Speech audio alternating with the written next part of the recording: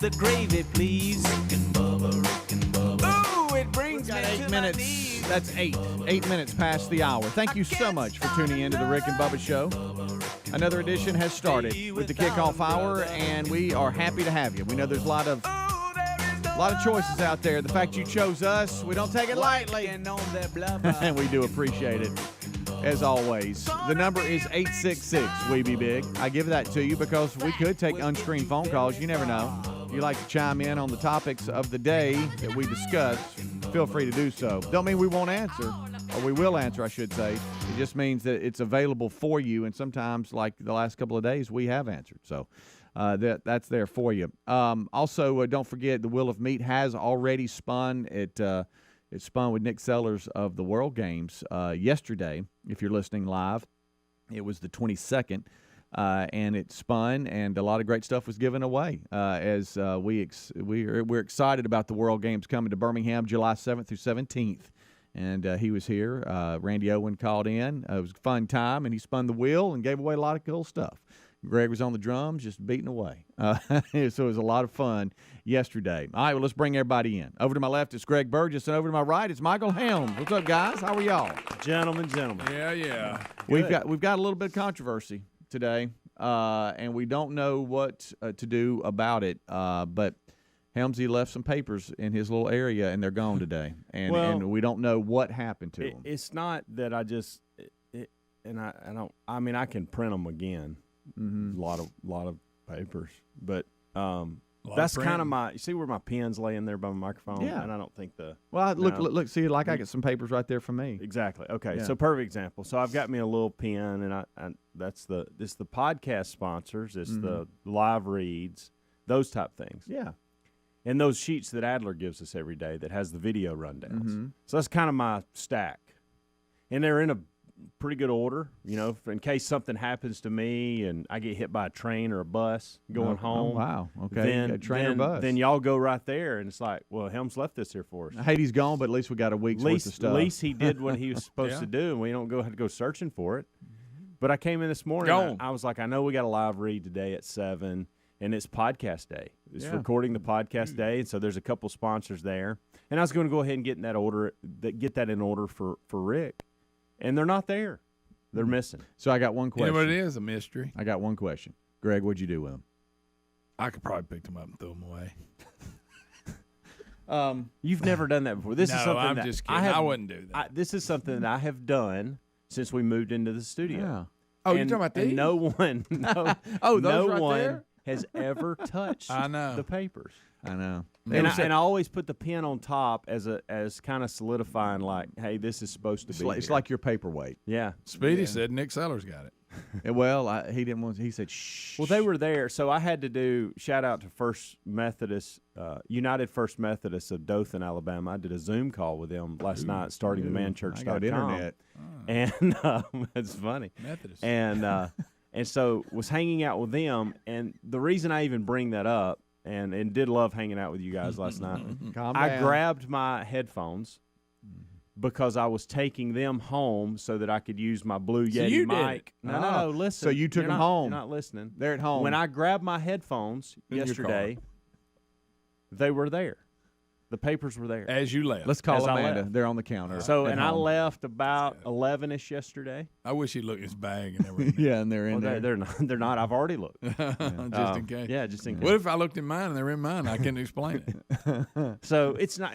Well, now, you remember the time Rick picked your car keys up? I know. Yeah. So I'm going to tell you, I'm leaning towards the Bible study group, not intentionally doing it, but just doing it by accident. Like, maybe I laid my Bible down. A lot of them do have notepads and stuff, and they laid their Bible down and picked everything up. That's a stretch. Yeah, I know. Because they take your pen, I'm just trying to figure it out. Do you remember the person, Speedy, would have had to pick my pen up, set it aside, and grab the papers. Yeah, well. Wow. That's intense what that is. Clearly, Greg threw it away.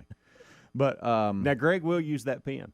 Now that if Because the pen was missing, it would definitely be me. Because I will look sometimes because I used to have it's a goat farm. I used to have a pen, a Sharpie, and a highlighter all right there as my paperweights, sure. and they'll go missing. Now, I'll look over there and he grabs them. Do you know? Do you see the highlighter that's kind of close to you? Yeah. I kind of hide it right there. I see underneath that Okay, monitor. I found one. It's good. You see that pen right there? know that. That's my reserve. I'm surprised the pen has lasted as long I as it brought it has. back. I actually found some highlighters by the printer. Oh. So in a little coffee mug. I've set that little coffee mug up and put some things in Yeah. it. So maybe the paper. we don't know where your paper is, but that's I think good. that you took it home when you've lost your mind. I didn't take it home. There's no reason for me to take it home. I didn't need. That's the point. I didn't need to have a live read of Manscaped while I was doing the Man Church deal last Well, I night. thought you might be studying All how right, to so manscape. I mentioned that the dog might have eaten it. Okay. Yeah. Yeah. And, a lot of dogs in here. and that was always an excuse at school, like for homework and stuff. Did that ever work for anybody? Like a dog actually eating your homework? I know. Or has it ever really happened? It actually Right. happened at our house with one of our kids a couple years ago. Okay. Yeah. Well, maybe you took it home and Coco ate it. No, I've had the dog eat my mail, Mm-hmm. but never. Yeah.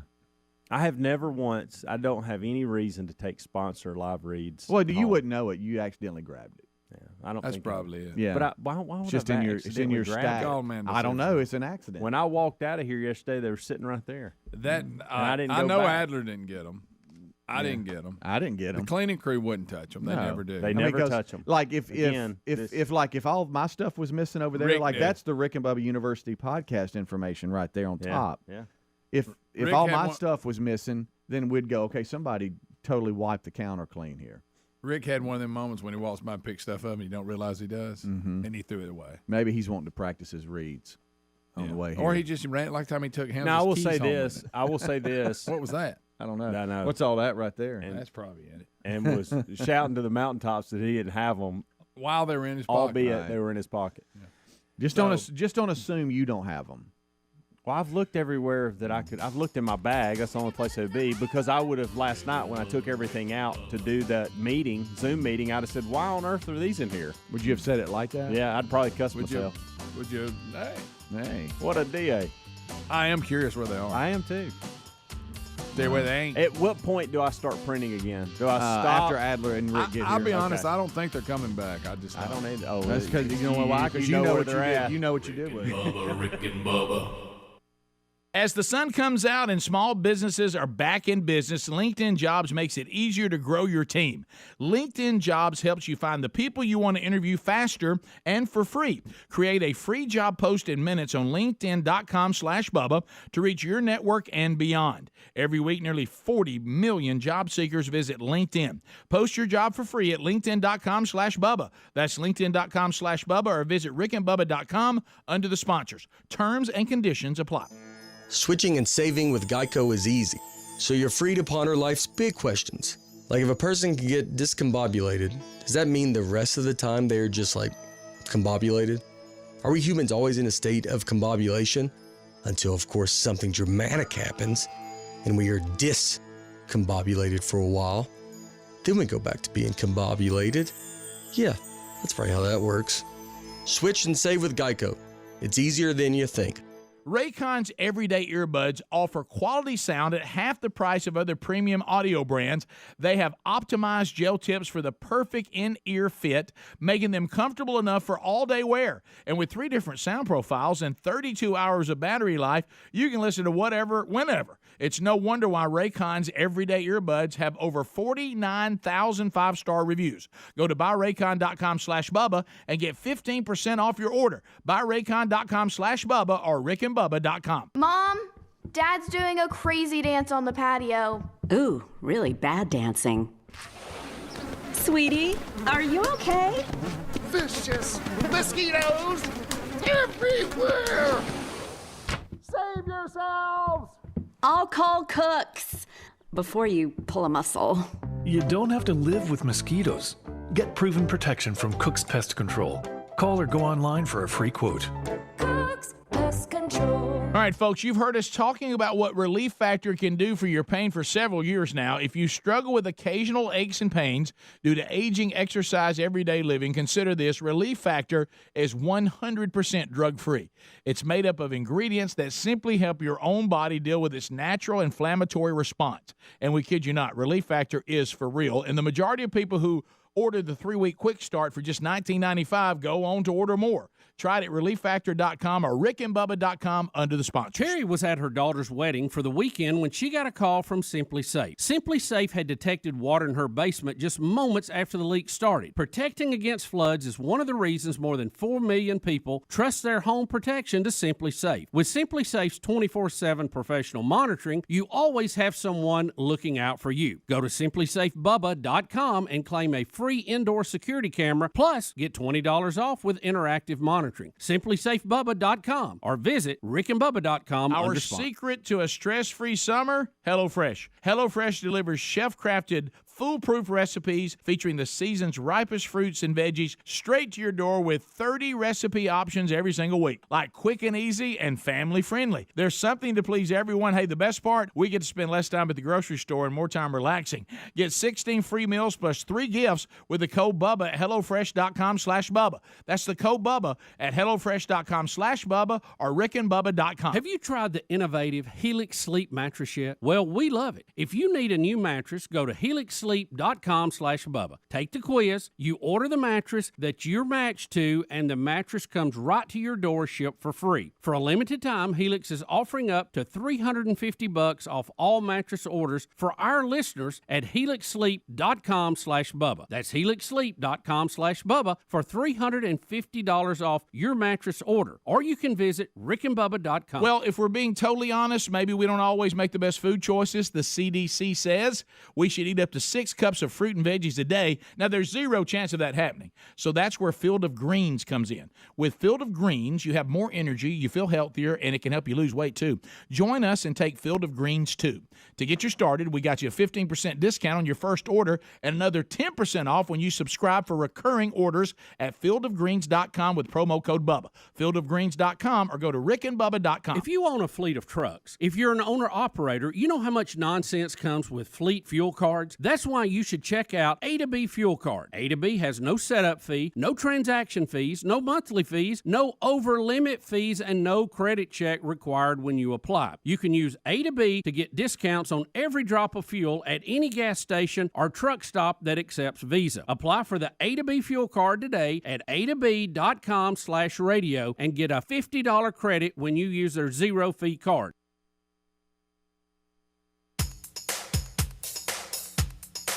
Rick and Bubba's in Ohio! Rick and Bubba. Pass the gravy, please. Rick and Bubba. Ooh, it brings me. All right, 20 minutes. 20 minutes past the hour. That's Helmsy's. That's Helmsy's call when he loses paper. Just maniacally laughing. All right, we've got us a bloodhound named Trumpet that has claimed the top prize at the Westminster Kennel Club Dog Show. Trumpet, huh? Trumpet, old Trumpet the Bloodhound. Trumpet. Kind of like that name. Check that bloodhound out right there. That's a nice looking bloodhound. They'll slobber. Pretty dog. They'll slobber. You know the movie we love, Best in Show, that's a spoof of these. Yes. Remember that guy's bloodhound? Yes. It looks just like Trumpet. And he's a good boy. And, You the got pecan nuts. And the casting for that was perfect. Oh, it's a great movie. I watch it every time it's on. He beat out 6, Trumpet did, other finalists to win the coveted Best in Show. Best in Show, Trumpet the Bloodhound. He let's see, he beat out a French Bulldog, a German Shepherd, Maltese, an English Setter, and a Lakeland Terrier. See, I like when a regular dog wins, not some of them with long hair with a big bow in it. They look like 146 competition of the Westminster Kennel Club Dog Show, and we got us Trumpet, the Bloodhound, who won. Trumpet took the prize. Look at that. Boy, I tell you. I know I bring this up every time, but I'm going to bring it up again. When we were staying in New York, and we were in the hotel with a lot of the contestants to the show. They had little boots on their feet. Oh. And they walked all around the hotel. You remember that? We were sharing a hotel with Oh, the yeah. Westminster Oh, yeah, yes, dog yes, show yes. was going Yes, on I in do New York. remember that, yeah. And back in the XFL days. Yeah. And they were staying in our hotel. Right. A lot of the dogs. Golly. Dogs everywhere. Yeah. You could hear them yelping. Do y'all know how many dogs, or should I say different breeds of dogs, competed in this year's? 75. What do you think? 46. More than 3,000 different breeds of dogs. Is there that many breeds of in dogs? this year's show. I've a seen lot the of show. dogs. Speaking of dog shows, this past weekend, have you ever seen the agility dogs that, Oh, that hey, run there's that something course? else. Yeah. I got hung up in that. That That is one- unreal. Now, none of them do it right. Yeah. But there's always like one turn they miss. But when they go in and out of them things like this, Yeah. You know, crazy. what? And I they love- jump. Wow, they can jump. Coco's very athletic, can jump very high, and I always think about her on this. Put her in there. They got different classes. I love that, but what I love even more is when they throw the toy into the water when to they see dive how in the far they air? can Yes. dive. Have you seen Leap. it was on ESPN, did a story about the one that's considered the Michael Jordan of the, Oh, of the jumping really? dog contest, whatever it's called. And I mean, they did like an hour thing on him. Hey, he can go, too. He can jump. I love it when one of the handlers holds the dog, and then the other one like teases, "Are you ready? You ready?" And that Man. dog's about to just lose they its love it. mind. And it's all about the toss, though. And It is. and I've That's part heard of the it. commentators pretty critical of the toss. Well, see, they didn't throw it far enough. You know, you want it on out there so Yeah. so it'll go. Yeah, I like that. But, That's you know, kinda I nice. thought it was cool if I could get my dog to sit. If you can get it to run that either Course. jump or even run Yeah. that course, they're flying through that course. Yeah. Quick feet. And I love to watch the handlers struggle to keep do. up with the dog. And they do. Yeah, some of them do. Something about the Westminster shows when them handler be a little bit larger than they ought to be, and they're out there having to run with them. Look, I'm just telling you that the movie Best in Show, there's just so much there. That's a great. I'll just be cackling, and Terry will walk through the room. What's wrong with you? Oh, you think, I've you seen think it that's 100 times. You think that's funny? I think well, it's yes, hilarious. and if you don't, something's wrong with you. You know? I agree. How about when his shoes are going the Yeah, wrong two way? left feet, and he comes walking in. That's a good one. That's a good one. And everybody's getting with his wife. Oh yeah, And he's just sitting there everybody like, meets. Hey, remember? Okay. Never mind. all right, well let's just move on. So about Bloodhound name Trumpet. Bloodhound I love Trumpet the name. I took love the the name prize. I Trumpet. do too. Trumpet. I like Good dog that. name. Hey, Trumpet. Y'all like Trumpet? Look at a good old bloodhound sitting on the front porch. You know. Yeah, they're really pretty dogs, but now they'll slobber. Boy, they will. You ever had a slobbering dog? Have not. No. Those people that have slobbering dogs, I don't get it. Bulldogs do it a lot too. Yeah, I don't really. Yeah. I don't want to do a lot of dog slobber. No, I don't like dog slobber. I mean, nothing against the dog. I just No. don't want one that's. If I got to Right. choose one, I'm gonna get one that's not known for slobbering. Right. You There slobber it is. all over the seats. And in I the love car the way and all that. bloodhounds look. I would love to have a good old bloodhound, but I can't handle all that slobber. No, can't do it. So congratulations. So there you go. That's a really quick update. Also in the sports world, the College World Series, we had Oklahoma sending Texas A&M home. So now they're sitting back waiting. They're in the finals, win their side of the bracket. Now they're waiting on Ole Miss and Arkansas. They play today because Arkansas beat Ole Miss 3-2 last night to force a game today to see who makes it to the finals to face Oklahoma in the College World Series men's finals there in Omaha. So we'll see who comes out of that. But Oklahoma now sitting back and waiting. I really meant to take a peek at that last night, and I got caught up in watching Jay Monahan's press conference about the PGA Tour and Rory's press conference on reaction to what they did, and I completely forgot about it. Yeah. Next thing I know, I'm asleep. No, you're sound asleep, slobbering like a greyhound. Can't find his Like an paperwork. English bulldog. And sad news coming out of the NFL world: Tony Siragusa. The Y'all Goose. remember old Goose? He is dead at 55. Yep. Old The Goose. The Goose. Did some commentating, sideline reporting after his career. I like when he he's did a character. Remember, he would go down to the sideline, to your point, and stand down by the goalpost. And, Yep. and What happened? And broadcast. They It just haven't says said. sudden death. I don't know if Heart that's a attack heart or something? attack or something. I'm not sure. I 'Cause he didn't- was large. I didn't Yeah, he realize that he played 12 years in the NFL. Because I never heard of him until on that great Ravens defense and all Right. that that won the Super Bowl. But he actually was undrafted free agent with the Colts Yeah. and was on those teams when you had Jim Harbaugh, the quarterback, Marshall Faulk, and said he went undrafted because he had a knee injury. He played at Pitt, and then he had a knee injury, but he got a free agent contract because he told him he could also long snap. He did that just to get in there, and then once he got in there, he worked his way. Okay. And ended up, like I say, 12-year career, Super Bowl. Yep. Good ball player. He was hard to move out of the middle. Yeah, boy. Hey, a good defensive lineman that can just hold everybody Yeah. up. He played 96 games for Baltimore. Let's see. Hold on. Siragusa joined the Colts in 1990 as an undrafted free agent. Yeah. There you go. Then he went on to play 96 games for the organization, recorded 16 and a half sacks from 90 to 96. And then Goose was a difference maker, they say. He contributed to the Ravens' defense, as we mentioned, including the record-setting 2000 Super Bowl team, where he just owned it. You couldn't you couldn't move him. Yeah. But here, I'm sitting here looking at all the because now the NFL world has all made comments and everything, and the Ravens owner he just said that look, we're heartbroken to learn of the sudden passing of Tony Siragusa, and that doesn't give anything else. It just says sudden passing. And then a related story. At 55, 55 years old. I saw the story yesterday and they referred to it today. They actually had a current player die. Oh, really? He was like 26 years old. Jeez, they didn't say how, but yeah, I think that came out yesterday. Wow. So he went Colts 90 to 96, and then joined the Ravens in 97 and played until 2001 for them. Yeah. And then did some sideline work. Yeah. I used to always like him. They'd go down to him. He'd be like leaning on the goalpost or something like that. Well, you remember when they did the Hard Knocks on them? He was like a character. I remember he was real Goose. popular. Yeah. He was a funny guy. He'd be laying in there in the training room eating. Yeah. Like that. Yeah, that's a lot of the comments here is that not only on the field but off the field, he was the life. He was the life of the room. So anyway, I hate that. When I saw that, I was like, what? And I didn't realize he was just 55 years old. Yeah. All right. Well, we'll take a break. We'll come back. There's a lot to discuss, a lot more updates, and we still haven't found Helmsy's papers, but we still got 2 more staff members showing up. We'll ask them, and then I guess we're printing again. I've already done it. Rick and Bubba.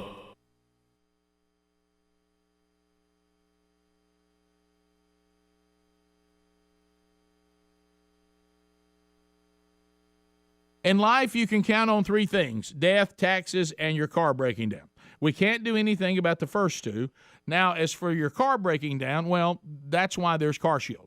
CarShield offers protection plans for around $100 a month that cover more parts than ever before. Whether your car has 5,000 or 150,000 miles, when you need a repair, you don't have to deal with the paperwork or the headaches. All you got to do is choose the mechanic to do the work, and CarShield administrators handle the rest. You can also count on CarShield to help take care of you when your car breaks down and you're stuck maybe on the side of the road. Every protection plan includes coast-to-coast roadside assistance, rental car options, and trip reimbursement at no extra cost. Get coverage today. Lock in your price, and it'll never go up at carshield.com/Bubba or call 1-800-391-8888. You'll save 10% on your plan. That's carshield.com/Bubba. Well, if we're being totally honest, we don't always make the best food choices. The CDC says we should eat up to 6 cups of fruit and veggies a day, but if you're like us, we don't always have the time or energy to make that happen. So that's where Field of Greens comes in. With Field of Greens, you'll have more energy, you'll feel healthier, and it can help you lose weight. We all want a simple nutrition plan with results so powerful that when we take our next physical, the doctor compares our old lab work to the new lab work, and he says, hey, keep doing what you're doing. This wonderful product is powered with a full spectrum of essential vegetables and fruits, plus science-backed herbs and prebiotics. It can help you stay healthy, plus it's organic. So join us and take Field of Greens too. To get you started, we got you a 15% discount on your first order and another 10% off when you subscribe for recurring orders at fieldofgreens.com with the promo code Bubba. That's fieldofgreens.com. Use the promo code Bubba. Oh, look, honey, the ants are back. Wow. We leave one itsy-bitsy speck of food out, and they appear out of nowhere. Yeah, it's pretty hard to believe we used to try to get rid of these guys. Now they're just part of the family. To be honest, I liked our family the way it was before they came. I guess it's time to call Cooks. You don't have to live with pests. Get proven protection from Cook's Pest Control. Call or go online for a free quote. Cook's Pest Control. As the sun comes out and small businesses are back in business, LinkedIn Jobs makes it easier to grow your team. LinkedIn Jobs helps you find the people you want to interview faster and for free. Create a free job post in minutes on linkedin.com/Bubba to reach your network and beyond. Every week, nearly 40 million job seekers visit LinkedIn. Post your job for free at linkedin.com/Bubba. That's linkedin.com/Bubba, or visit rickandbubba.com under the sponsors. Terms and conditions apply. Have you tried Helix mattress yet? Everybody's unique, and Helix knows that. So they have several different mattress models to choose from. They have soft, medium, firm mattresses. They've got mattresses great for cooling you down if you sleep hot, and mattresses great for spinal alignment to prevent morning aches and pains. They even have a Helix mattress for the plus-size sleepers. The Helix mattress is a major upgrade, and we love them. Plus, they come in a box that comes right to your front door, and you can try it in your home for 100 nights risk-free. They even have a 10-year warranty, and Helix was awarded the #1 best overall mattress pick of 2021 by GQ and Wired Magazine. Go to helixsleep.com/Bubba. Take the quiz, order the mattress that's matched to you, and the mattress comes right to your door, shipped for free. For a limited time, Helix is offering up to $350 off all mattress orders at helixsleep.com/Bubba. helixsleep.com/Bubba. Visit rickandbubba.com under the sponsor. Are you ready to win an out-of-this-world family road trip? Our friends at Visit North Alabama have created another amazing chance for you and your family to have an out-of-this-world experience at the U.S. Space and Rocket Center in Huntsville, Alabama. Folks, this is the perfect weekend for the adventurous family. Parents and children ages 7 and up will launch into a mission to space or into an aerial combat scenario in authentic training simulators. Your family will even get to dress the part in your own aviation flight suits. Here's what's included. The winner's lodging and meals are all included, and you'll also get $1,500 spending money for you to use toward your out-of-this-world family road trip package. Someone's going to win. Maybe it'll be you. The winner will be announced on July the 1st. Sign up today and get entered to win at alabamaroadtrips.com. That's alabamaroadtrips.com. Or go to rickandbubba.com for a link under the contest tab or the sponsors. Rick and Bubba's in Ohio. Rick and Bubba. Pass the gravy, please. Rick and Bubba. Ooh, it brings me to my knees. Rick and Bubba. I can't start another day without him, brother. All right, we're back. You can see Rick. He's handing out more peanuts. Look at now he's doing his little dance. That's his happy dance. That's like Rick's happy double dance. D for these.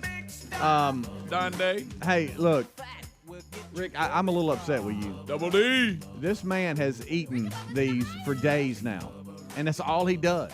I love them. And it's funny too. You can see Thank you, where buddy. Greg's been. Yeah, because he leaves like a trail. He of leaves a cookie trail crumbs. of the. I love you going through there. Rick's doing high knees going Please through. do it one more time. One more. Please do it one more time. One more Here it time, comes. please. Here it comes. Here it comes. Oh, now we got some dance going. Oh my goodness, that's good stuff. What are we calling that one? The rooster walk? What's that? Sure what that is. Oh, Golly, that's look, good already stuff. hit him. Yeah, Don Day, thank you. Buddy, you know we're on the air right I now. ain't heard nothing. Huh? Well, are we sailing professional? Just put your headphones on and join us. I am. I'm eating peanuts. They were perfect. So, so when I was gone, did we get peanuts Oh, at that yeah, point? yeah. Oh, yeah. So did he brought the well dones? Because that's what I wanted was the well Yeah, dones. you hadn't tried them yet, have you? And so what did you think of them? They're really good. I like the medium wells better, Okay. but they're good. All right. Mm-hmm. I'm Yeah. Hey, looking and let me forward to just getting tell it. you, he should know. They're serious. All right. You know, you've seen people The that medium like wells they'll are eat a little perfect. bit of something and then they'll move on. Well, they're not He very eats on big. them for every second of every day Now think about that they're that. here. He eats on them. They're not very big, and plus I drop half of them, so I don't You get them do, all. Right. You do. I see them lay. I see shells laying everywhere. Yeah. Oh, look, Greg's been in the production room. I bet the cleaning crew's like, what? Yeah. Well, how about this? We That's find why out they sold his we paper. we find out if they Payback. vacuum we because do. if it's still in here, Yeah. we go, well, they're not vacuuming. No, you're They'll right. knock a camera over, but they're good work. I don't even think it. What are you doing? What's What's wrong with you? Say it. What? I love I how make I that love how up. he goes, what? I make that up. I'm not talking about it anymore. Okay. I'm just pleading the fifth here. All right, so we've got a little distracted, Greg. But I watched we'll on the get to news it. earlier, and there's a story here that sharks are cranking up. Well, they're biting people and stuff. Oh, yeah. This You went this from time of year. you went from eating that to Well, I want to change something. Okay. I think they are a little aggressive this time of I year. mean, according to the news, now they'll exaggerate. and you got to understand too, there's more people in the water I this guess time so. of year. Yeah, The odds are in their favor. a surfer in Monterey Bay, serious injuries. Yeah, I bet. Got ripped a new one. Great white. I don't know. Here's the deal: those areas where they're, I know they can be anywhere, but then you have these areas where, hey, there's a lot of seals around here. These guys hang out here. Why do you get out and surf? Why? Well, they're Shaking hands taking with that danger. risk because they know the waves are. I They're guess. trying to get that big wave. I guess they are, Bodie. Yeah. Well, Going down, Bodie. And that's been a discussion we've had for a long time. Now that you started having social media, you started having the news channels covering everything 24/7. The discussion started. All right, are there more shark attacks, or is just information more readily available to where we find out about every little thing that goes on? Well, Shark You know what I'm Week's- saying? Shark Week's coming up, and they'll tell us a lot of them studies. Sure. I like it when they try to solve why there's a lot of attacks. Yeah, but the victim you're talking about, major injuries to his stomach and leg after being attacked by a shark. Here we go with this. They always throw this in there. Sharks don't often bite humans, experts say. Yeah. But when they do, it's usually because they mistake them for typical prey or because they're feeling threatened. Yeah. Okay. Oh, now here we go here. As climate change and the Oh, ocean gets gosh. warmer, Yeah, warmer the makes sharks them are aggressive. expanding their territory, Yeah. showing up farther north It in great does. numbers. I've heard that. And again, you think about what we're talking about. There's more people in the water this time of year. Yeah. I just so as of yesterday, 10 shark attacks this year in the U.S. Isn't Shark Week like this week or next week? It's coming. I saw that. I thought it was in August. Is it? Is it this No, early? it's in July. I thought. Is it July? It's Let coming. me go. Maybe Let's it's look. July. It's an easy go. I could be wrong. Hold on. Let's see. I'll tell you this. Of course, I get confused on which one. You got two networks trying to be sharp. Yeah. When we were at the beach last week, there was this couple, and I'll just simply say July 24th is when it starts. Okay. Dang, I thought it was sooner than that. Calm down. They were large. Okay. They Okay. would have been in the large community. Okay. And they were So trying. a shark. They were scared of sharks. Well, they were. Well, what I'm telling you, this is just funny. This has nothing to do with sharks. Although where they were trying to get to probably was where sharks were, but they were trying. They were in this small kayak on the Gulf side where there's waves. Mm-hmm. Two and one, or they each had a They kayak? were 2 and 1. Oh wow! And Kayak they had all it could could not. handle. There was always yes, kayak had all it could handle. Number one. Number two, the waves were a little bigger than they wanted them to be for them to get over this spot. Gotcha. Well, they tried for a good hour. Oh wow! And it turned into everybody on the beach cheering for them, Please, and wanting will them they to pull make this it? off. Will they get past this last wave And and they get got out of there? breath. And so the wife, I'm assuming it was the wife, she finally gave up and said, "I can't do this anymore. I'm done. I'm going in." He kept trying. Well, I figured when she got out, that thing shoot right over that way. Well, it didn't. And he kept trying and kept trying. Well, finally, about 15, 20 minutes later, after she had gone, he got everybody's past it, and it was like they got the last out in the College World That is Series. hilarious. Everybody on the beach was roaring, screaming, clapping, hollering, and it was hilarious. Of Then course, the I was right hammerhead there y'all with saw it. bit him. That was before, but he was getting to an area where there's sharks. Man, if you hear these people, you can go online and look. Oh, Just they're on the out Gulf there. Coast, Yeah. and these helicopters that go by Up and down, yeah. and you just look down. There's everywhere. There's some crazy video out on, you get lost to related links on YouTube or TikTok or Instagram or You whatever. don't stop. There's this one where this guy's on like on the surfboard and it looks, I guess he's got some kind of GoPro or something on, Yeah. and over his left shoulder you see that shark come up and you wow. see the silhouette of that shark, and he looks back, and I'm like, you talking about not wanting to fall. Good, not a lie, because from the bottom it just looks like a seal, I guess. And they're Yeah. just investigating what's this about. Well, But Maddie, you don't want to see that. no. Would you rather be on a surfboard, look back and see that, or be walking a trail, look back and see a mountain lion stalking you? Those are not good. I like my chances better with a mountain lion. You do Really? See, I go the other way. I think I can stay. Now I'm on The shark. I'm in his water. I'm in surfboard his or- water there, and I can't. Well- I'm on land. I'm better. Let me ask you this: Am I Right. on a surfboard or paddleboard? Do I have a knife? I'll give you. How big are the waves? I'll give you a paddle board. Okay. And since you got a Do I have a paddle, knife? since you got a paddle, I'll give you a knife. I may take the shark then. I'm taking shark. I'm gonna stab him in the eye. Yeah. You are? Mm-hmm. I can stay on that paddle board. I don't want to, but I'm gonna have to. Okay. And even if I get knocked off, I got something I can get back on. Plus, I got a paddle I can hit him with. But I hate in that water though. I you know. just feel Hey, and it came up really, really close, They're and then fat. kind of went back down. Let me think They're about me and a fast. knife with the mountain lion. No, I don't know. You reenacting it? Because he's got claws too. Yeah. And And you just I- got to worry about the mouth on the shark. Mhm. You got to worry about the mouth and the claws on the mountain Right. lion. And I'm not talking about a pocket knife. Now, I'm grizzly I'm gonna bear- give you a little bit bigger knife. Grizzly bear, I'm going with the shark. Okay. If either one of them wanted, if their mission was to take us down, they succeed. Mm-hmm. Period. Oh, yeah. End of story. But I feel like the shark would be like, hey, what am I doing? Right. Like, this guy doesn't taste good. Yeah, you hear stories of He- sharks taking a bite and leaving, or Yeah. you punch them, they leave. You don't hear that on the grizzly Yeah, bear. or mountain lion. because they'll kill you first, then worry about eating you later. And go, "I Right, ain't true, gonna leave true. you." And I do think one thing you have at your advantage with the shark is that they'll bite the board first. Yeah, True. And Yeah. then maybe that they're like, Yeah. you know, what's that? And then you're you're trying to How hit would them with they how would they spit us spit it out? what's Yeah, that? down, Yeah, but with the mountain lion, it's coming after you. Oh It's- yeah, it sees it's you. going for that neck. Yeah, Yeah, that's a good good point. night alive. Maybe I'm back at the shark, especially if I got a blade. Right. Don't know how we got onto that, but I tell you how, because we have shark attacks and we're That's what I was covering it. And then it reminded me of a video on social media, and this guy's on the board, and he looks back, and there it is. Yeah. And it's like, ooh. I don't like it. And he stays so calm. I'm like, good night. All right, we'll take a break. We'll be right back. It's about 15 and a half minutes till top of the hour. You've got the kickoff hour on. Rick and Bubba join us right after top of the hour. A lot to discuss today, so we thank you so much for being with us. The number 866-WE-BE-BIG. Rick and Bubba, Rick and Bubba.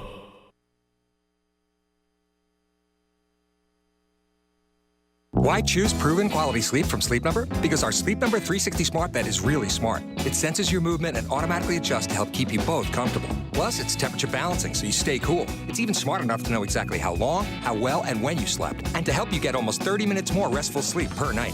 Sleep Number takes care of the science. All you have to do is sleep. The Queen Sleep Number 360 C2 smart bed is only $899 plus special financing. Ends Monday. To learn more, go to sleepnumber.com. Special financing subject to credit approval. Minimum monthly payments required. See store for details. Ad paid for by Case Legal Media.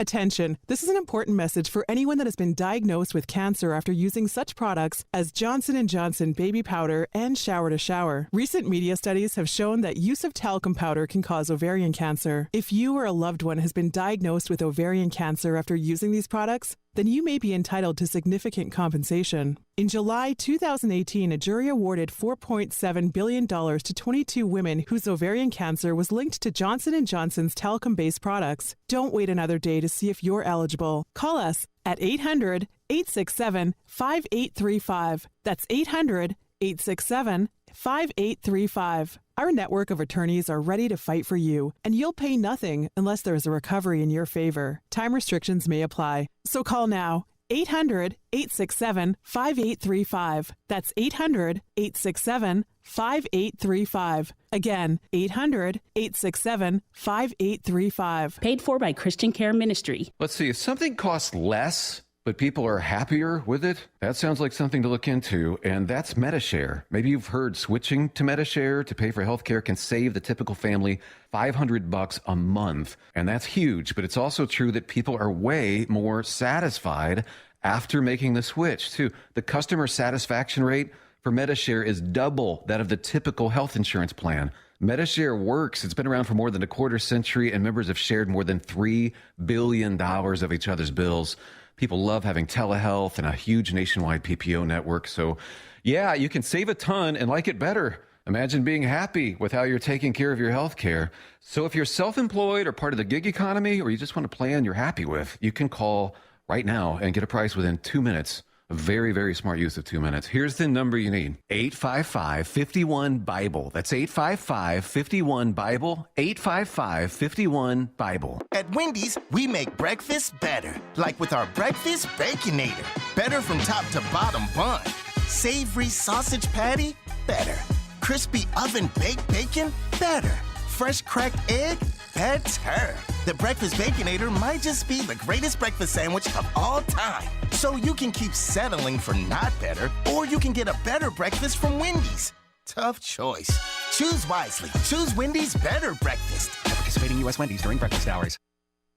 Terry was away for the weekend for her daughter's wedding. The morning of the big day, she got a call from Simply Safe's 24/7 professional monitoring center. Simply Safe had detected water in her basement just moments after the leak started. In moments like this, time is critical because even an inch of flooding can cause more than $25,000 in damages. After talking to Simply Safe, Terry called her neighbor, who quickly turned the water off before the flooding got bad. Protecting against floods is just one of the reasons more than 4 million people trust their home protection to Simply Safe. With a comprehensive Simply Safe system and 24/7 professional monitoring, you can have someone always looking out for you. Plans cost under $1 a day with no long-term contracts or hidden fees ever. You can customize the perfect system for your home in just a few minutes at simplysafebubba.com. Go today and claim a free indoor security camera plus 20% off with interactive monitoring at simplysafebubba.com. Okay, folks, listen up. It's buy one, get one free time at MyPillow.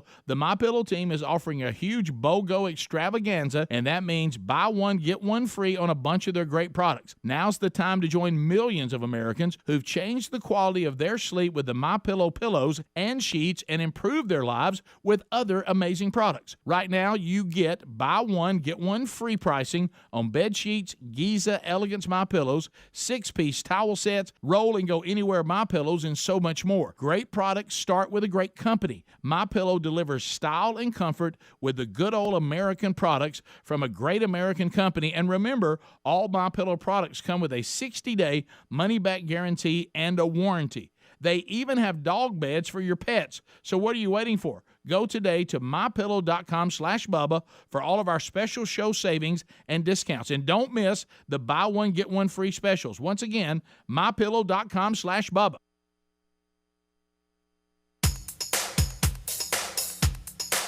Rick and Bubba's in Ohio. Rick and Bubba. Pass the gravy, please. Rick and Bubba. Ooh, it brings me to my knees. Rick and Bubba. I can't start another day without him, brother. Rick and Bubba. Ooh, there is no other. Welcome back. It's 10 minutes to the top of the hour. This portion of the show brought to you by allform.com/Bubba. You know, how would you like a new couch or chair or sofa for the family room, living room, maybe the screened-in porch, even your house at the lake, mountain, whatever, and it's something that you can design yourself, customize yourself. Allform makes outstanding, high-quality, handmade in America furniture. And I'm talking about outstanding high quality, offering a flexible, modern design to fit any room, from armchairs, sofas, sectionals, and love seats. And it's kind of funny, Greg, as I'm reading this, to hear you opening those. It's hilarious to me. Well. But no, it's just funny. Keep on going. It's just, what we like is that you can customize it and ship it right to your door from the factory in North Carolina. You can pick the fabric, the color, the leg types, plus sofa sizes and shapes. It's pretty easy, folks. So go to allform.com/Bubba. It arrives fast, and shipping is always free. You could have it in a couple of days, customize exactly the way you want. And there's no need to be worrying about, oh, no, what if we don't like it? Because it comes with a 100-day free trial with free returns and a full refund, I should say. So if you have nothing to lose, why not go for it? Allform.com/Bubba. When you do, you're going to save 20% off anything you buy and get a forever warranty. That's allform.com/Bubba to save 20% off anything you buy. And you can find a link at rickandbubba.com under the sponsors button as well if you like. Well, you know, we've looked back a little bit at Father's Day earlier in the week. One thing we didn't touch on, and Greg, I don't think he brought you in as much as me, but I don't have a dog, Australian Shepherd. Helmsy started Marco Polo and me. Once I get one of them, I'm in. We went back and forth a little bit, and I think it's largely because you never respond, and so well, maybe that we feel like we're bothering. We're kind of bipping you, you know. If I see it, I'll answer back. And so Look that's no excuse, buddy. Well, I don't walk around and stare at my phone all day like y'all do. You don't have to stare at your phone all day to look down and see if you got a big old notification that has a red one Well, or two. and I by do, it. and I go, I'm going to respond to that, and then sometimes the Yeah, days go on, I forget. And I get it. I get that. But the good thing about Marco is if you do forget, it's there for you to kind of look at. And there were some delayed Let me go check responses from both of us Yeah, we absolutely. were very Yeah. busy, and it's like, hey man, I'm sorry it's been a day or two, but hey, what's going on? But on Father's Day weekend, you had a unique request to your family of what did. you wanted for your Father's Day. I did. And you brought me into you're that gonna- world, and I don't want to blow it for you. I'll let you bring it to the table, but Greg's gonna love it. Well, so Greg, we were on vacation for a week, and we got home This one here. late 8 Saturday days. night, and That might be where your paper it was is. about 10:30 Saturday night, 11 Mm-hmm. o'clock, something like that. And in that process, I went ahead and just got everything out of the car and put it in the basement room, and then told everybody, hey, don't mess with this today. Y'all go to bed. Tomorrow, get it. And at that point, I kind of started looking around the garage, and frustratingly looking around the garage. And so got inside and got to messing with some stuff and went ahead and undid my bag and put some dirty laundry. And Amanda was like, hey, tomorrow's Father's Day. What do you want to do? And without hesitation, I said, I'll tell you what I want. And I never do that, by the way. I'm normally I'm don't scared. give me anything. I don't care about all that. Let me watch the U.S. Open a little bit. You know, I'll throw things out there like that. I said, I'll tell you what I want to do. I said, I want you to allow me tomorrow on Father's Day to go down into the garage and stay most of the day. Greg? And spring clean, declutter my garage. And you think that's a gift? I want to spick and span. I want to take my That's what garage you do back. when you're in trouble for something. I want to take my garage back. Hot garage. I Don't wanna- forget about the heat. I want. Oh, I bet that was a tough stretch for her to agree to that. Let me think. said- Yeah, that sounds good. And while you're at it, Greg, just for you can go ahead and mow the lawn. Can I finish? Yeah. Happy Father's Day. I wanna You can wash the car too while you're at it. Here's the key point that you need to hear before you make those comments. I want to be able to fill my truck up with stuff to take to the thrift store that And? no one uses. That's what he wanted for That's- Father's Day. and that's a present for you. Yes, because and you're When not. you realize you will wasted a stop present, you for could have 5 got to do seconds all and this listen? and still No, got a present. Listen to me, Greg. The reason the What's he place is thinking? cluttered is because of things we can't give away, the things I'm not allowed to give away.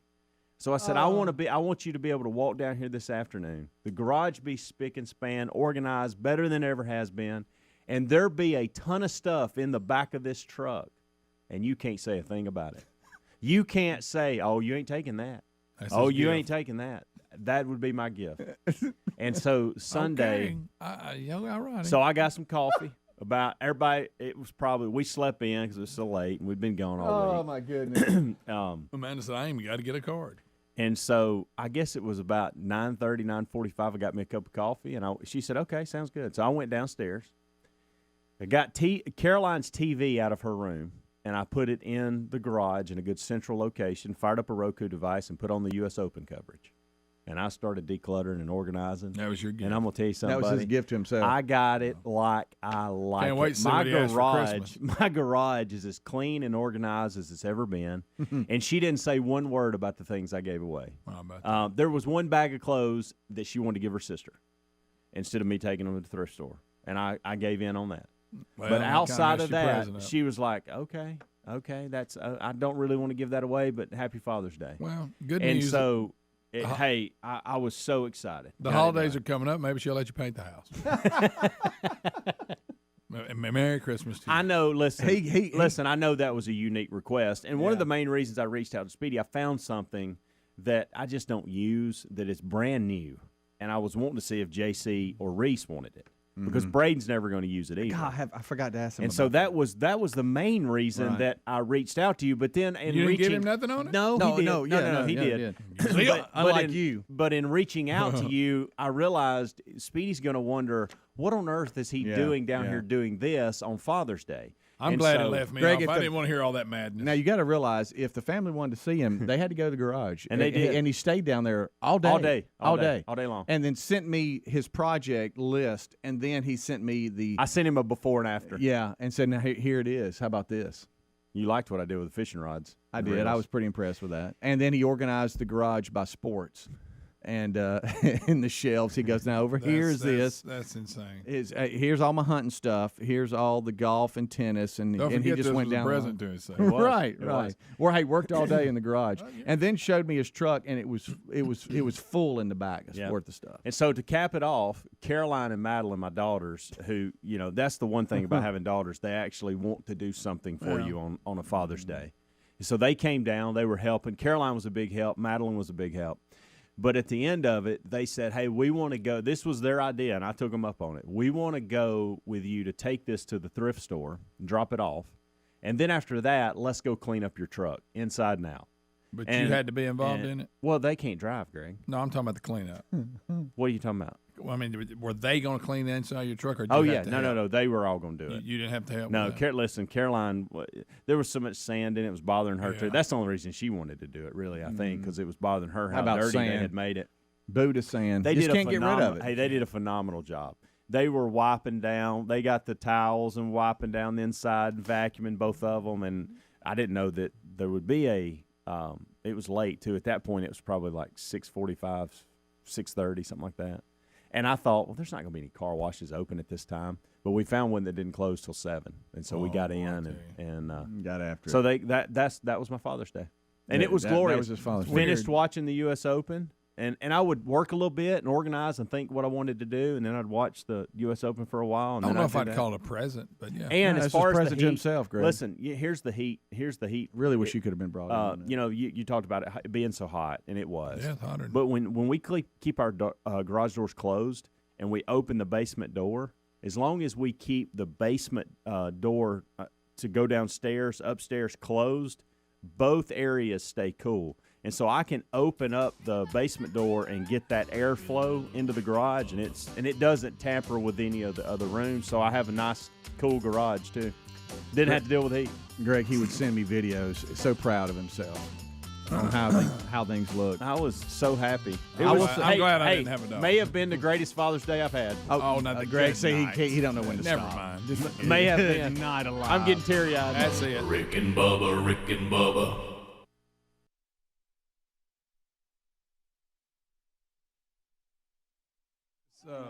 Brady dropped it. Yeah, he missed yeah. it. He couldn't get his arms up. Now Brady is with his speed probably wouldn't have scored, but it was a big play. Right. A big first down. Yeah, and in the Now if Malcolm Butler would have been in there, the Philly special wouldn't have worked. in the press According to conference him. afterwards, Foles said, hey, the biggest thing I had to get past was that how wide I was out, and I knew, hey, I've really got to act like I'm not involved. I mean, and big plays. Yeah, and then they're breaking it down. People right? say you got to be daring to beat the Patriots on this stage, and Doug Peterson certainly. You also got to have a receiver that can throw. yeah, as a former quarterback. that can catch. Yep. Quarterback that's athletic. How about all those guys when they see the ball going over, they're like, oh, no. Well, if you watch, he couldn't be more wide open. And Speedy touched on it. He also had to act like the quarterback's not involved. Yeah. And he just stood up on the snap like, I don't have anything to do on this, and then took off. Mm-hmm. It was great. It was brilliantly executed. But It was. Execution is the key, Rick. Well, you know what else is the key, don't you? 5 Ps. Yep. Prior planning prevents poor performance. Mm-hmm. And like I say, I don't think you can ever play like you practice, but you sure can play like you prepare. Yeah. Mm-hmm. But I love how there were no questions in the huddle or anything. He just said Philly special. Everybody's like, all right. Right. Yeah. you know that wide receiver's going, hey, I gotta get his glove on tight. I gotta throw that thing. Well, you also come over if you're the people covering and say, guys, okay, y'all hate me because nobody covered the quarterback, honestly. You know what I mean? And did anybody think they're going to throw the quarterback right here? Yeah. But I like that. Like See, 53 thinks it's a run. Now he knows. And there's a guy out there by Didn't himself. see him. Well, usually when the quarterback gets out of the way and goes out there wide, you don't fool with it too much. The Napoleon Dynamite brings it home. Napoleon Dynamite gets it done. How about this? A lot has to happen there, though. Yeah. I mean, what if he'd have dropped that ball? Hey, 88, pretty good throw. He mentioned that. He said, boy, I really had to look it in. Look, Brady's got to make that catch too, but it was a little tougher catch for Brady to make. it wasn't thrown. It was over the shoulder. For The only thing, I totally agree with that. A receiver makes that catch, maybe not a quarterback. Yeah, but the only thing is you look at the two of them, what you could tell, no doubt you're right on that, is the way they moved, though. You could, at that moment, you did see how much older Brady was than Foles. Yeah. The way their bodies But moved. he probably didn't move a lot better than that when he first came in the league. He's not really athletic looking. That never was his thing. He'll stand in that pocket and pick you apart. Yeah. Look, he's still the greatest to ever play so far. And, because he's been to a bunch of Talking about the GOAT? That commercial was funny, too, the guy explaining that. Yeah, so anyway, that's going to be what you're going to enjoy. Look, Greg, whether you like it or not, the Philly special is going to be talked about. Philly. Because you don't see a But play like that in again, Super a Bowl. big play and all, but Collinsworth just kept bringing it up. No, it was a big play. It was in the second quarter. Right. That's how many things happened after that. Collinsworth moment bothered you the most? The fact he loved that play, or the fact that he broke down the guy that took 3 steps and then fell into the end zone? The latter. Because I was thinking, what are you even talking? He acted like they were going to overturn it. I'm going, how? How do you overturn it? Based on the rules right there, that's going to be overturned. Yeah, I said, what are you looking at?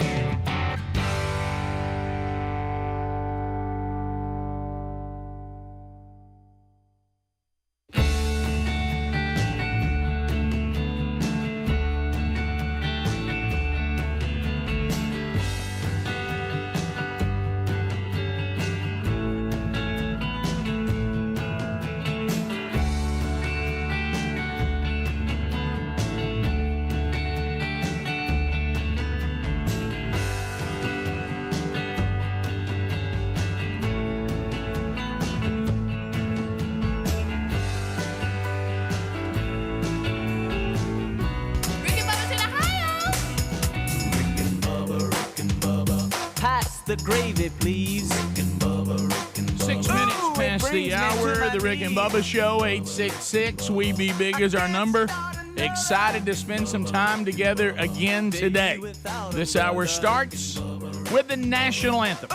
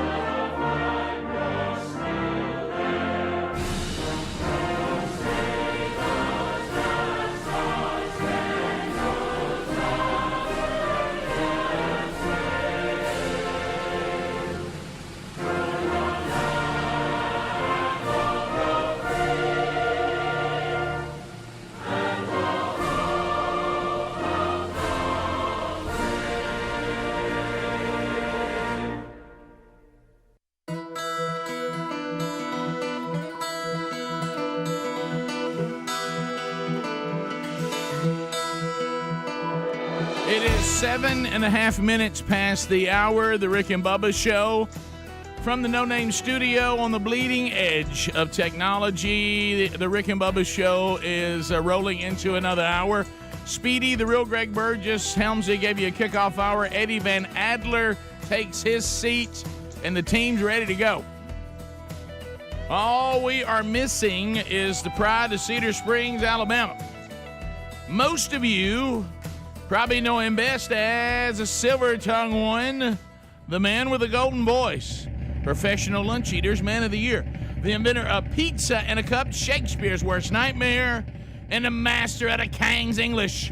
Ladies and gentlemen, put your hands together for Bill Bubba Bussey!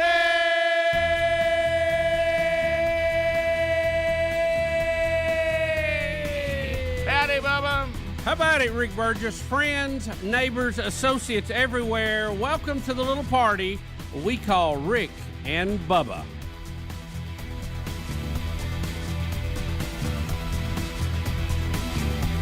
Where were you on Steely Dan? I like Steely Dan. Really? I'm good with it. Okay.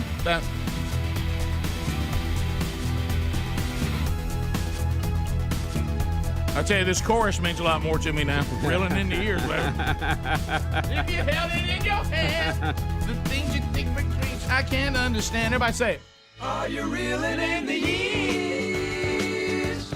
Storing away the time? Have you had enough of mine? Come on, Calvin.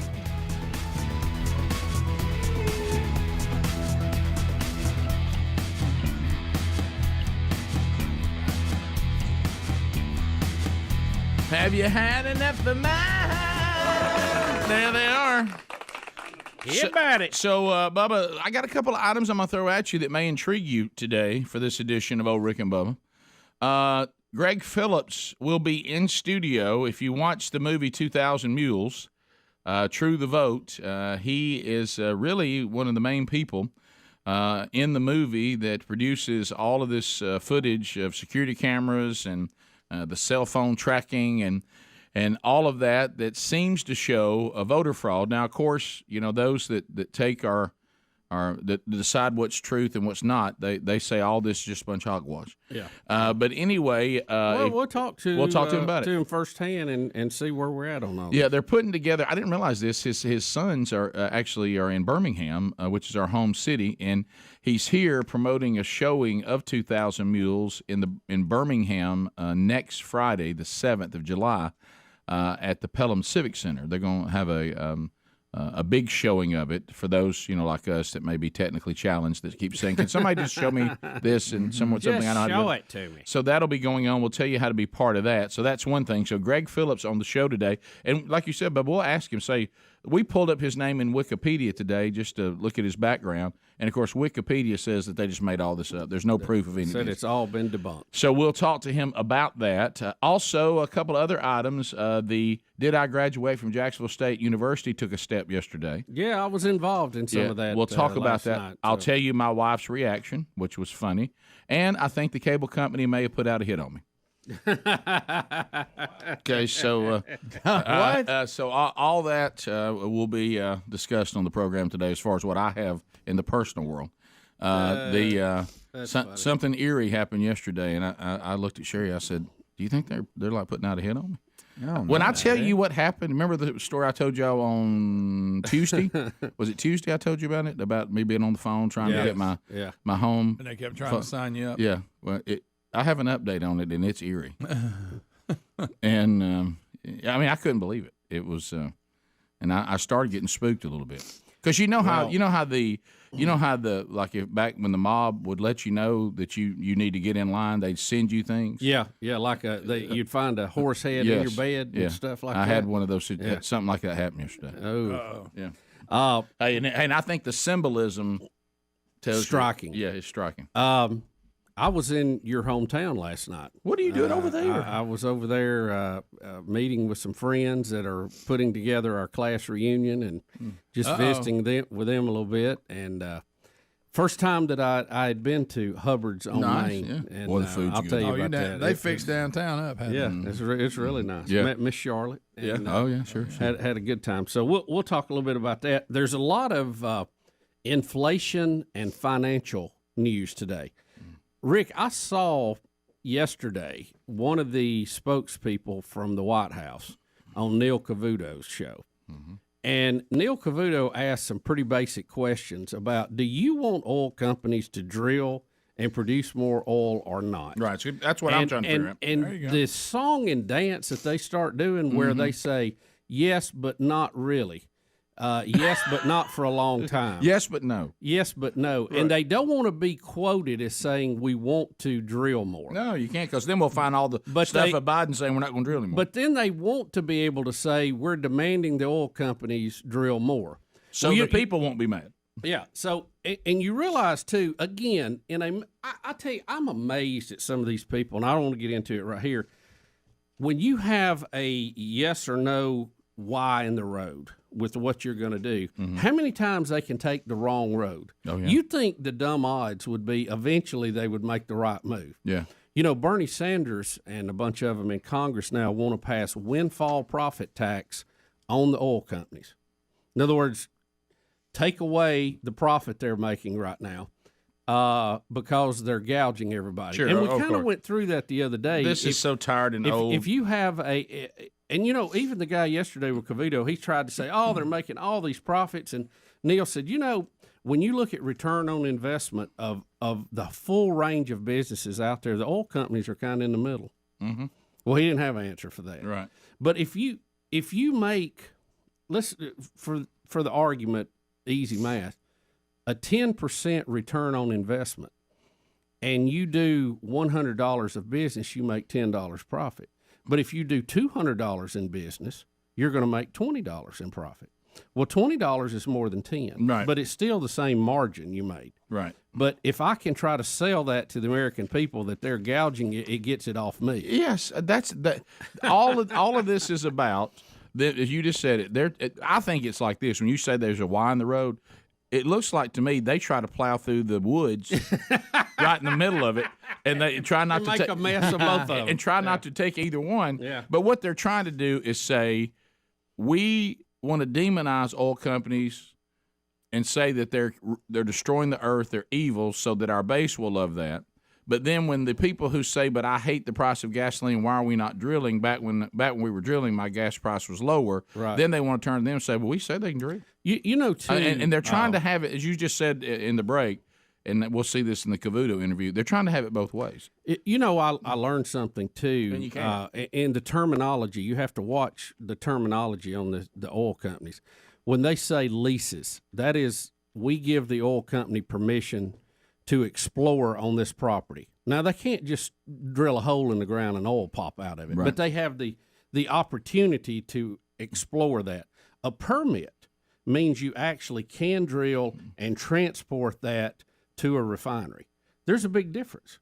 You can have all the leases in the world, but if you can't get a permit to drive your oil truck full of oil to a refinery, it's useless. Right. And that's the game they're playing. That's they're a great passing point. out leases but denying permits. That's a great point, and a point that needs to be made over and over again. Because Y'all, we have a bunch of children running this country. I hate to say it, and I'm not that smart. But I'm telling you, they're a bunch of idiots. Are they diabolical? Yep. And neither answer is good. No, it's not. We'll be back. More Rick and Bubba next. Rick and Bubba, Rick and Bubba.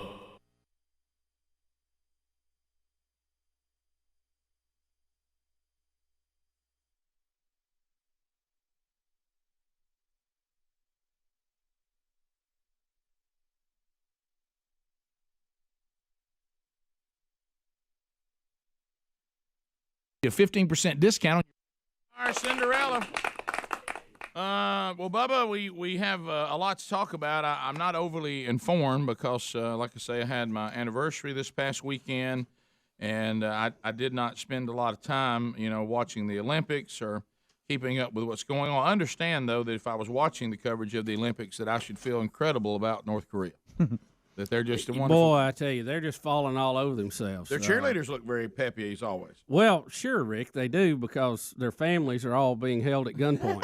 Back, it will be interesting to see if the bus driver who's driving them takes a big U-turn and heads south when this is all over. I think there was this brief window on Saturday that Sherry had something about the boys had something coming up. And they needed to go get some shirts or whatever, and I think they were gone for a little period of time before we were getting ready for our big date Saturday night on the day of our anniversary. And I flipped around for just a minute, and all I could find was curling. And I was just like, I can't watch. That's where they slide the pot down the ice. I can't watch curling. And they get out there with the brooms and work on it. Well, I mean, when you're looking, it's an odd sport. Well, what it is, I've noticed on curling the few minutes I saw it, not only is curling, possibly the worst spectator sport that's ever been created, but the other, and I use the sport loosely, but it's just a couple. It's like couples. It's like you pulled your Winnebago up, where we all go camp, and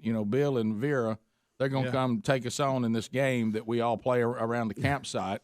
It's just it's couples that look like it literally looks like you would meet them at a campsite. You know what I mean? Yeah. And Rick, you're saying they're not athletes? I love you went with Bill and Vera. That's who every couple I saw looked like Bill and Vera. You're right. Yeah, there's a Ralph and a Dan in there. Yeah, sure. And they've been trying to dial this thing in, and they're taking on this other couple that they always see at the campsites. It's kind of their nemesis. Instead of getting together to play cards like on Friday night, they go out and slide this up and down the ice. Never once did I get the feeling going, I'm watching some of the world's finest athletes.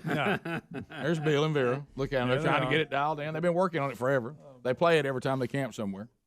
It's just like something you'd be doing, like I said, like it just family gathering or something. It'd be like trying to watch horseshoes or something. I don't know how it made its way into the Olympics. I really don't. Well, you can tell that there's a lot of places people live where it's very cold, and ice is involved all the time, and they gotta find something to do with the ice. Yeah, we got a ton of it. We gotta skate on it. We gotta play on it. We gotta slide on it. We gotta do this, do that.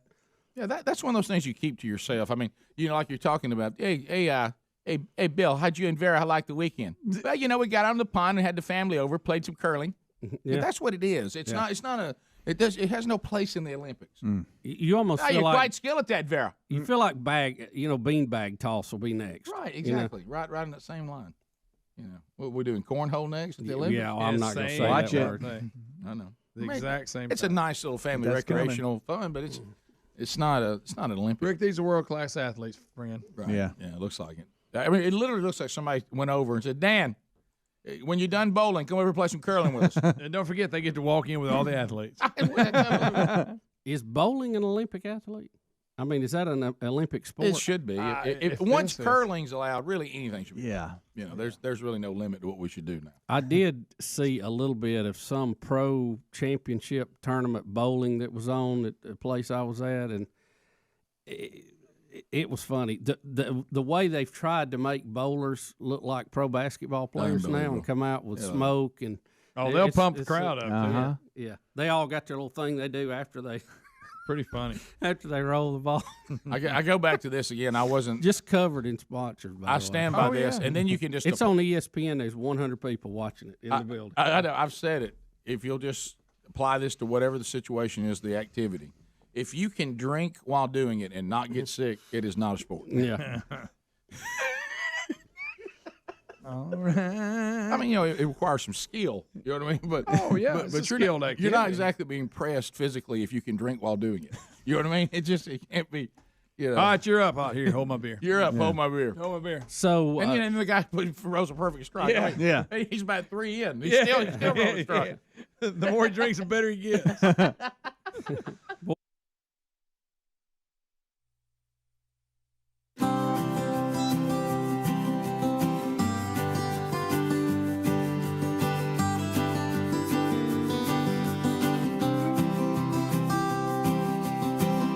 $22 minutes now past the hour. The Rick and Bubba Show. Here we go. In a city little town down around San Antonio. Greg, for those of you that are not watching on YouTube, Greg tells me the Doobie Brothers are bringing back the most popular lineup that Michael McDonald has gone back to the doobies. I've got an update on that. Oh, not good? He is, but there's some shows that he's not.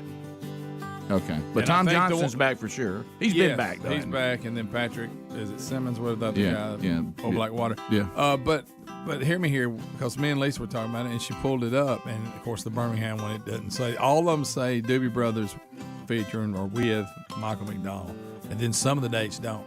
So I guess he's not playing all of them. He's playing a good many of them. All right, so be sure and check that before you buy tickets if you want to see Michael McDonald.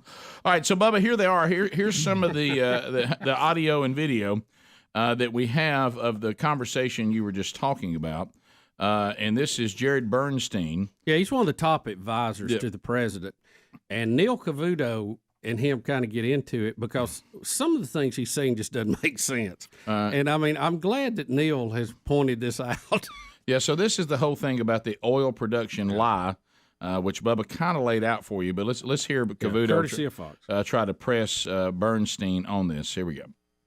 Well, I believe in fossil fuels, you had more activity in the production area under the first 2 years of Donald Trump, right? Then you had COVID hitting. And I'm not here to play I actually think we are pumping more now than he was then. We're pumping more now than he was then. No, you're actually not. I know what the president said about the average of the Trump presidency, but there was pre-COVID and post-COVID. You know, that would dramatically change things. In other words, Bernstein is trying to say that we're pumping more based on a 4-year average. Right. And Neil is saying, no, there was a decline during the COVID years.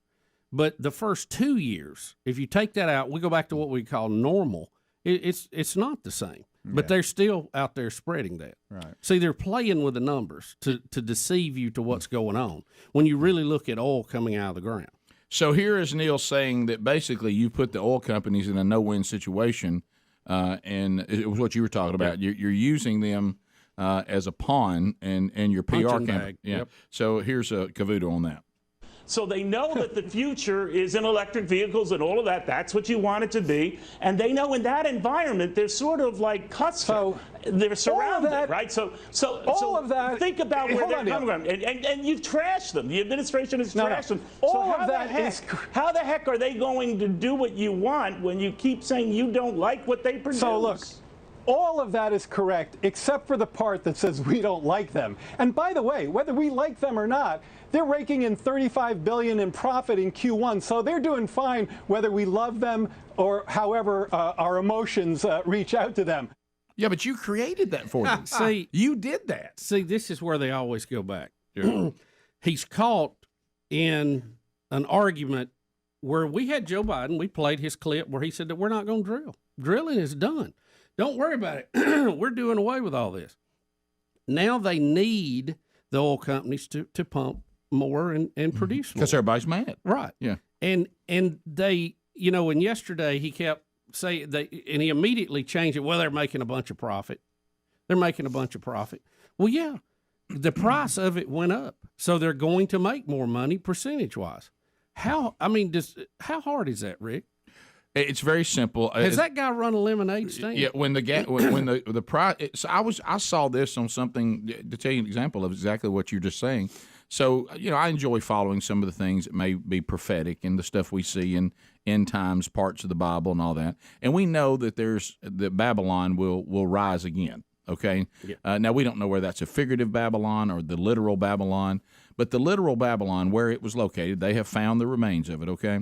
So Iraq, of course, they're trying to get that place more stable. That's the key because they said that's why it never has happened before. But they went from sitting on oil that was, 20 or was it $90 a barrel, something like that, and now they're sitting on oil that's $200 a barrel. Okay, and rising. I forget the price, but it was a huge up. Well, now suddenly Iraq has piles of money they didn't have before because of what we're doing. And so now they're saying, you know what, we could pull off funding a tourist location to come back and see the beauty and the wonder of what at one time was called the seventh wonder of the world, Babylon, and its gardens and all that as a tourist thing to bring money into Iraq. But if people have oil and the price per barrel goes up because of supply and demand, then they have more money. But the Biden administration has created that. And we keep hearing that it is Putin, Putin, Putin. Sounds like a night after Mexican food. Yeah. But I thought y'all give me more. But, we have Jerome Powell, the Federal Reserve Chair, and he's asking Congress flat out, is this because of Putin? And here's his response. Given how inflation has escalated over the past 18 months, would you say that the war in Ukraine is the primary driver of inflation in America? No, inflation was high before, certainly before the war in Ukraine broke out. So you can't. I mean, we can't go any higher than the Fed chairman. Okay, so do we believe what he's saying or not? Right. Well, we know what it is. It's just look.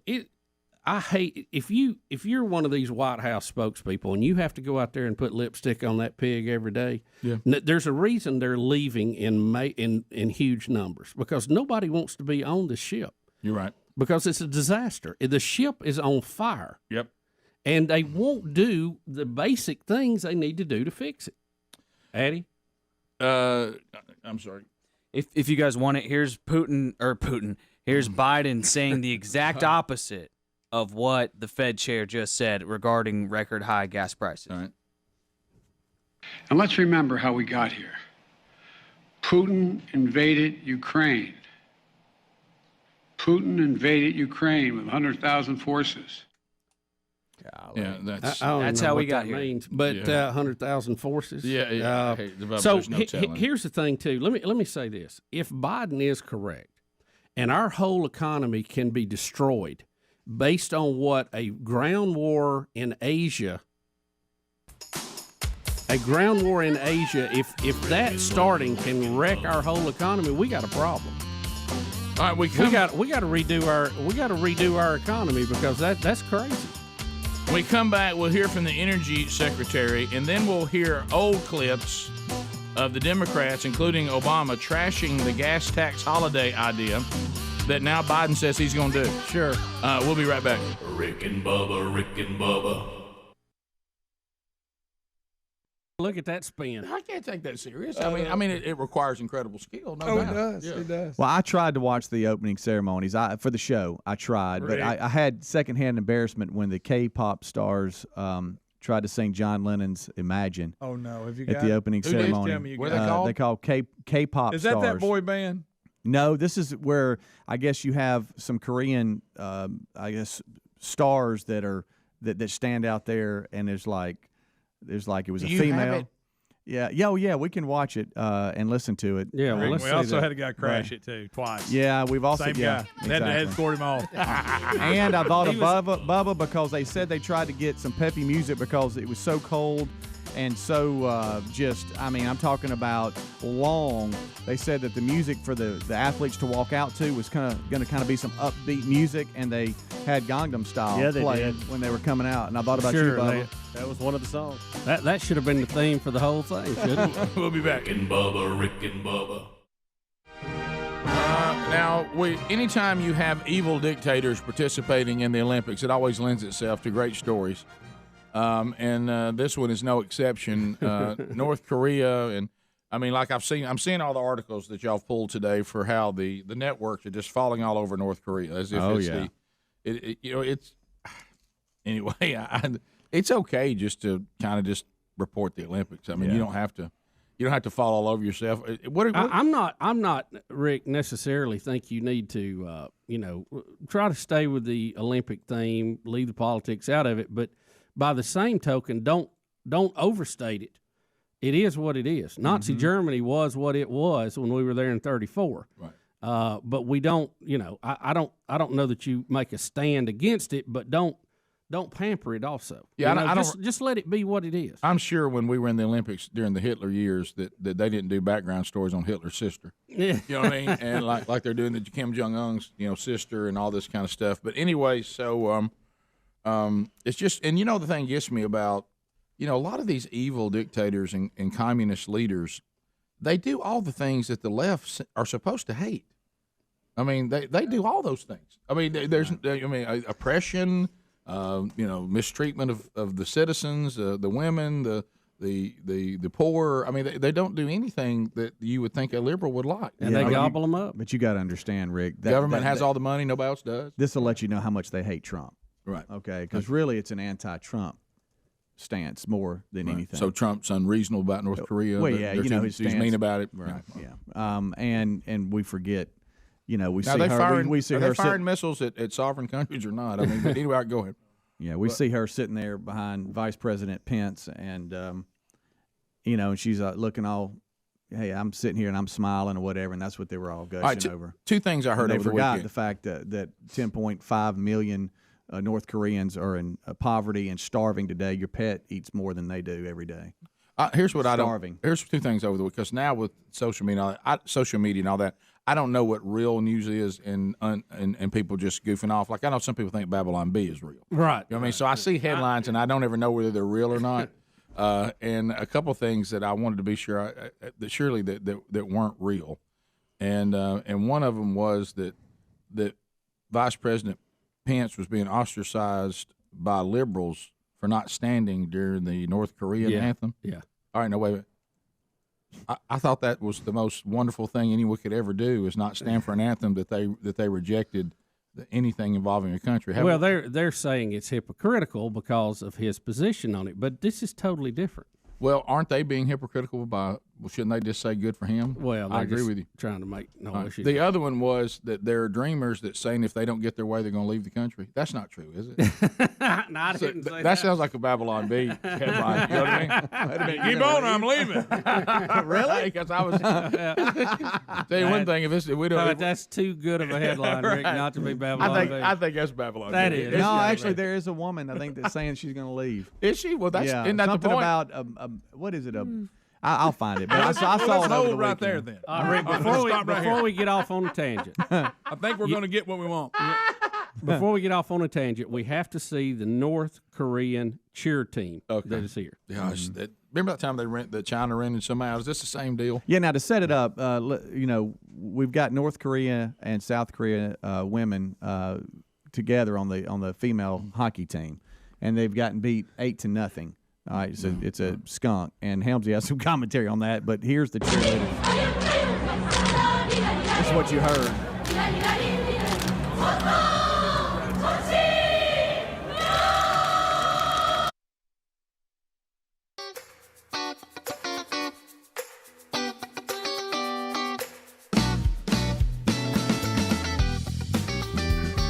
Rick and Bubba's show, we're back. Still to come, Greg Phillips will be here from the movie 2000 Mules, and we'll talk to him about the response of the movie so far and an opportunity for you to continue to see it if you so desire, and the research that True the Vote shows in the movie and how that's been scrutinized, and get him to tell his side of it on the show today. Another Rick and Bubba University, the podcast, will be recorded today. If you have a kid that you're thinking about getting involved in sport, I think our interview this weekend with David Hanna, you will get a lot out of it, and especially if you're parents that are still trying to make some decisions on what is the best road. If I have a child that wants to be involved in athletics, and so we'll talk to him this weekend about that. Also, still to come, has the cable company put a hit on me, and an update on my pursuit of my diploma from Jacksonville State University. All that's still to come on the program today. And your phone calls, of course. We did the Wheel of Meat yesterday, so it's gone. Bubba and I on vacation next week, so we'll have a lot of best of shows Monday through Friday on next week, as Bubba and I are off for the 4th of July holiday. Back here live with everybody, Lord willing, on the 6th of July. All right, so let's continue this conversation. We'll start with the one you just showed us, Adler. So, Bubba, I think you're 100% right, and I think some of us that seem to lean more to the right on our politics and on the economy and taxes and all this, we need to understand something, because I know that our president seems to be losing his cognitive skills, but this is something that the Democratic Party has been doing for a long time, and I think those of us that always vote against them in their modern state, we somehow want the world to know that what they're saying is inconsistent, and how can they say that? You know that's not true. But all they really care about is, as long as the people who vote for them believe it and they can hang on to something and keep voting for them, they really don't care what we think. No. You know why? We're not voting for them anyway. So they couldn't care less. So things like this, where the president would just go on record so people who want to vote for him will say, well, he got out there and told them gas stations they need to lower that gasoline. Mm-hmm. So here's the president to all gas station owners. The companies running gas stations and setting those prices at the pump. This is a time of war, global peril, Ukraine. These are not normal times. Bring down the price you are charging at the pump to reflect the cost you are paying for the product. Do it now. Do it today. Rick. Your customers, the American people, they need relief now. So let me summarize. You know, we used to have family members Bring it that ran a gas station, and you know the people running the gas station make a few pennies a gallon. They don't set the price. They don't want you to come buy a candy bar. It really has nothing to do. They don't make any money on gas. It's just to get you in to buy something else, and so It's the Hunts brothers. Yeah, I mean the things they sell inside is where they make their profit and stay open. So. Again, I think it just shows Joe Biden has no idea what's going on. But he's been in D.C. for 50 years. You're talking about not a clue. Well, this Not goes a back clue. to what you said in the break, and I think it's right. None of this matters about it being true or not, and it's not true. Right.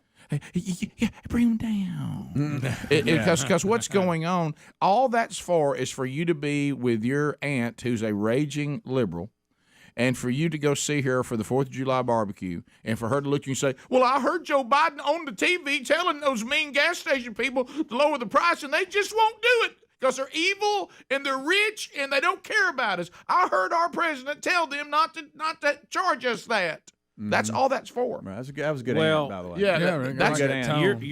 Your ignorance, ma'am, on that case will force you to maybe get to about $7 a gallon before it's over. But that's what this is for. Sure, you know it is. it. Yeah, because remember there was a gas station owner that made the news. What was he from, Wisconsin or somewhere? Mm-hmm. He put out on their little reader board, we don't like the prices either. Yeah. Because they get an email every morning and notification on where things are, what the price is. So they don't set that. But it's about deflecting the blame. And the rich oil companies, they're profiting. So the gas old. station people, they're spiking stuff, and you know why they keep setting doing the it? price. You know why they keep doing it? Average American believes what he says because it works. Yeah, it works. It's an easy sell to the uninformed masses. Here's the energy secretary. That's a good. How you say his name? Granholm, whatever. Here he is trying to talk about fossil fuels. This is a blast. I don't know her last name, but she's a woman. Yeah, okay. All right, Dan. The real truth is that as long as our nation remains overly reliant on oil and fossil fuels, we'll feel these price shocks again. This is not going to be the last time. The next time there's a war, the next time there's a pandemic or another hurricane, these extreme weather events we are experiencing, they will impact the access that we have to fossil fuels. The only way out of these boom and bust cycles is to break that sole reliance, and that means diversifying our fuel sources by deploying clean energy. Look, I don't mind diversifying our energy sources. I think diversifying and having backup is always good. Well, I've what does told that you, mean? Rick, like these power plants that are trying to move away from coal. Look, I'm good if they have coal and natural gas. That way they can go either way. If your windmills ain't blowing, you got to have just like it's wise to have multiple streams of income if you can. Yeah, it's also wise to have multiple ways to power your country if you can. And I've said all along, the problem, and look, I love driving a Tesla as much as anybody. They're really cool. I wish I had one. But there was a median step we could have gone to, and that is hydrogen or natural gas. We've jumped over that to go all the way to the battery side. We still got issues with that we have no idea that's going to come about. That is, can we supply the grid power needed to charge all these cars overnight? You still need plastics. Guess where plastics come from? Oil. Mm-hmm. So even if we're not burning it as gasoline, you're still going to have to pump it and have it as plastics. You got to have lightweight material to build battery cars. And the one they don't want to talk about at all, because for some reason, these, especially on the left, they think that the entire world is the United States of America. Yeah, I know. I know. The whole world's on fossil fuels. Yeah, They're all going to electric cars. Yeah, we could go whole all, world. we could go all battery. Yeah. And if India and China and some of these others don't, it ain't even going to make a blip on the radar. But I just feel like, and I know many of you do because I talk to you every day, that we're standing in a giant circle shooting at each other. Yeah, we are. It's like a circular firing squad because no one that's in power right now can step up and make a difference and say what we're doing is wrong. It's obviously it's wrong. Everybody's unhappy. Who likes the gas prices? Nobody.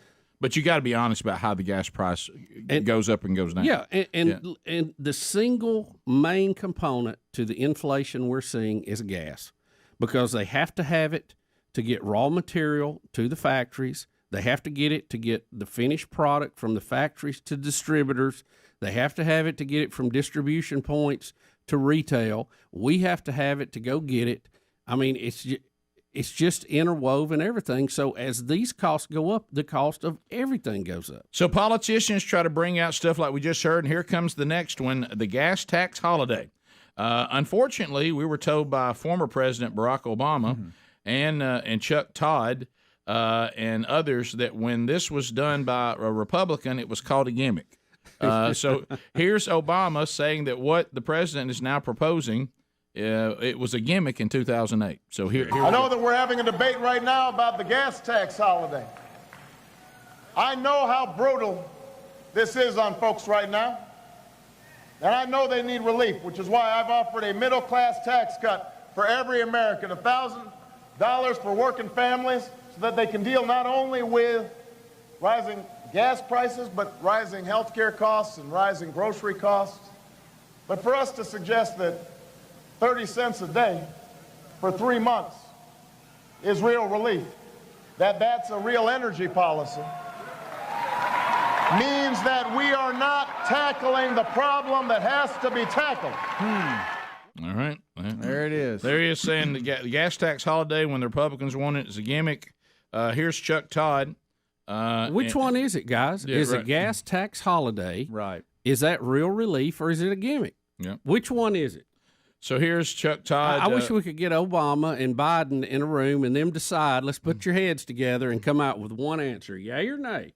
So here's Biden advisor Gene Sperling taking a question from Chuck Todd on this issue. Here we go. Sleepy eyes. You know, Gene, it didn't take long for many of my colleagues, and of course myself, who covered the last Democratic administration that you worked for.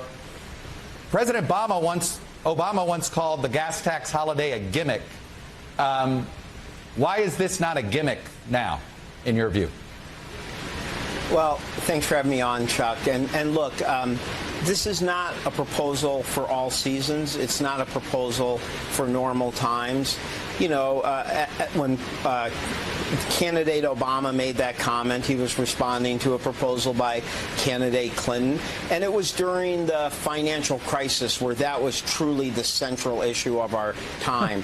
Right now, what the central issue is how we are recovering from this unprecedented pandemic. But that was. Anybody want to pan that one? Look, here is the thing. Extreme times call for extreme measures. Would 18 or 30 cents, if you get the states to go along with it, would that help? It would help. But you know what? It's going to take money out of getting your roads paved. That's right. And if you think that there's problems with the roads now, cut that money off and see how many potholes you'll have. We'll be right back. Rick and Bubba, Rick and Bubba. Oh, my gosh. It's just constant the whole time. You know. They're all scared to death. Oh, yeah. That's the flag of the whole peninsula. You better get it right.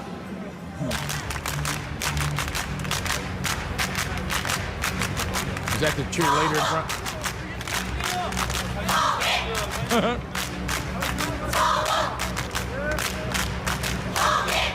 Why are they dressed like Santa's helpers? Oh, we got some dancers back here. Oh, yeah, we got dancers, and they're chanting, and that's what you heard. Now, they're getting beat 8-0 this whole time. Right. This is like being a cheerleader for the Cleveland Browns. Well, here's keep in mind. There's none of that is driven from enthusiasm for our team. Right. It's driven from we better do what we were told to do, or we're all going to be in jail and we're not going to have no food to eat. What's the and over while we're and over here, under? we're actually getting fed. Right. Yeah. What's the over and under on defectors? Do we know? Yeah, how many cheerleaders staff? I'm sure Vegas is taking that action, right? Do y'all realize how big a blowout 8-0 in hockey is? Yes, Rick, I do. Rick, that's like But 80 Rick, to 8 in football. It ain't about that, okay? They are not going to win a gold medal, but they deserve a trophy today because today they showed you unity. Not only He said that's what they did were North saying. Korea and South Korea combine to make a women's hockey team, they did something that no one else seems to be able to do, and they did it because they're women. Don't forget that. That's part of it, too. Oh, wait a minute, because They threw that angle in there, because too. that gender is more civilized and they can overcome all these TTN contests that men get into and cause all the troubles all over the world. Is that kind of angle? Well, let a woman from the north cross the border and go to the south, see what happens. Right. They're going to shoot her in the back before she The gets whole there. thing was embarrassing. Thank you, Greg, for a wake-up call. Well, that's what we Right. read about it all the time. Right. And Speedy brought up, which is a great point, 8-0 in any other sports, like 150-0. Yeah. May I make a point, too, because I've been Maybe around, they shouldn't combine them. They're not very good. I've been around women a lot. Where did someone start this in my opinion, a misobservation that women are all about unity and getting along? Yeah. Who? What? That's funny. Is that is that somebody who has an idea about women but never been around them? I mean, they can be quite divisive. Oh yeah. Look at don't look at the score, Rick. Look at what they've done. They ain't done anything. But get beat real bad. See, they can overcome their differences, unlike our country. Right. Politically, Yeah. not. Oh, yeah. Of course, none of it's sincere. And I just it took women to do it. Of course. If we had more women leaders, we wouldn't have the problems we have. I'm kind of like Bubba. Let's see how many of the North players want to stay when it's time to go back when they are not unified anymore. We all go back home after the Olympics. I want to know how many will go, I kind of like this over here a little better. Mm-hmm. Well, you know, we their get to families eat are and being, all that. are under the gun, but you know, they've been told that the South is just a disaster. Oh, of you course, know? And when they get down there and see all that in Seoul and everything, I wonder if they go back, they're gonna have a story to tell. Yeah. It'd all be with me on how bad if your life is really, really bad back in North Korea, it's like the guy's been put into jail for 10 life sentences. Try to escape. We forgot. If they kill you, so what? Rick and Bubba. Do you just want to tell him, Helms? Yeah, I haven't told you this yet, but because I wanted to can wait. help him, yeah. I wanted to wait. Yesterday, I was you got to understand, y'all have all been in these places. A part of our church, early Sunday morning, in which I'm at, there is no cell service. Like it's kind of down, and it's not a bunker, but it's lower, and I don't get text or phone calls or anything. What a great place! But when I go up to service, about an hour and a half later, that's when things start rolling in that I may have missed. Bubba, yesterday now you can't make this up. The first one came in at 8:26 a.m. Mm-hmm. A 4-minute voicemail from you. Then that's a long one. Wow. Then at 8:29, a minute and a half voicemail. What in the world? Then at 8:35 a.m., another 4-minute voicemail. Was it good stuff? By the way, I think it cuts off at 4 minutes, and that's why I got 4 minutes. I don't know, but 2 of them are 4 minutes on the nose. Right. Oh, And then another one, a minute, or like at 8, I guess it was 8:41, 54 seconds. So you left me 10 minutes worth of voicemails yesterday. Dang, Bubba, what'd you have to tell? What did it sound like? And I listened to what I think all of it. I could have missed a minute here or there, but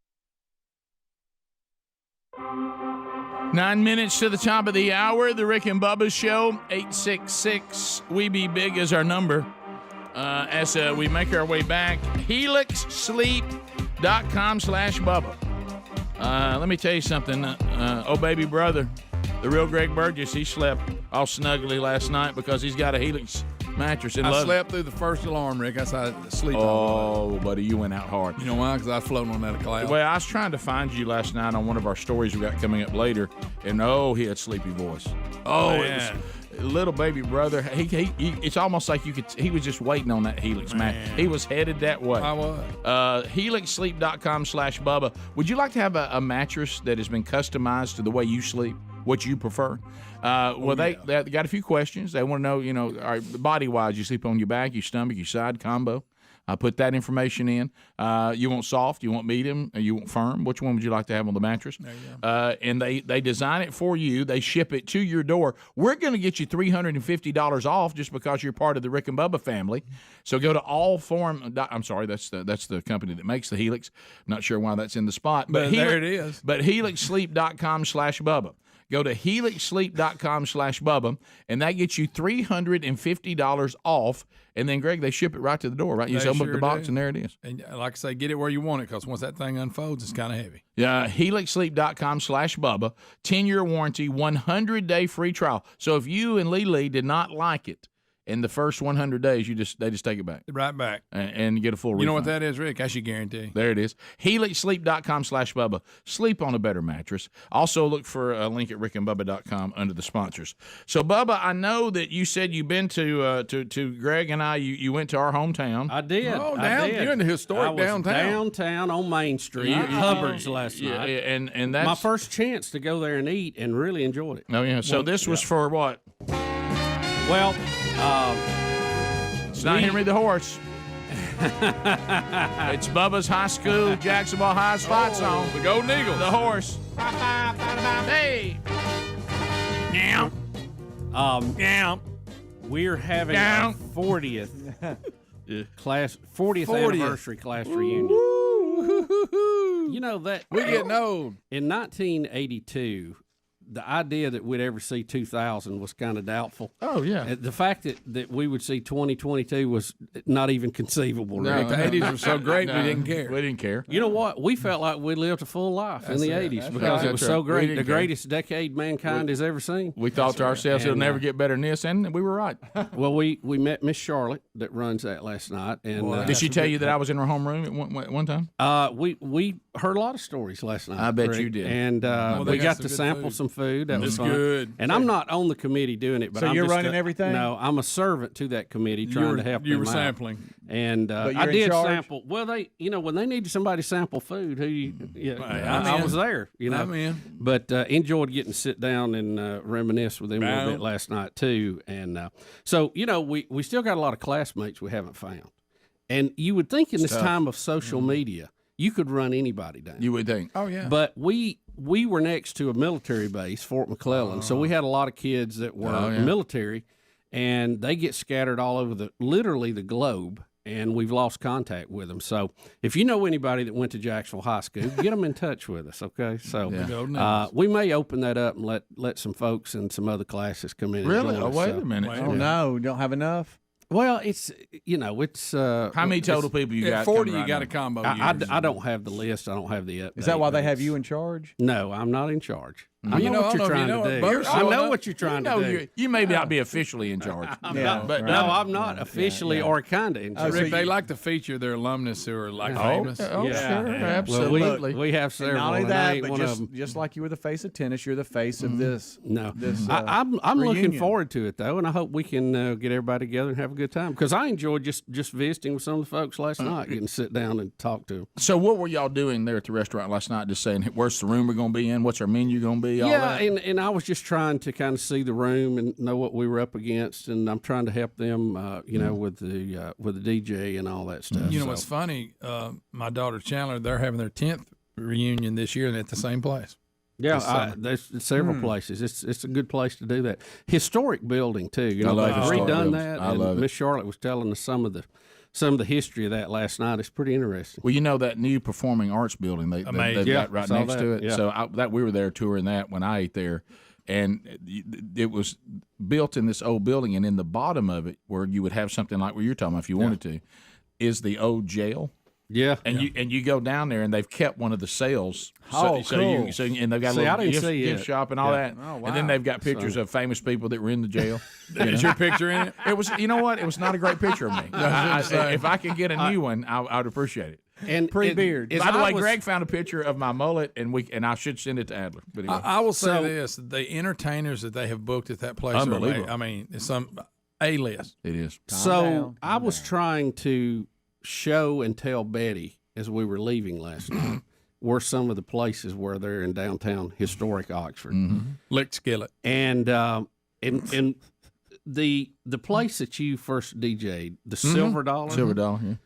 If we end on Main Street, take a right, isn't it the building on the left over there? The last one. On the left. I think it's a senior citizens. Yeah, something it like is. that. Yeah, that's is. it. Yeah, that's what I told her it was. That's where I thought it was. I remember going there a couple of times. That's where I spun the hits. Originally, it was the Emery 5 and Dime. Right. I remember going there. That's where Rick got that tick on his ear, and that lady burned it off. That with a was. cigarette. That's where that happened. A lot of history on that Main Street. Emery 5 and Dime. You remember the tackle box? I do. The tackle box. Where you go there and get you fishing stuff? Rick, it's moved across the street to a bigger location. Still downtown. Was it still down there? Yes. Are y'all talking about downtown Cotton's Oxford Furniture? or downtown Anniston? Downtown Oxford. Oxford. No, we ain't talking about Anniston. No, I'm just asking. I mean, I know Anniston has Main a bigger downtown area, but Oxford has Main redone Street theirs. runs through it all, so that Main Street is so funny. The Main Street is so funny because you turn off right there where the Joe the Car Wash story happened. Oh, yeah. And I had to Lot of inform history. a couple of our folks last night that was the place it happened. Then you have our old friends and attorneys Rice and Rice right Yes, there sir. on the right. I've been in And so there it's many just times. it's just a lot of memories up and down Main Street. You talking about the two guys that incorporated Rick and Bubba Incorporated? That's Have it. Still closed got every house I've ever bought. Yep. still got the pen that signed it. Oh, I bet you they are glad you're in charge. And look, Bubba, if you needed a grocery store, you had Dorsey's right there on the corner. Oh, yeah. I remember that. Yeah. But it was just good to get to visit a little bit last night. So I'm looking forward to the reunion, and we want to, get a hold of everybody. And hey, of course, get your money in. Don't forget there that. you go. Oh, The committee reminded me I see. to prompt everyone to go ahead and get that money in. Hey, let me prepare you for this. You're going to have people showing up that never got with you. What you need to better have somebody at the door, and they'll have their money, and they'll give it to you as they come in. Oh, yeah. It always happens. I'm sure telling the you. committee has planned for that, Rick. Well, I'm just telling you, that's going to happen.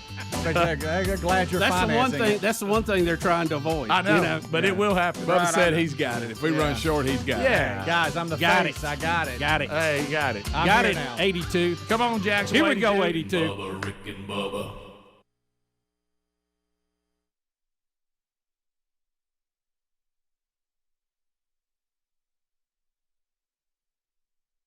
So Bubba and I are really, really excited. As a matter of fact, Bubba, I know you just ordered, and I have got some of the products I need to reorder as well. And that's our new friends at manscaped.com.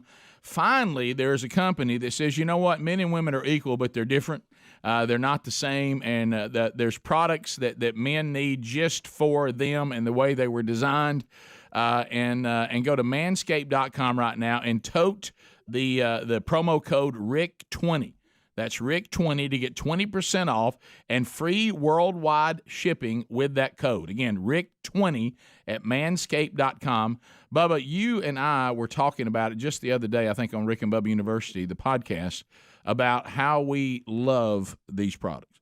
Rick, an electric razor is not a new invention, but when they're designed to be very sensitive, this is a big upgrade. And you're talking about the Lawnmower 4.0. Yeah, that is it. Yeah, and it even has a headlight on it. So if you're coming in needing to shave in some areas where are more tunnel, it lights it up. So and let me look at my beard. My beard has never been neater. Or if you want to shave in the dark. Yeah, or whatever. Either one. Yeah. And like when you get hair on the neck too, the light lights up and you can see these parts. And of course, if you're going and to it's got that fine guard on it. Yeah. See, that you don't get. I mean, other ones have the guard that'll pop on, but it has a built-in fine so guard. good. I love it. For your sensitive And just the way it face runs. and areas. Can I tell you? I know this sounds weird. One of the things I like about their product is the way what the containers they put everything in, like the way the trimmer. They're just they feel. It's almost like the difference in tools. Where some of them feel cheap and some of them feel and it really feels. You realize it's high quality. Now I know we never thought we'd get to the point where we need the weed whacker nose and ear trimmer. But hey, it's fantastic. They also have all kinds of products. If you have that not so fresh feeling, that's designed for men. So anyway, anything that you need from head to toe, they got it at manscaped.com. I love the combination of shampoo and conditioner they have. It's fantastic. It's the best I've ever used. They've got body washes. They've got everything. So if you'd like to find out more, even boxers, and they also have a travel bag you can put everything in when you're on the road. Go to manscaped.com right now. Put in the code RICK20. Get 20% off with free shipping. The code RICK20 at manscaped.com, and you will love these products.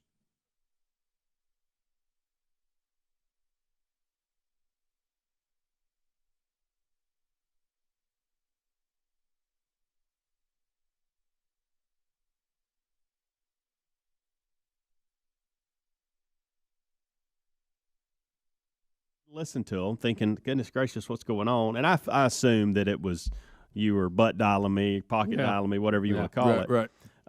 But it sounded like a lot of wrestling, walking. I don't really know. This wasn't when you put that microwave in, was it? Trying to. There was any cousin? There was no. I heard in a couple of them. I heard voices in the background, but it was not like you were not talking. Almost like maybe a TV or radio or something.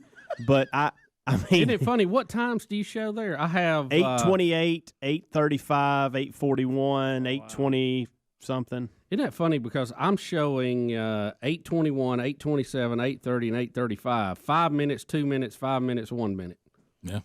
Well, sorry about that, Am. No, it's fine. I was wondering what you were doing at that point in the day. No, I'm trying to think. Were you at home? Were you at the No, farm? we were out. We were out. And we probably were driving then, maybe. That may have said there was no conversation going on. You didn't say a word the entire time. It sounded like I wouldn't be driving then. I was probably bumping my gums the whole time. You could hear voices in the car, but it was never yours. I may have been walking around Home Depot looking for a bolt and a screw. That may have been it, because there was a lot of you sounded like it was like walking, like that rustle of walking. Yeah, that's probably heavy what it breathing. I didn't hear it. A lot of walking. Well, I did go to the bathroom while I was there, so you may have something really good in there. Pulled a naked gun moment. Heard a little tinkle. Now, do you want to tell us about this adventure you're telling me about? Well, it's unbelievable, and it may be tied to these voicemails. Yeah, 10 minutes worth of voicemail. In case you're wondering. We probably thought something was wrong, didn't you? I did. We had to replace. Thought I was going to leave church. We had to replace a microwave oven that was mounted, up off the counter this weekend, and Super Tom was there and kind of leading the operation on that. But it had to be one of the hardest appliance installations I have ever seen in my life. Most of the time, under the counter microwave is mounted to maybe a cabinet or something. You just go through the bottom of the cabinet and mount it. It's really not that big a deal. Some of them have a bracket on the back, some of them don't. Some of them have 4 screws that hold it. Well, this one was mounted in the kitchen over a stove that was, Rick, it's where there's masonry stuff. There's brick. It's basically a little, it's like a little brick concave, and it was in that. And even the people who brought the microwave initially and were going to install it, they went, we don't even know how to get this thing down. Right. And so the microwave was over. It was done. Wasn't working anymore. Well, it was showing its age, and we were also updating a dishwasher. So we got some that were matched and whatever. And you thought it wasn't going to be any big deal? No, I knew that it would be the most difficult piece, but I had no idea. And it was brilliantly designed and mounted originally, and but they had put.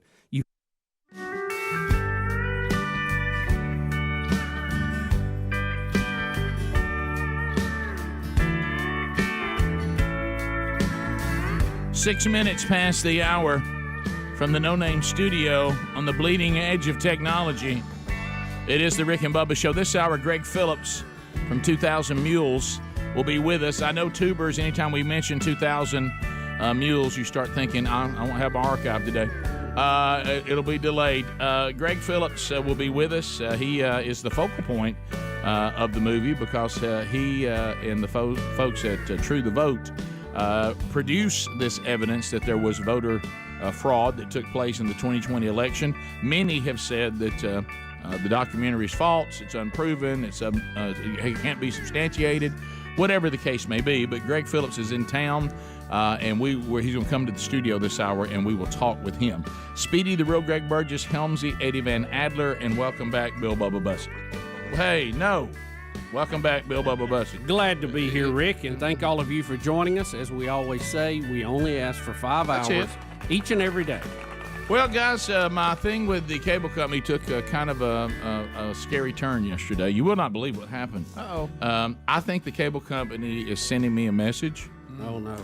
That I have asked for something. You're not talking about big cable, are you? I'm talking about big cable. I got scared yesterday. I said, they put a hit out on me? Oh, no. Because, remember what the mob would do is they'd send you, like we said last hour. A little message. They send you a little chin music. Here's a horse head over here. A little chin music. Here's a dead bird on your porch. This kind of stuff.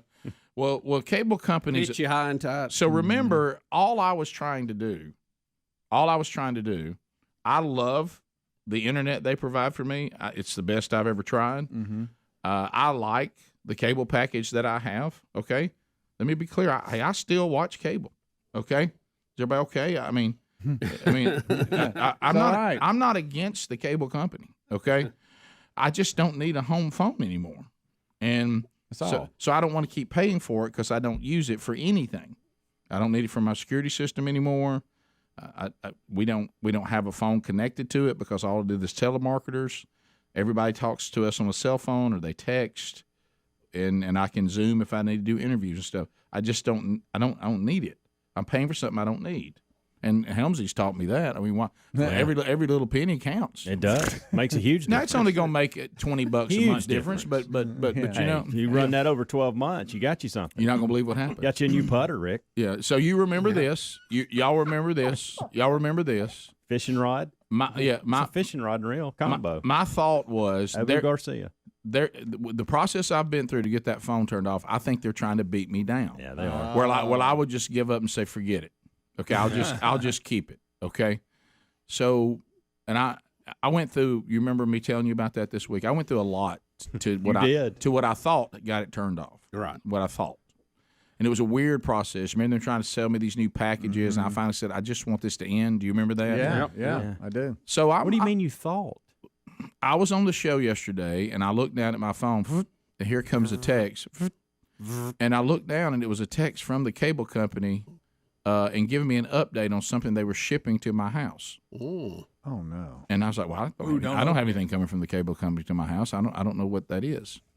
Y'all, this was so spooky. It's right out of The Godfather. It's that horse head modem. Hey, it's right out of The Godfather. So all of a sudden, I get home from work yesterday. I get home from work yesterday. Sherry says, "Oh, by the way, that you ordered from the cable company, it's here." I said, "Baby, you ordered anything." I said, "Baby, I didn't order anything from the cable company." She said, "Well, there's a box here for you." And immediately my stomach sunk a little bit. Oh no! I was like, "Oh boy, this is what I get for trying to cancel that phone." And so I go over and I'm kind of afraid to even open it. I don't know what's in there. Is there going to be a picture of me there with a line through it? And all of a sudden, just as if they're.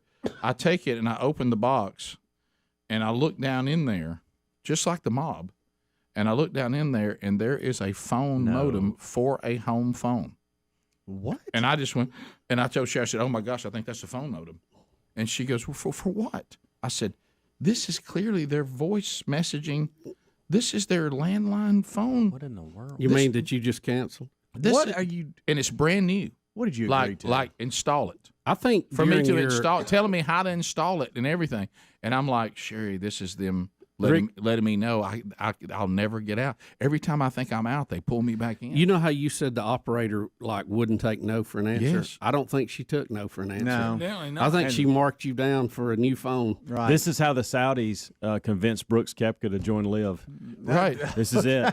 and Sherry goes, "Rick, why is this here?" I said, "I don't know, baby. I think they're letting me know that I'm never leaving." It's like the firm, Rick. I'll never get out. Do you remember Michael, Greg from The Godfather? Every time I get out, they pull me back in. And so I said, "This is terrifying." It's like Hotel California, Rick. You check in, but you never check out. So my first instinct was to just say, "Okay, Okay, I take it back. I won't do it. I won't do it. So Sherry says, well, are you going to really get back on the phone again? No. And I said, I don't know what to do now. I don't know if I have the energy for this twice in 1 week. So I call, and I get this person pretty quick, which was shocking. And she was very, very nice. And I said, look, I don't know what's happening. Well, let me pull up your account here. Oh, and that noise. Oh. And I said, what is that? It's almost like your doctor coming in with your X-ray. And oh my gosh! When he flips the light. Oh, yeah. Oh, your blood work done. Hey now. Yeah. And I said, what is that noise? She goes, well, you've ordered a phone modem. And I said, no, I really haven't. Like they beat you down. I tried to unorder everything I had. And I said, do I still have a landline? Oh, yeah, you do. That wasn't turned off? No. I said, I don't know how my... They did the complete opposite of what you asked I said, so not only have they not turned it off, they want me to do more. Good. No. And she goes, I clearly says here that you've got a phone modem. I said, but I didn't order that. I'm trying to turn it off. You're not going to believe this, what this person says to me. Because this first wave they're very nice people. And she said, well, I have to put you on hold in order for this to be disconnected.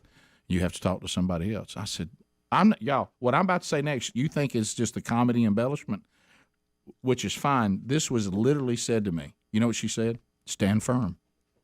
Stand firm. What's that mean? Is she telling you to stand firm? Rick, oh wow, Rick, what they do? Wow, this is she told me to stand Rick, firm. you thought you stood firm the first time. We're pulling for you. Rick, you know what they did? It was Hang like in a there. baseball game where they go to the bullpen and they bring out the saver. Yeah, and they're the saver to save the account. Right. And I think they get paid based on accounts they save.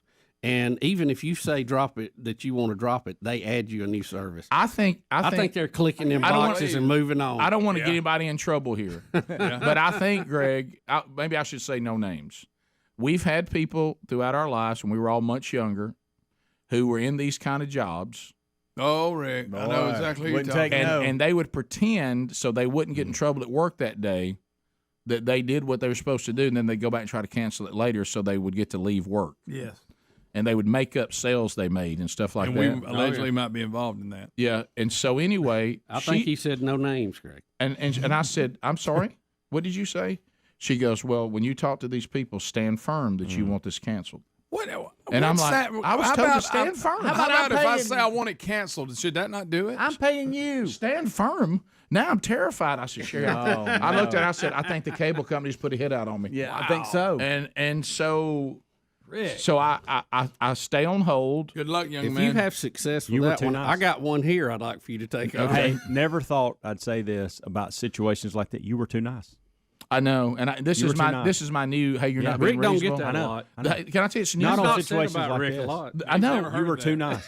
This is what's bad, Bubba. What was that? Well, here's what's bad about it, Bubba. I've gone into this nice mode, and it's not producing anything. Rick, I mean, that's it. Hey. The world teaches us nice is not the way to go. Rick, what have I told you? You've heard me say it many times. Where does nice people? Where do they usually end up? I know. Dead last. Finish last. Dead last. I mean, nobody's mad at them, but they're dead last. Claiming they're just out here for fun. Yeah, I just like being here. No. Hey, nobody likes being here. Is it possible, because your call lasted 52 minutes, I think you said the other day? Yeah.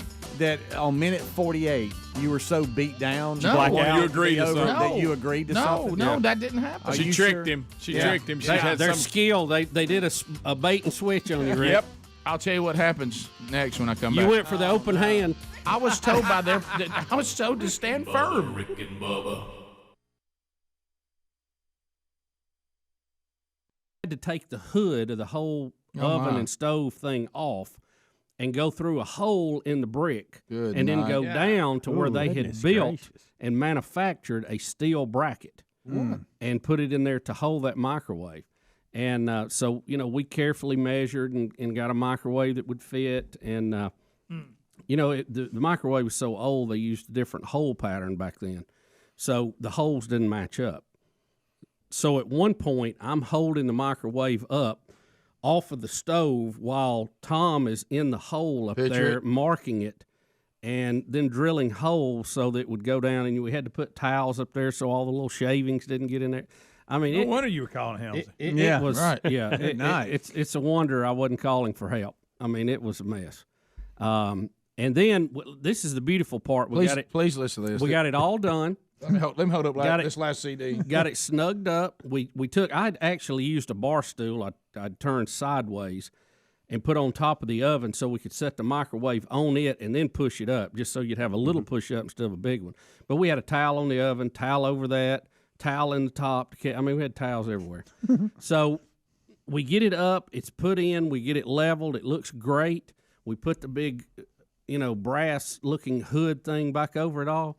And we're starting to clean up, get it. And I said, man, this is great. You're feeling pretty good about it. Cut the breaker back on. It lights up, and I'm going to just put a cup of water in it, just to let it heat it up. And I go to open the door, and it bangs on the hood. What? Can't have nothing. So we went back and we got to looking at the old microwave. Well, that makes you want to talk like a snowboarder, doesn't it? Yeah, and, let me tell you. And it had about a 2, maybe 2.5 inch. It's a heel. Piece of plastic across the top of it, and the door opened. So the door wasn't the entire height of the unit. Good on the night. new one, it went top to bottom. Oh. So, I mean, it was one of those things where you couldn't even tear back into it. You had to let it sit and just think about it. I was about to say, where did you find the energy to say, we got to go back and take that hood off again and go back in? How could you even make yourself do it again? Yeah. How many times do you think we uttered the phrase, you can't have nothing? 1,000. Yeah. You can't even. Or maybe when Tom was stuck up in that brick hole, and I thought I might have to pull him out by the legs. I don't know. And it's way up here, Let me tell you something. Nice. Because I couldn't fit through the hole. I'll just do No, look, once you did that bathroom on the plane, you've maxed out. You're going in a small place and back out. So we had to. How about that door just went? Rick, if I could have had a hammer, I would have hit myself right between the eyes. I mean, I thought, how in the world we had to measure so many things to get the mount that goes on the wall, because the ones now you set in and then you pick them up and the screws are just in the front. So we had to tear all that back down. We had to get everything. I think I left the old one in there and put the new one on the counter. Well, yeah, really. Don't you think I didn't suggest that a few times? And I said, well, we can just put stuff in it and store it. There Use you it for go. a storage area. Yeah. Most kitchens need 2 microwaves. Don't they? Absolutely. We're warming up more Yeah, stuff now than absolutely. ever. Yeah. So the screws that mounted are real long, so we had to go and get some bolts, and so we scooted everything down like 2 inches just to give us a little bit of leadway there, and had to put nuts on them so it would basically the screws would be solid and they wouldn't be wobbling. And it was quite a surgery. I mean, that was a lot of work for a microwave. I mean, a lot. A bunch, which might have been what. Bunch. And you kept calling Hamsey about it for some reason. I know. Look, I'm glad that's all he got. We'll be back. More Rick and Bubba right after this. Rick and Bubba, Rick and Bubba. Well, Bubba, you said if I did a Your America, you would fire back with a rat story, and and sadly, this is ugly, ugly, ugly. Oh boy, isn't it? Animal story here.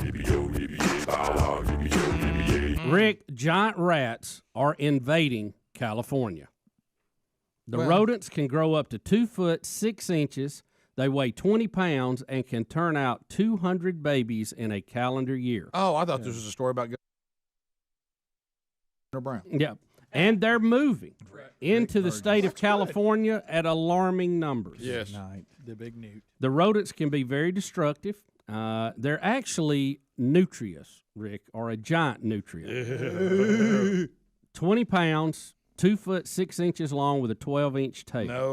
No. The California Department of Fish and Wildlife issued a warning this week.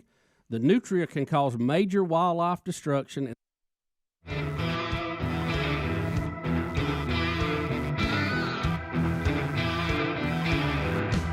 21 minutes past the hour of the Rick and Bubba Show. Coming up next segment, we'll talk to Greg Phillips from 2,000 Mules, and we'll let you know about an opportunity in Birmingham to see the movie en masse, but basically talk to him about what's life been like since the release of that. So that'll be coming up in our next segment. All right, so I'll finish this up.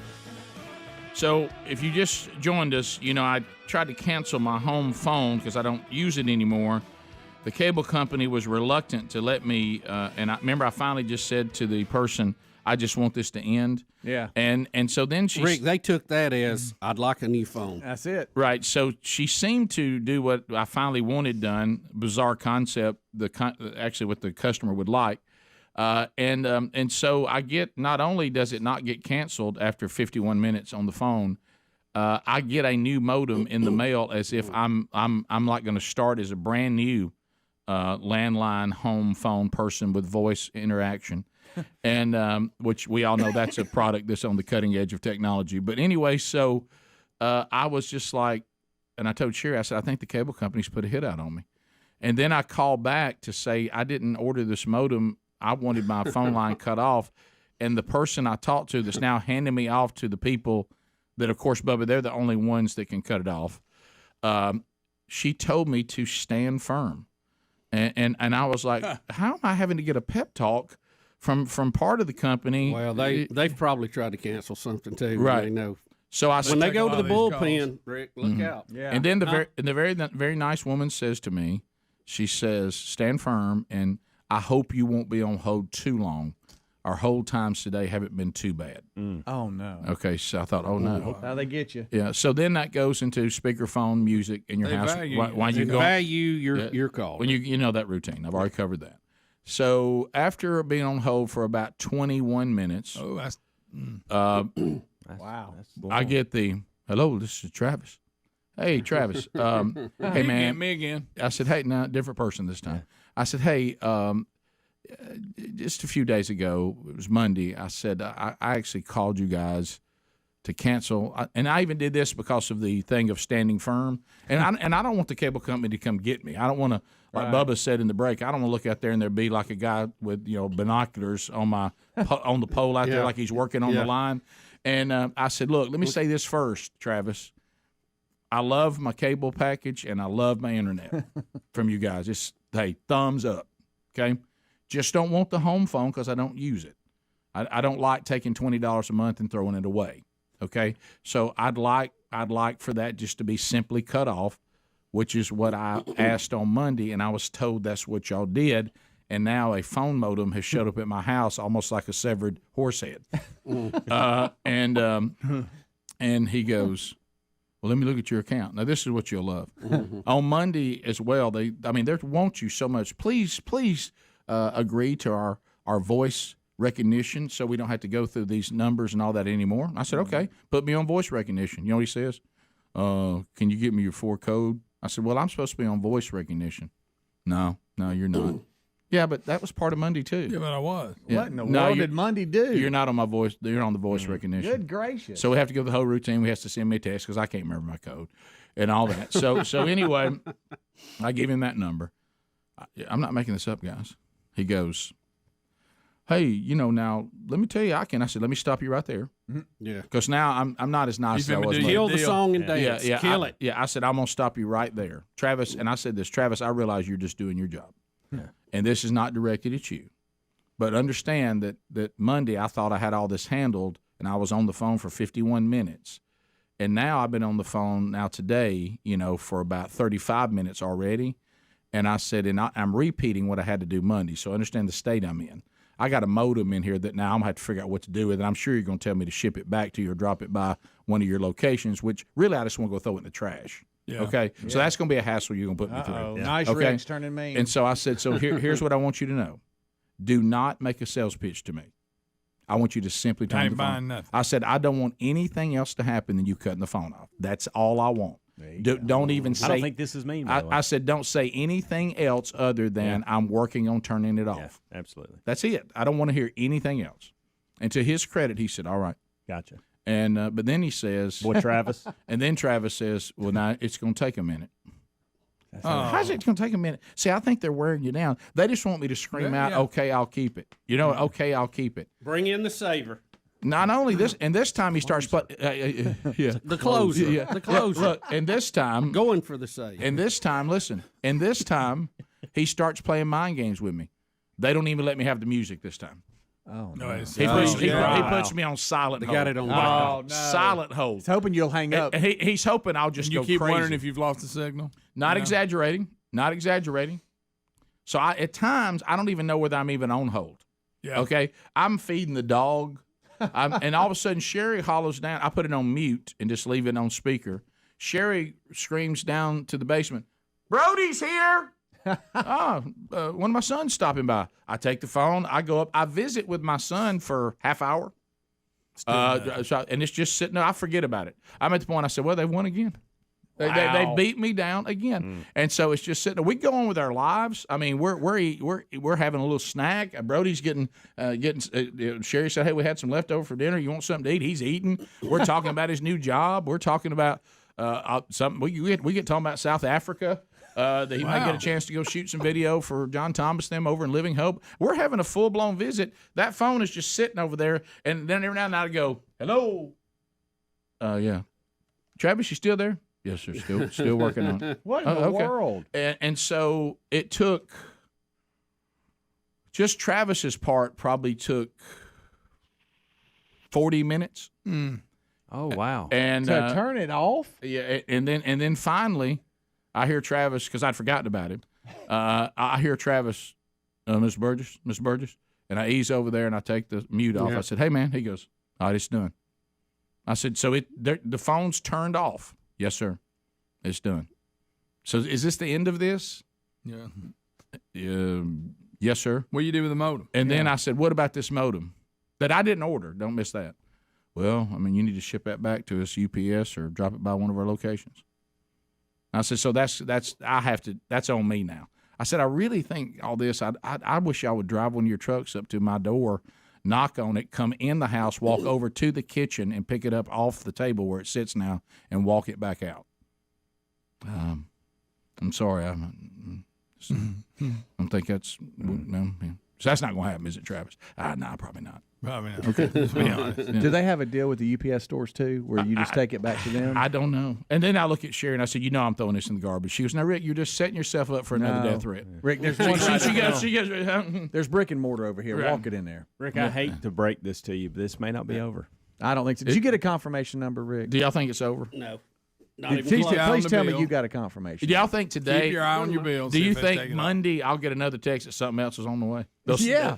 Look, when they keep sending these modems to, I scream, "I'll keep it!" When I'm they kinda go pulling for that. when they go to the bullpen and they're bringing out people trying to save the game, if one of them doesn't get it done, they bring out somebody else.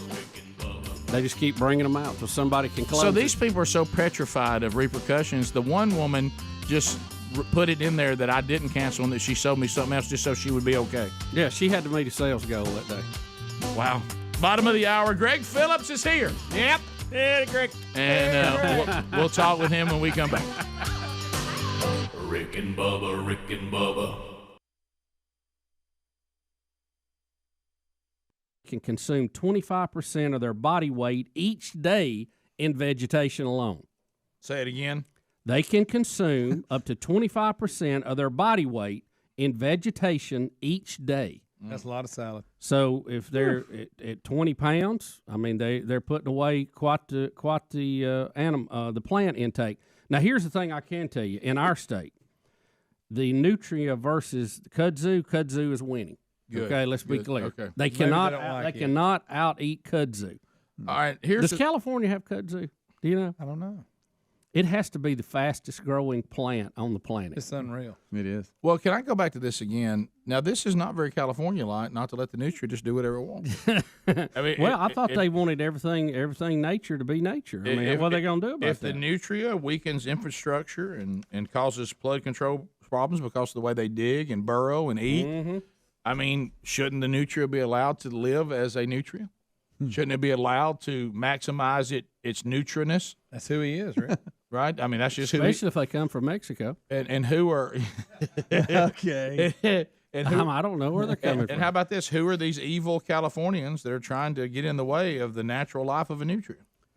It's almost like they want to manage it. Now, Rick, the one thing missing from this story is that in the past here on the show, we have all eaten a nutria. Didn't want to go there, Bubba. Wow. Thank you for bringing it up. Now, the ones that we see here got big orange teeth in the front. Big orange teeth in the front. I don't know if this one does because it's not smiling. Boy, they get in that old. That's just nasty. Well, they get in those rivers. Well, they dig, Rick. You know, when they eat all the vegetation, you have washing problems. Sure. You know, Well, so but that's what they Nutria don't. They does. don't have that. You know, they don't have mud problems in California already. But Bubba, that's what Nutria do. Didn't we? That's the life of a Nutria. Didn't we see a story about people having as pets? Oh, Greg. I think so. Yeah, you're right. But Rick, if you don't like rats, the best description of this is it is a giant rat. That's exactly what it looks like. Now this is rat hell for me. Yeah. This thing. Oh yeah. Now a groundhog would look like this without the tail. Yeah, he's got. They're kin to each other. Groundhog just got better PR too. This thing is nasty. Well, they all look alike if you see them on the ground running It's around. because they don't have a creepy tail. If it had the big flat tail, it would look like a beaver. Yep. Long skinny tail, it's a nutrient. No tail, it's a groundhog. In all fairness, though, the little groundhog can get up on its hind little haunches and look at you kind of cute in the kudzu. Well, have you ever seen a nutrient? Not get up on its haunches. That tail's in the way. Show them orange teeth. You know, I just see them moving. I just see them moving across the bank of the river and across your yard in just such an evil way. I know. Those orange teeth blazing, a big old long tail slithering. Oh, nasty Nutria life. But look at the guy holding this one, how big it is. Oh yeah. But Bubba, I have to say again. I mean, you could put a saddle on that guy. It appears again though that California is almost trying to manage these animals. Well, I mean, they wouldn't let you dam a river up if it had a snail darter or something in it. So I don't understand. I don't know this. how in the world they're going to deal with a nutria that's going to dig giant holes and eat all the vegetation up. This doesn't seem very California-like. No, it doesn't. It doesn't. You know, somehow they just think the nutria can't just be a nutria. And Rick, if it can actually birth 200 offspring a year, they're going to be up to their armpits in nutria. All right, all right. So we've come up with the term now. We have racist, misogynist. I still don't know what that word That means. means you're an evil man and you don't like women. I thought that was somebody that took a knot out from back of your shoulder. Yeah, well, there's that's a misogynist therapist. But here's the thing: what is it? Because I know they have a name for it. What is it if you think that your humanness is superior to the animals, and the way you see animals is inferior to you? What's the name? They got to have a name for that, don't they? There's one for that. Don't they have a name for that? Because they're acting this way. Because I mean, now Rick, this is what I like. They've got. Rick, now this is their invasion. Since 2017, more than 20 nutria have been spotted in a particular area. However, the number could increase because of the birth rate. Said we've got traps out, we've got trail cameras, and we're asking for the public's help to report sightings so we can handle it get a handle on the extent of the problem. you know, really, those people out there are so funny to me. How they it wouldn't surprise me if the Nimrods of California are just taking them, moving them from one place to another, and can't figure out why they can't stop the problem. Right. Because they wouldn't kill one to save their life, would they? We can't get rid of them. What are you doing with them? We're catching them, moving them somewhere else. Yeah, Really? we carry them up the coast 20 miles, let them out. Right. You better be blow to the head if you want to stop them. I mean, I'm sorry, California's going to have to toughen up a little bit if they want to defeat the New. Well, if the mud has not been a big enough issue, this will take care of it. Well, how about they this? won't be a hill with a leaf left on it. To Speedy's point a minute ago, now if they were a little more.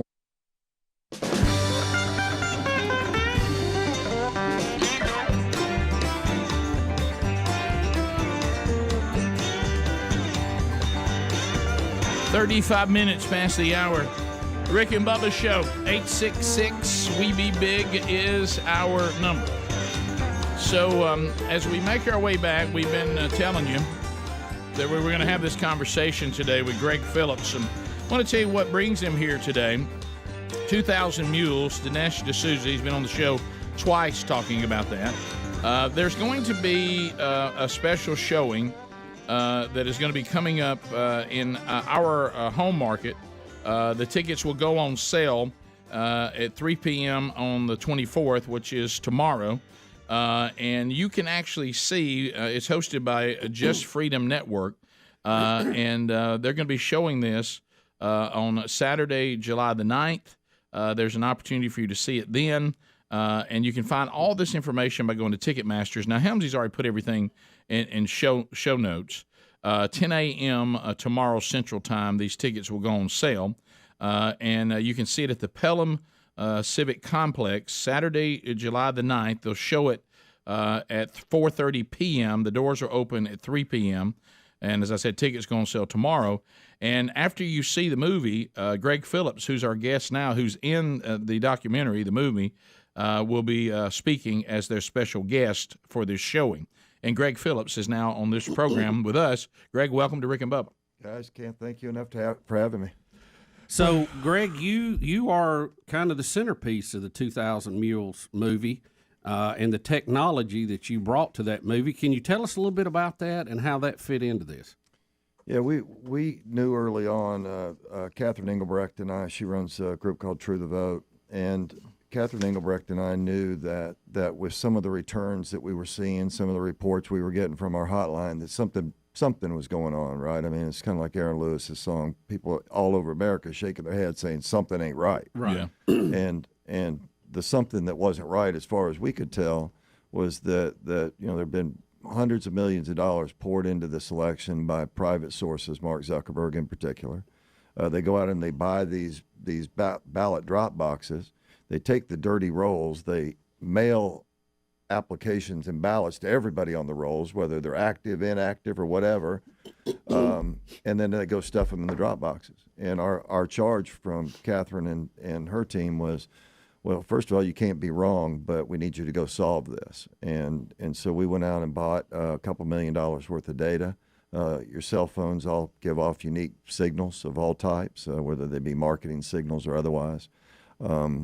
We gathered a whole bunch of them, 10 trillion of them, and went out and looked in 5 big cities across the country and were able to ascertain that approximately 2,000 of these mules, or these people carrying these ballots, were stuffing ballots in these drop boxes pretty much throughout the early voting in the election. And a lot of this was made possible by the COVID pandemic and people trying to stay isolated, and these drop boxes, which is really, we've never had an election under these kind of circumstances, right? I mean, you can't do what the movie alleged happened if you're going and showing an ID and voting in person. Well, that's exactly right. I mean, in the end, I think President Trump's right. I think Catherine's right. And all the folks that are screaming about this right now, look, we've got to go back to a different time, right? We've got to go back to a place where we all vote on one day, even if you have to go stand in line.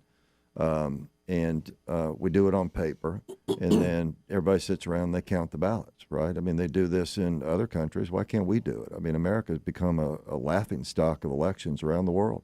How could that be? Yeah, so you guys, I've seen the movie. Bubba's seen the movie, and you present all this data, and you show how it was done and how it really is readily available if you're willing to put in the money and the effort. I think those that may have done this didn't think anybody would put the time and effort into it. There's no doubt they used the pandemic, even in our state. There was all sorts of attempts to do, well, because of the pandemic, I just want to drive up at the curb, and all these things that have never been allowed before. And some of that, thankfully, was shot down and not allowed. But in other states, it was. There were things done that we normally don't do. And I think this is also at the heart of a voter ID is bigotry, which I've never seen that narrative walked out to any degree that you would go, oh, I see how that's racist. It doesn't seem to be, because I just stayed in a hotel over the weekend and they asked for my ID when I got there. And we've talked about all those examples. But here's what I'm looking like today when you were getting on. I knew who you were. I had an idea after seeing the movie, but I said, well, I'm going to go on Wikipedia, though, and get any additional information on Greg that I may need. God help me. The minute I go on Wikipedia, here's some of the things they say about you. They're saying that that the political film you're part of, 2000 Mules, has been debunked. You falsely allege, without evidence, between 3 to 5 million non-citizens voted in the 2016 and the 2020 election. And basically they're saying everything that you're talking to about us today, and everything you and Dinesh D'Souza and Catherine, is that her name? Yeah, talk about in the movie has been debunked, and it's all false accusations. None of it has any merit. And why in the world we even have Greg Phillips on? Well, first of all, we found out not too long ago that the person that edits my Wikipedia page is a prisoner in a federal detention facility. So I mean, I guess I should be happy. I guess I should be happy whatever they say about me. So that said, look, I mean, nobody's debunked anything, right? I saw Bill Barr on TV the other day. I was going to ask you about him, laughing about it and saying, well, my questions for General Barr would be, okay, well, let's talk about this because I have some knowledge about how much the Department of Justice spends on this data and does it every single day throughout the year, every year, year in and year out. So, Mr. Barr, exactly how much money did your agency spend on this geolocation data that you say is not useful? Not accurate. Not accurate. And hundreds of millions of dollars. And so why, does that mean he owes $100 million back to the government? Well, and you make a good point, and Dinesh had brought this up too. They do spend money on that, and they do use it in prosecutions. And they're even doing some of the January 6th prosecutions using that as evidence in their case. Well, that's exactly right. I mean, the fact of the matter is that somebody was tracking those people on January 6th well before January 6th. Right. It just, you can't take it. I mean, I know this business very, very well. If you don't have any targets, if you don't have any suspects, if you don't have anyone you're looking at, and you think you're going to take this on Tuesday, January 6th, to indictments on January 8th, and then the first arrest on January 9th, it's just not possible. It's not. They were tracking these people, but my guess would be they were tracking these people all the way back to October, certainly into November. They knew exactly what they were doing, exactly who they were looking for. They probably already had warrants to unmask who the people were. And the idea that they're all sort of in denial now about, oh, man, we don't know what this is. Look, Russian tanks are getting blown up every day right now with this technology. Right. To explain it to a lot of people who may not be up to speed or savvy on this, we all remember the old spy movies where somebody put a bug on somebody and they could track where they were at, right? Yeah. Well, we've all bugged ourselves when we have a cell phone with us. That's 100% right. And then the question is, who has that data, when and how accessible is it, and what can you do with it? It's startlingly accessible, first of all. All of your apps, the way this works, in spite of everything you've read, and they're talking about triangulation and all this other nonsense, some guy from Notre Dame or somewhere, a professor gets on and says, well, we did a study in 2011, and we couldn't tell which side of the street the people were on with the phones. I'm like, what are you talking about? So they're talking about this old school triangulation, right? Where there's different cell towers and you look around. You take three sources and draw a line of a directional antenna. Exactly. And where all three of them cross is where it is. I mean, that's the only way it can happen. What's interesting, however, about what we do and how we do it is pretty much every app on your phone has a software development kit installed, an SDK installed, and that kit, what it does is it is charged with gathering the data about where you are, the lat, long, the horizontal, where you are, kind of above the earth, X, Y, Z, and exactly, and then it links in the temporal side, time, and those signals with those four stamps are sort of mashed into a signal sent out to the owners of the app. The owners of the app then make money by selling each one of those signals to brokers that are out there. So we can buy those signals, and you can buy them readily. We do it a little bit differently than some other folks do it. I think we're particularly accurate, but what they never say, all these people who allegedly debunk it, how do they think we're finding all these terrorists? How do they think we're finding murderers? How do they think we're finding traffickers on the border? It's just outrageous to say that it didn't happen.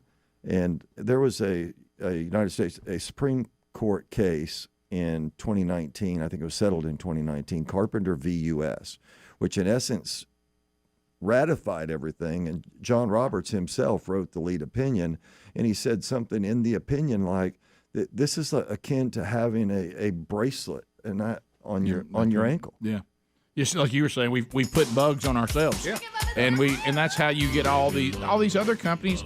That's how when I mention that sure was a good steak. How my phone all of a sudden shows me all the places I can get steak. and then when you walk into the steak, they'll send you a note. Hey, here's 10% off. Thanks for coming. Yeah, See you next time. More questions. Greg Phillips, our guest. We'll continue our conversation when the Rick and Bubba Show continues right after this. Rick and Bubba, Rick and Bubba. Cuddly and cute. They'd be nothing against them. Yeah, they'd be able to tear the whole state of California up. They're just not cute enough. So you wanted to know if people think that their human life is more important than animals? Is that what you were saying? Yeah, like I look down on animals as not being equal to humans. I wonder if there's a name for that. In other words, when they're trying to dog us, what would they say? Yeah, they'd say we were what? No, that's for. I was kidding. That's when you're scared of foreigners. Let me ask you this. I don't know how to pronounce it, but I think Sam's got it. I think. Oh, so there is a word for that? I think. Anthropocentrism. Anthropocentrism? Yeah. Anthropocentrism. Well, they're going to have to come up with something different. Anthropocentrism. If they're going to insult me by calling me that, I'm going to have something I know what they're saying. All right, anthropocentrism. I can't be offended by something so big that I can't say it. It says when humans are misled to believe they're actually more valuable than other species. There you go. That's it. That's the word I'm looking for. When they're misled. Isn't that funny? Unbelievable. Misled. Unbelievable. I got news for you. We are more valuable. Yeah. I tell you what, if the nutria wants to crank out the combustion engine or split the atom, I'll sit down and we'll talk about it. Let's see it overcome flight. Yeah, let's get up in a tree and fly, and then we'll talk about it. How about this? Let's start with the one we keep bringing up. Put some pants on. That's right. Show me a nutria and a pair of jeans headed off to work. We'll have a conversation. That's it. I mean, until that's step one. Yeah. I live in the woods without pants on. Not really impressed. A lot of things can do that. Hey, you're quite a good little burro, and I'll give you a prop on that, and you can knock out some vegetation. Yep. But like nobody's business. But because I knew there had to be a word for it. But I guess when I'm trying to learn all my words, so you can be a racist, you can be a misogynist, you can be an whatever. This. But then don't we just have the word bigot that just covers it all? Yeah. Well, bigot is pretty much against race. You sure? Pretty much. Doesn't bigot cover you? If you're anti anybody, that's bigot. I've never heard it tied into animals. Yeah. What about women? Definitely race though. It's race for sure. It may have sprinkled over. Is a bigot and a sex. racist the same thing? No, I don't. I think bigot's a general term. But it would include more than race then.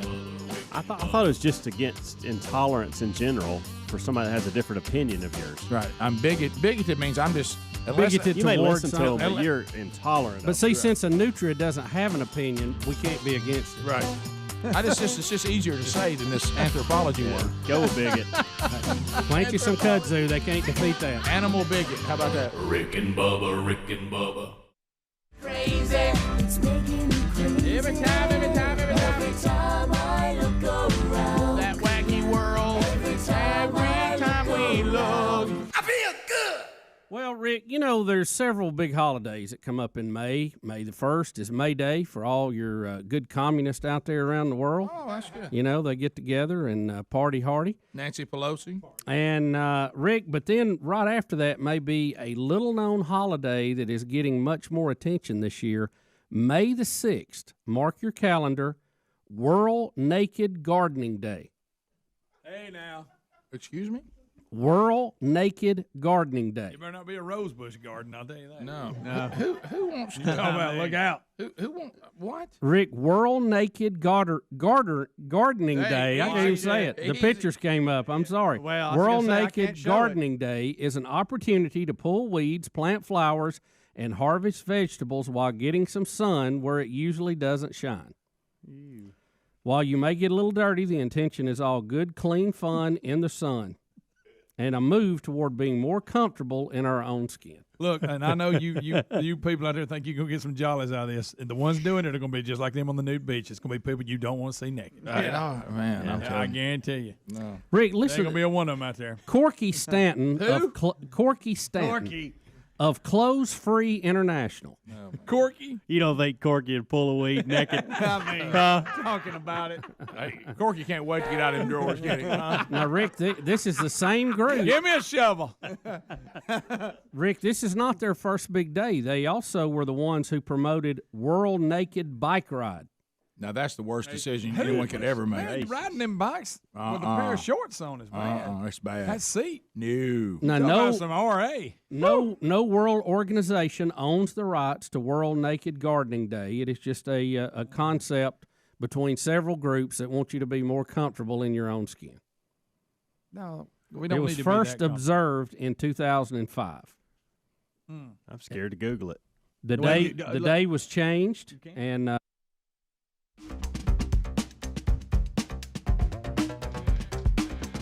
It's 9 minutes to the top of the hour. Fieldofgreens.com, brand new sponsor on the Rick and Bubba Show. Look, all the nutritionists out there can tell us all day long that we need to get 6 cups of fruit and veggies a day, but that's not going to happen. But so if you're like us, it doesn't happen very often that we meet that mark. But fieldofgreens.com is an all-natural, delicious organic superfood with a spectrum of essential vegetables and fruits.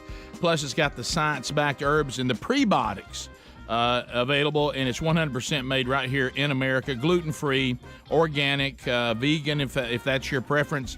All of that is available, but you get yours now by going to fieldofgreens.com. Use the code BUBBA, 15% off the first order, and we'll get you 10% off all the future orders. That's fieldofgreens.com. Thanks for your feedback on this already. More energy, more focus. Your skin looks better. Use the code BUBBA at fieldofgreens.com. Also, that link at rickandbubba.com under the sponsors. So, Bubba, Greg Phillips is on the program. 2000 Mules, the Dinesh D'Souza movie. He is prominent in this movie. If you want to meet Greg, he'll be in Birmingham, Alabama at the Pelham Civic Center July the 9th. They'll have a showing of 2000 Mules at the Pelham Civic Center. Doors open at 3 p.m. The movie starts at 4:30. Greg will speak after. If you want tickets to this event, just go to Ticketmaster, and they go on sale tomorrow at 10 a.m. Central Time. But, Bubba, you made a good point. Some people may be meeting Greg for the first time and understand that Greg has tremendous credentials in what he's talking about. yeah, because I want people to know, and we're wanting to paint an absolute fair picture here of this, that you've said some things in the first segment that are almost unbelievable, some that we know are true based on the technology we're putting in our pocket every day. But you have been in government and in computers and in statistics most of your life, right? Yeah, my whole life for 40 years this year. I first started doing this. I went to work when Emory Fulmer, Mayor Montgomery, was running against George Wallace in 1982. Wow! I was sort of a little young guy, kind of a grunt, just trying to help out. And since then, we've done 32 races, 22 countries. We've done all manner of things, but this technology that we're involved in now, I mean, it's really an evolving technology. It's very much of the wild, wild west. I mean, it's been around for 5 or 6 years in its present form. And so people are really refining their hypotheses. I have the absolute best team on the planet. Catherine Engelbrecht, who sponsors a lot of our work at True the Vote, it's truethevote.org. You can go and sign up, and she'll and her team will put you all to work. Just yesterday we signed up, or Catherine and Mark Lamb, a sheriff from Pinal County, Arizona, put together a deal called protectamerica.vote. And man, just in the first few minutes that this thing was open, I mean, they had something like 10,000 people sign up. They had tens of thousands of dollars donated to them. And what we're going to do, we're going to use that for education. So we're going to get out and do things. But we're also going to bring sheriffs together with the people and say, look, this ain't going to stand. We're not going to allow this. These sheriffs are amazing. They have incredible power and capabilities to not just communicate with their citizens in their counties, but actually affect some meaningful change here. And Mark describes it as the rule of law is going to stand. And it's going to stand across America. And we're super excited about protectamerica.vote.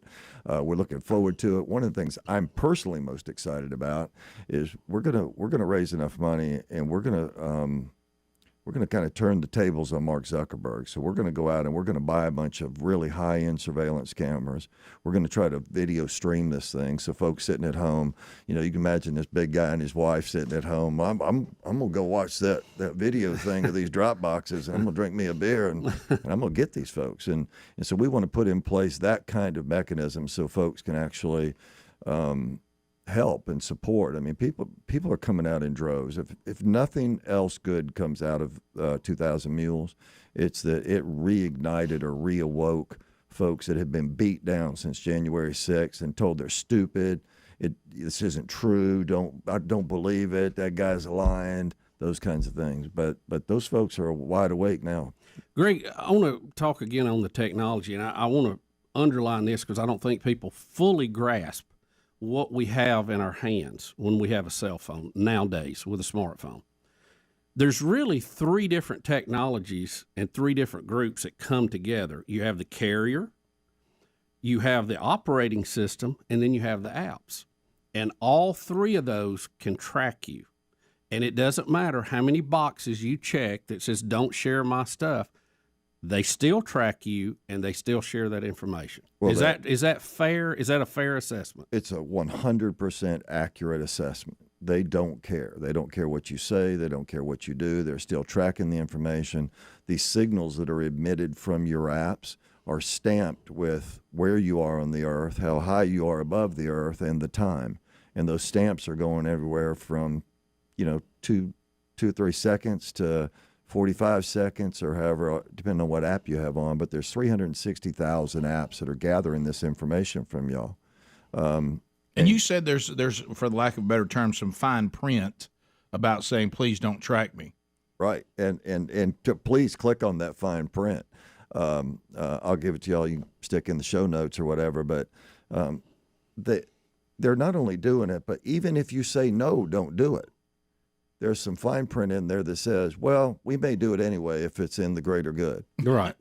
So who discerns the greater good? Well, it isn't me and you. No. Greg, since you have made this movie and you've come out with this information, and Bill Barr said it's not accurate, but yet his department uses the same, or did use when he was there, the Attorney General used the same technology.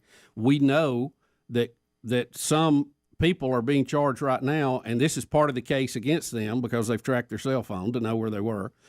Have they gone after you personally? What kind of attacks have you had, and how are they trying to discredit you today? Well, it's been an incredible adventure for us. I mean, everyone is trying to discredit us on that side, right? They have an agenda. Look, the Department of Justice spends $100 million plus every single year on this data. It's outrageous to think otherwise. I was talking to a DHS agent the other day at lunch, and we got talking about it was the day after Barr said what he said. And, we just all burst out laughing. It's just stupid, right? I mean, why in the world would the guy embarrass himself by saying that's not possible? The reason we know that it's true, the reason we know that the Department of Justice is doing this and they're using it, among other things, we give it to them.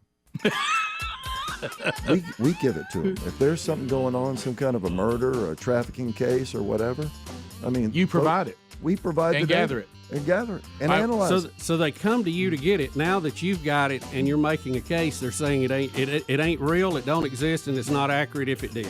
Yeah, we have one more segment with Greg Phillips, so we'll talk more after the top of the hour break. Rick and Bubba. Now they seem to have locked in on May the 6th. I have the link. I can't print it or show it on RBTV.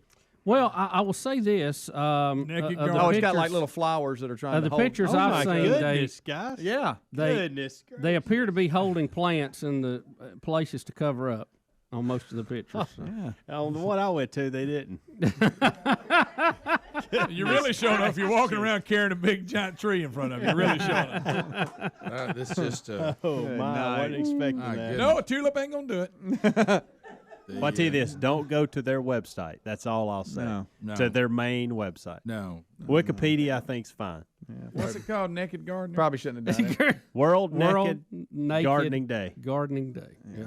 I don't know what it is. Look, this is look. What is their website? We don't need to go to now. WNGD.org.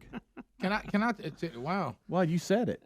Well, I'm not going to put it in show notes, so that's why I'm saying it now. So let's say They can go figure it out.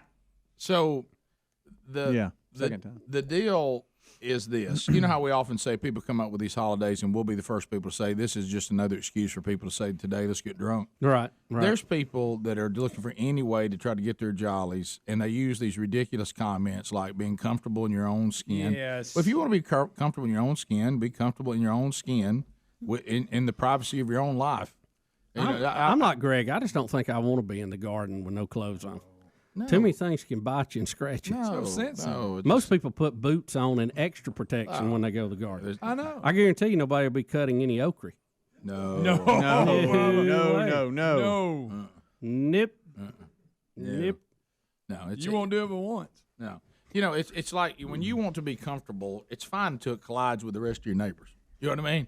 That's the problem. If it collides with, I don't want to see my neighbor gardening nude. I don't think, and I don't. I'm sure they. No, I bet they would like for us to have that same restraint over at our house. Yes. You know what I mean? I bet they would. I don't. Put you some pants on if you're gonna garden.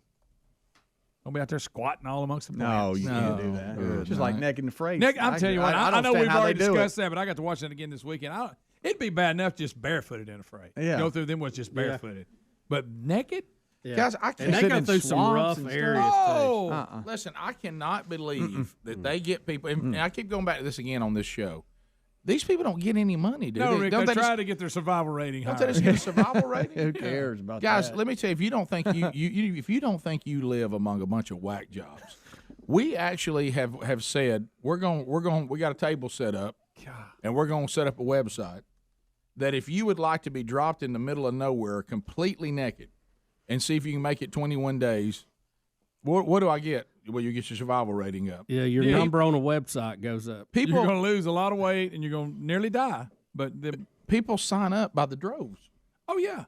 I can't. They had one other night. These were, I don't know if you're considered professionals. These were supposedly just people that were a fan of the show and wanted to do it. And they picked two, and they even trained them a little bit. They tapped out. They couldn't. You know what got them? The bugs. They could not handle the bugs. The bugs? I wouldn't want to be naked in my yard for 21 days. I got to give less the girl in the credit. jungle. You know, they let you pick. I don't want to be naked for I was going to 21 say, days. I don't want to be naked in my own house for 21 days. No. I'd be afraid. The girl, I got to give her credit. You can pick one item with you, and she got a roll of duct tape and made a bikini out of duct tape. That's smart. The first thing she did to cover herself up. Wow. I bet taking that thing off was Nah, Yeah. it wasn't like Kinda stuck to folded her. up. It was like she would fold it on the inside and made a little. Like those duct tape Pretty- wallets. Pretty smart. Yeah, I just had an EKG. Well, that she day, and I heard- tapped out. She couldn't handle it. Rick, Yeah, I wouldn't want to. Rick, and when it shows them out in the creek and they're all bent over trying to get, and the bug bites all over them. I mean, just red Who would want bumps to do everywhere. that? I don't know. I don't get it. Now, if you said, "Hey, you do this, you might win $1 million," okay, maybe. It just seems like there's more constructive things you could do, like But if just you're- walking through the woods like that. Put them in a garage for 21 days. They got to invent something, or Yeah, and don't forget this other You know part what of I it. mean? And you see it Make all, something that flies. You It's see it all. You crazy. see it all the time with husbands, wives, and daddies of daughters. Yes. You know, Yeah. honey, I'm so excited. I understand you decided to do a survival thing. I am. What are you going to do? I'm going to be butt naked with another butt naked man for the next 20 And days. we can sleep in a little hut that we made, And we're going to sleep in a hut and see if we can keep warm. and we're freezing to death. They're always freezing. Well, that's what I dreamed. Always dreamed you'd do. I'd never seen I mean, this. Perfect, huh? I don't know if it's because they some were the people's wives go do that. Oh, yeah. People's husbands. I don't know if they're because they were the amateurs or whatever, but they finally, the people that are out there filming, finally went up and said, "Look, we're going to give y'all a thing to make fire because you can't. You've been trying to make fire for 3 days and y'all are freezing to death." So they gave them one of them fire starters. They said you can either go home or you can take the fire starter, or whatever you want to do. And the guy took the fire starter and you can make fire. Whose idea was it to put some people out there that just like the show? I know. I mean, what a bad They idea. tried to train. And Rick and you'd love the guy. He was all confident because you know what his job was. He's a YouTube star, according to him. So he thought he was sharp and he thought he was witty. That son gun was naked out there shivering with bug bites all over him. He was out. Yeah. So Done. who actually? I've seen the show, Greg, but I don't follow it. Who videos them out there? There's a crew that they're out. So there. the crew's out there with them. Yeah. So they're but really they not, actually have clothes on. The crew does. Right. Well, they're not out there think. totally by themselves. They stay back away from them, I think, except, and a lot of times they're carrying their own camera, but there is a crew out there. And plus, if somebody has a medical emergency, they have medical people and stuff like that. Because I've seen them had to haul them out for medical reasons. Like, how do they get them out of there? They just leave. Like come get them in a boat, like where these were the other day. The boat come got them. They took them back. I mean, it takes a minute, but they'll eat. When you get hungry, who would do that? I know. Somebody told me one time there's one out there and had this big vegetarian stance, and all of a sudden she got over that about day 12. Yes, yeah, I was there. She had to cry because she had to eat a lizard or something. But that guy, he was trying to be sharp because he'd had a little, they gave him a little training. Oh, he goes, yeah, man, I said a good bunch of food.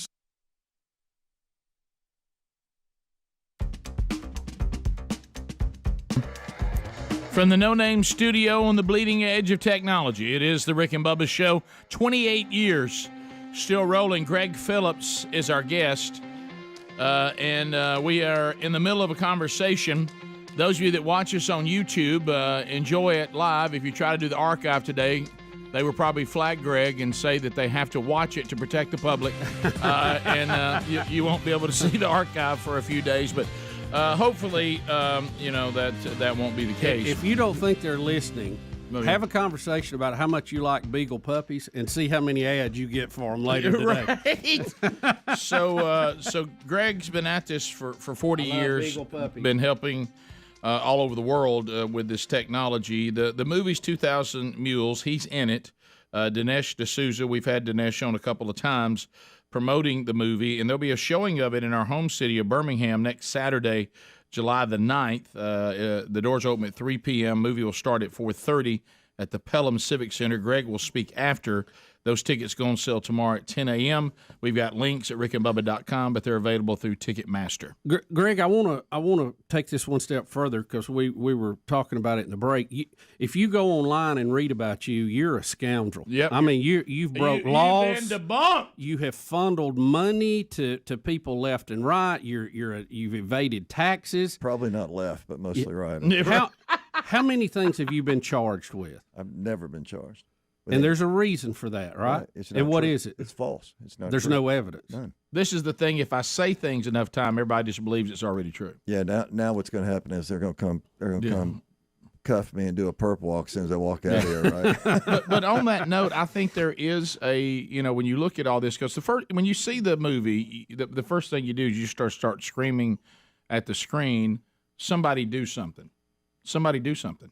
It's obvious that we'll ask the direct question, before you go.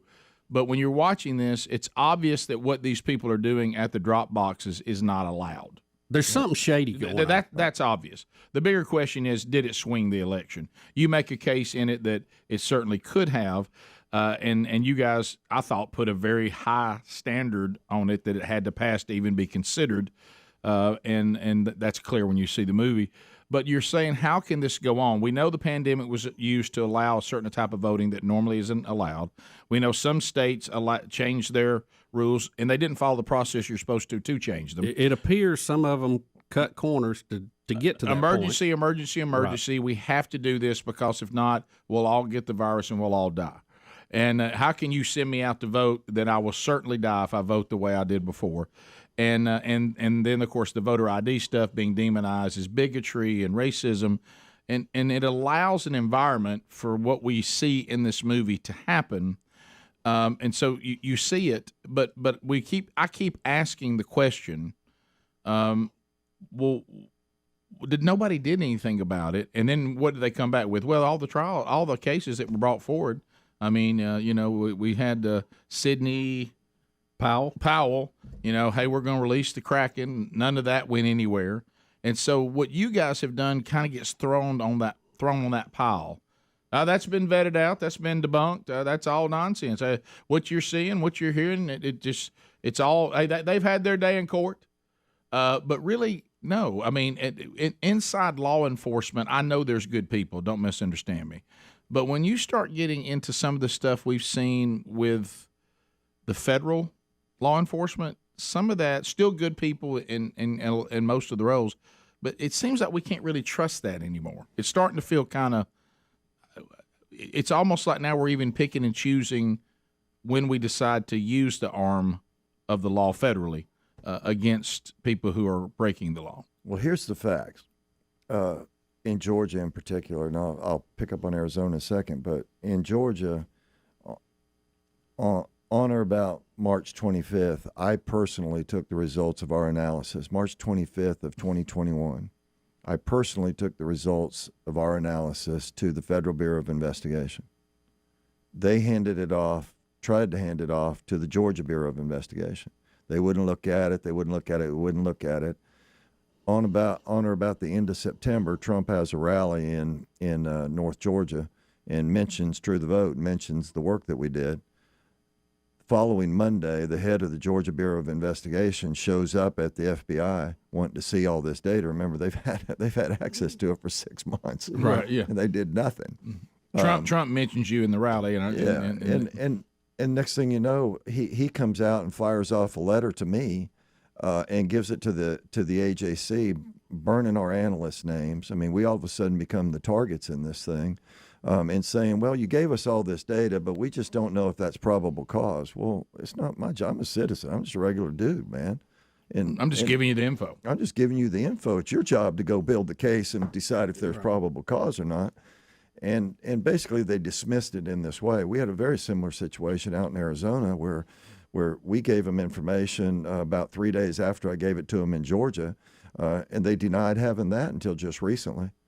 And then this whole idea of targeting the people, whether they be whistleblowers or us or my analysts or whatever, or Catherine and her team, I mean, you can't do this. You cannot take people that just want to fix it and say, oh, by the way, what about your taxes? Exactly. Or what about this? Or what about that? In Arizona, we had a couple of arrests, and there's going to be more, by the way, in Yuma, Arizona. We like it because we like to encourage them to continue there because this is the most comprehensive ecosystem of organized crime that has electioneering as a component of it that I've ever come aware of in Yuma, Arizona, in particular, San Luis, Arizona. And so a couple of people do plea deals. They roll over on other folks. And rather than moving on to the people they rolled over on, you know what they did? They released the names of the witnesses. If you've seen the movie, you know, we have a segment in there where there's a lady who's up there. Yeah, she turned. Yeah, she did. She's a mule who rolls over. Well, while the case is still going on and they've rolled over on the higher ups, they release this person's name to the public, to the media, right, and make her a target. Why would anyone come forward? Why would anyone come forward? The chilling effect of all of this is going to be shocking. That's why ProtectAmerica.vote, Catherine's work that she's doing with Mark Lamb and the Sheriff's Association is so important. Them working together to train folks, coming together with us.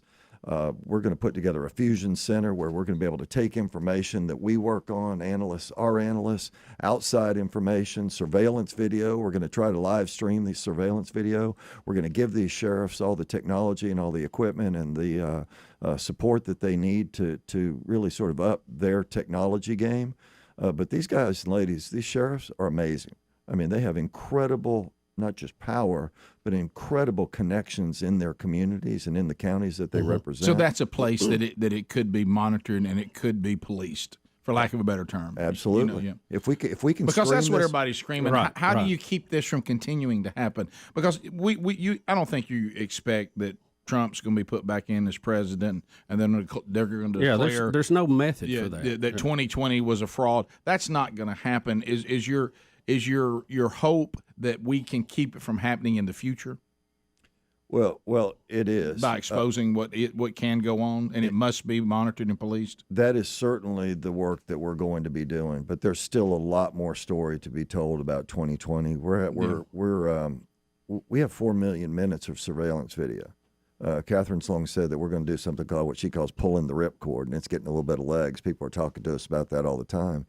But we're going to put a petabyte of video up and let folks watch it. Greg, and let me be sure I understand what you were saying. I don't want to put words in your mouth, but you've been in the electronic gathering and analyzing of data for a long time. Yeah. And you're saying that some of the people who are now accusing you, saying your information is no good, saying you did this, saying you did that, in the government level, are the same people that have been hiring you in the past to do things, and now they're trying to discredit you. That's 100% accurate. And when they say your claims are unsubstantiated, you do have the evidence. Sure. They don't have the evidence, and that bothers them. It does. I mean, right from the outset, Chris Cuomo got me on, and we nearly went to fisticuffs on the CNN set one morning, and he kept saying, but you don't have the data. You're lying. You don't have the data. Just because I have the data, just because you don't have it doesn't mean I'm lying. It just means you don't have it. Right. Right. Do you think the 2020 election was stolen? I think that based on what we know in the 5 major cities that we looked at, that there is enough evidence to suggest that it was stolen, yes. But law enforcement needs to dig in this. They're not going to do it, but law enforcement needs to dig in this. And so the more we can expose and the more they refuse to do it, for us, I mean, think of it as sort of a psyop, right? I mean, we're just drawing them out. The more they come out and say it's been debunked, the more stuff I'm going to shove into the system. Barr said, well, there wasn't enough video. Okay. Here's some more video. Here's 4 million minutes of it. What do you need? What do you want? The reality is there's an agenda here, and the agenda is not America. It's not freedom. And I tell people all the time, whether you think Trump's going to be reinstalled or not, or whatever your thing is, if you're willing to stand up and fight for freedom, then I'm going to stand right next to you. I'll go shoulder to shoulder with you and everybody else that wants to fight for freedom. We may have a slightly different view of it, but folks, we can't sit down and wait anymore. This is it. This is the game. If they steal this from us, we're toast. Nothing Greg matters. Phillips, yeah. Greg Phillips with True the Vote and all the information in show notes today. Greg, thanks for the amount of time you gave us today. Thanks, man. Greg, we'd like to have you back. Yeah, sometime. It's very interesting stuff, and the technology is undeniable, and what's being done with it is kind of scary.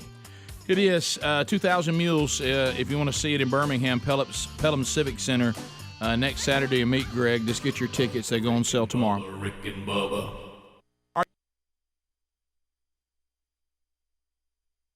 And he was talking all this trash, and everything he tried to do didn't work out. He couldn't do any of it. He built a trap, didn't work.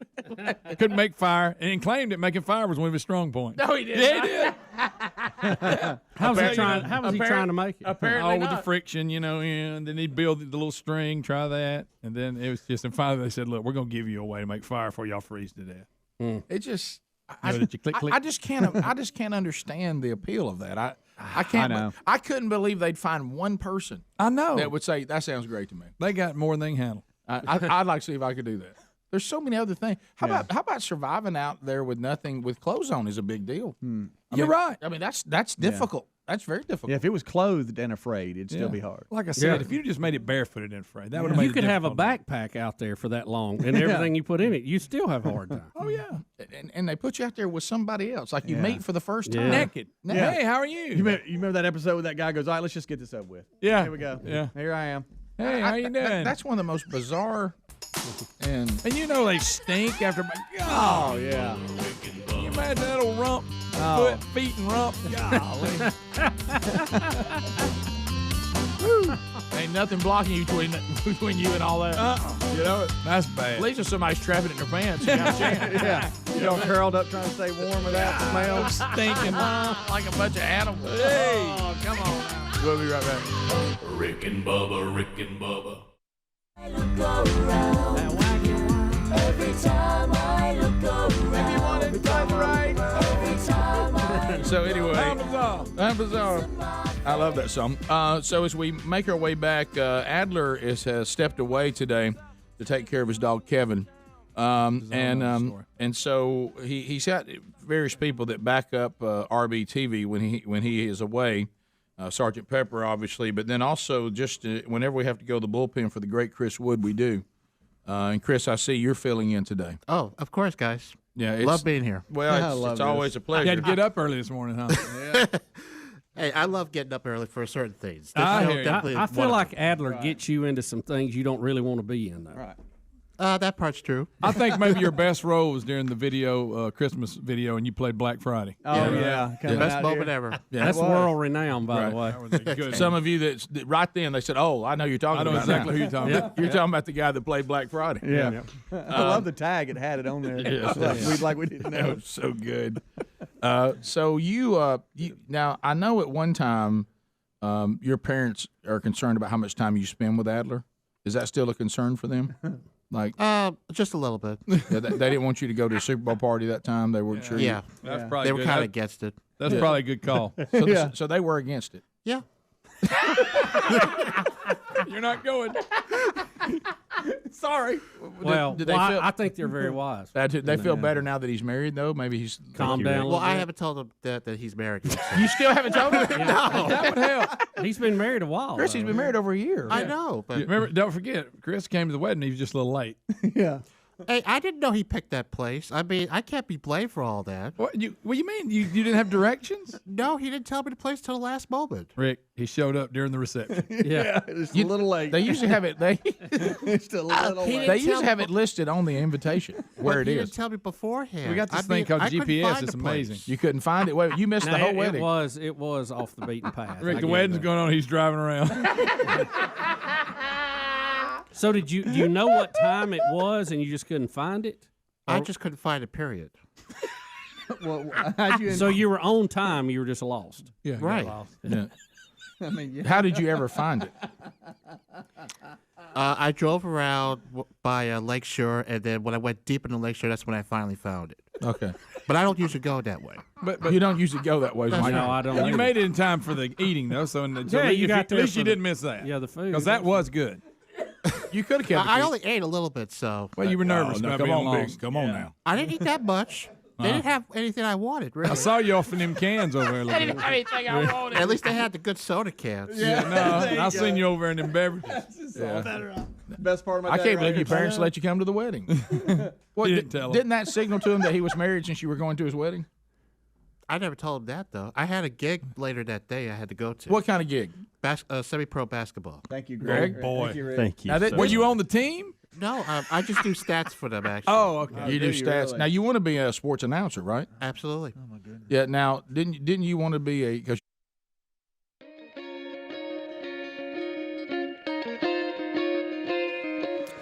23 minutes past the hour of the Rick and Bubba Show. Thanks for being with us.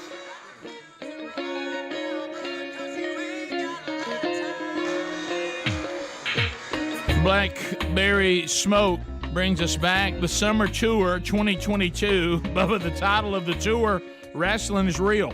Blackberry Smoke, they're out there on the road, and they're actually coming Friday, July the 8th. They'll be coming to Dothan, Alabama, where you got us on News Talk 103.9, and they're going to be there at the Civic Center. And so those tickets are rolling now at blackberrysmoke.com and 423productions.com. So, but we got they sent us some tickets that we'll give away to some folks too before the show's done this week. So be paying attention for that. Also next week, Best of Rick and Bubba, as Bubba and I will be on vacation. So Greg Phillips, he left. It's good to hear all sides of these things. I know. Those that are trying to squash what we saw in the movie and discredit Greg, they're out there. But I thought Greg made a great point, because when you get into this he said, she said, or he said, I just have to go to the things that are undeniable. Right. What we know, what we can see with our own eyes. Things that are undeniable. Here's and I don't know. I don't know. I didn't count one ballot in the last election, Rick. But what's undeniable? Not one. Not one. What's one undeniable is we have a tremendous amount of video on security cameras of people doing things that we're not supposed to be allowed to do. Right. All right. So that's undeniable. Now, what could you do? What was legal? If your family voted in a state where they sent out absentee ballots to everybody, or you got absentee ballots, you were able to collect it for your family and carry it and put it in a drop box, like up to 5 or something, Yep. So if you do that, there's no problem. But if you keep delivering 5 to the ballot box and you go to multiple ballot boxes every day, you would have to say something is suspicious with that. Well, you think? and normally if I'm taking my family's votes because I don't want anybody to die in the pandemic, I probably don't go at 2 o'clock in the morning. And as you said, I probably don't hit various boxes dropping. I guess I'm going to drop various my days. I guess my family just wants to be included in all kinds of boxes. You know, I would probably do that normal time of day. I would do it, in broad daylight. Or when I got off work, early evening, just because I don't have anything to hide. I probably wouldn't have a hoodie over my head and have gloves on and be doing it at 2 a.m. in the morning at various boxes. And then if you watch the cell phone, I'm going everywhere dropping boxes. Yeah, I'm just going. I'm going everywhere around about a 30 to 40 mile radius, just dropping every day. So that's undeniable. Another thing that's undeniable is that Greg has been accused of all sorts of things and has been charged with nothing. Right. So you're not talking about me. You're talking about Greg Phillips. Yeah. You haven't been charged with anything that I'm aware of. I got nervous. Yeah, but anyway, so those two things are undeniable. Did it swing the election? I don't know. I think the bigger thing that's taken away from this, I think for Americans, and Greg kind of touched on this, is I'd probably leave my motivation is to put Trump back in power. And I think I would get more on, we got to stop this and not let it happen in the future. Well, Rick, our democracy, our constitutional republic is based on one person, one vote. Mm-hmm. And if we don't have that, the system does not work. It's not legit. We don't have a country anymore. And anything you can do to help secure that, okay? I want every legal voter to get out and vote. And then if my guy wins, he wins. If he loses, so be it. But what I don't want to do is feel like that election is not fair, that people are manipulating it. And I want to do everything I can to be sure it's one legal vote counted for everybody, no matter where they live, no matter what the color of their skin, what their background. I want it to be legal, fair, and above board, period. Right. Another on the list of things that are undeniable. The other is this, that there's government agencies that are accusing him of being dirty when they use the information that he provides for themselves. All right, that's another one. And also, just because a journalist hasn't seen the evidence or Bill Barr hasn't seen the evidence doesn't mean that True the Vote doesn't have it. Right. And they'll release it at another time. So those things are all undeniable, but it's interesting.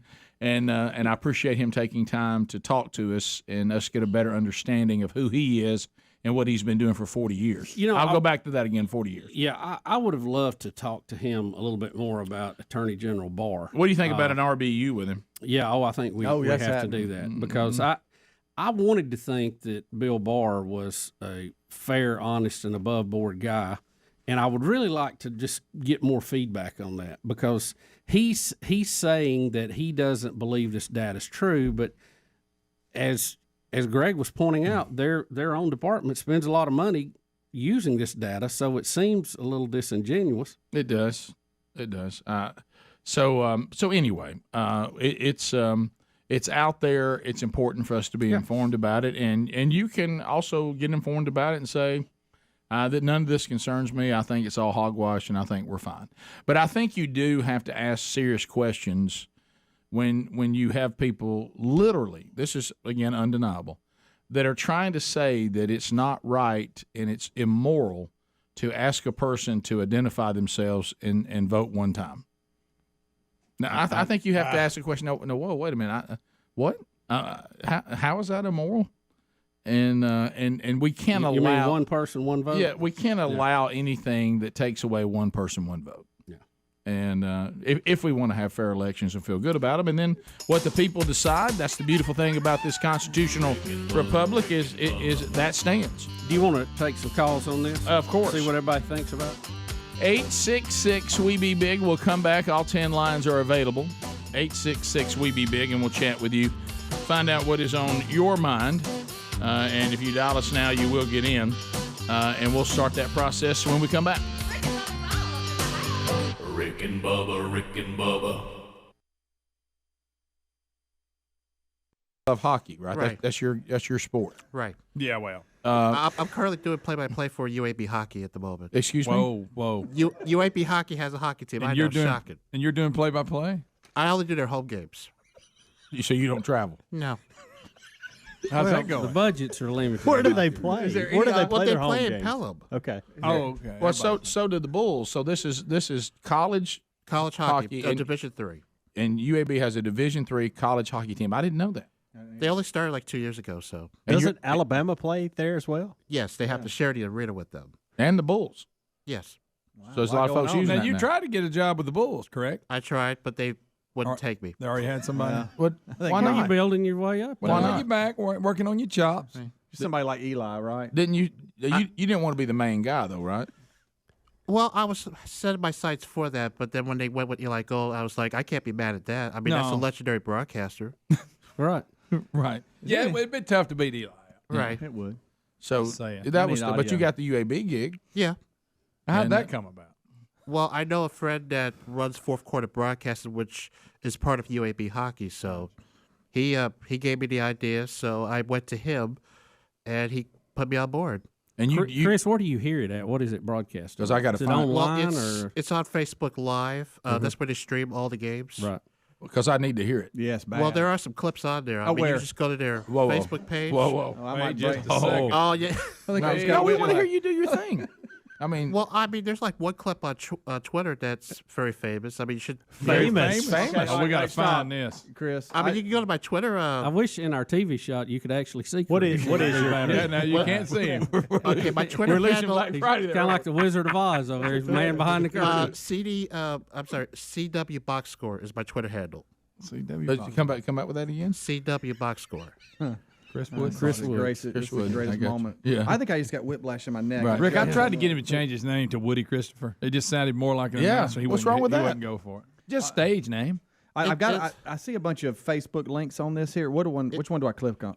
There should be the one that has the UAB hockey clip on it. This you would is the have one to that's stroll- famous. Yeah, you would have to stroll down all the timeline on it. Now, Chris, did and- you run for mayor too?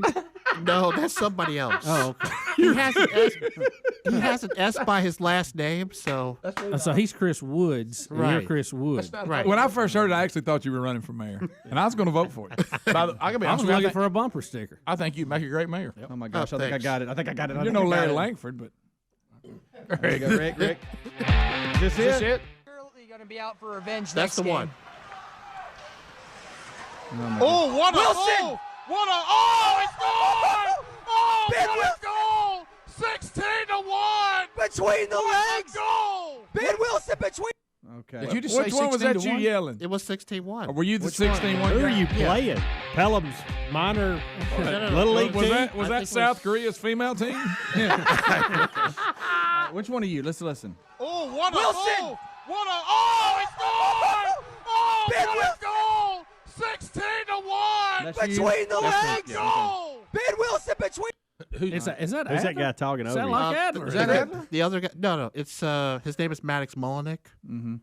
Chris, I got to ask, and I appreciate y'all's excitement, but it's 16-1. You would have thought that y'all just won in overtime. I know. I thought that. I thought it. Now, Chris, are you the, Most famous goals don't involve a 15-point lead. I thought Al Michaels was screaming at some of you believe in miracles.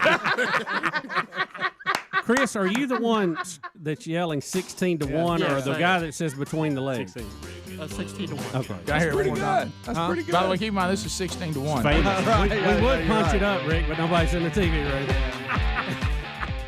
You're going to be out for revenge next game. Oh, what a Wilson! oh, what a oh, he scored! Oh, Ben what a goal! 16-1 Between the legs! Rick and Bubba, Rick and Bubba. Greg, here's a guy that maybe needs to join the crew. You know, 'cause you got to have a crew when you got your boat. You're going around the world. A Minnesota man is in custody after he stole a woman's car from a Walmart parking lot, then contacted the owner because he couldn't figure out how to start it.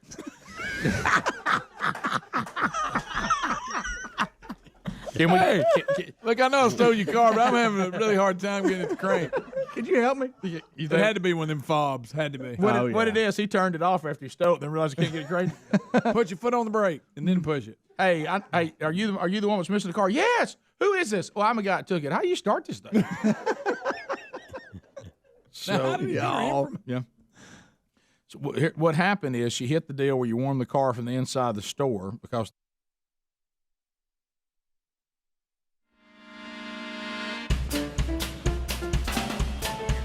It is 35 minutes past the hour. Phone calls at 866-WE-BE-BIG. You can comment on what you've already heard on the program. You can bring up a new topic, whatever you want to talk about. It's your turn at 866-WE-BE-BIG. Lines are available, so if you want to try to get in right now, you can. We got about half of them engaged, so 5 more are available. We'll get started with Lee out of the great state of Mississippi. Lee, welcome to the Rick and Bubba Show. Hey, guys. Good morning. Thanks for taking my call. Sure, it's our pleasure. A couple of comments. A couple of comments.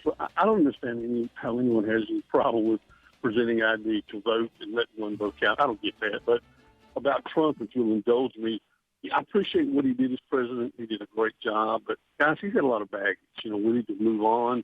Maybe somebody like DeSantis. But it's going to be an interesting election, guys. And thanks for taking the call. Yeah, it's our pleasure. Thanks. I don't, you're looking for who would be the next person. If nothing else, Trump is also getting older, and we're seeing what people getting around 80 look like trying to run the free world. So that's one thing to consider, too. But hopefully there'll be some kind of turn away from what we're doing right now. Mark in Alabama. Mark, go ahead. Hey, Rick and Bubba. Hey. First time caller. Thanks for calling, buddy. Well, you're welcome. That was a great interview with Greg. I had listened to an interview he done this weekend on BitChute, and he started the interview off. He used to work for Emory Farmer in Montgomery in 1982.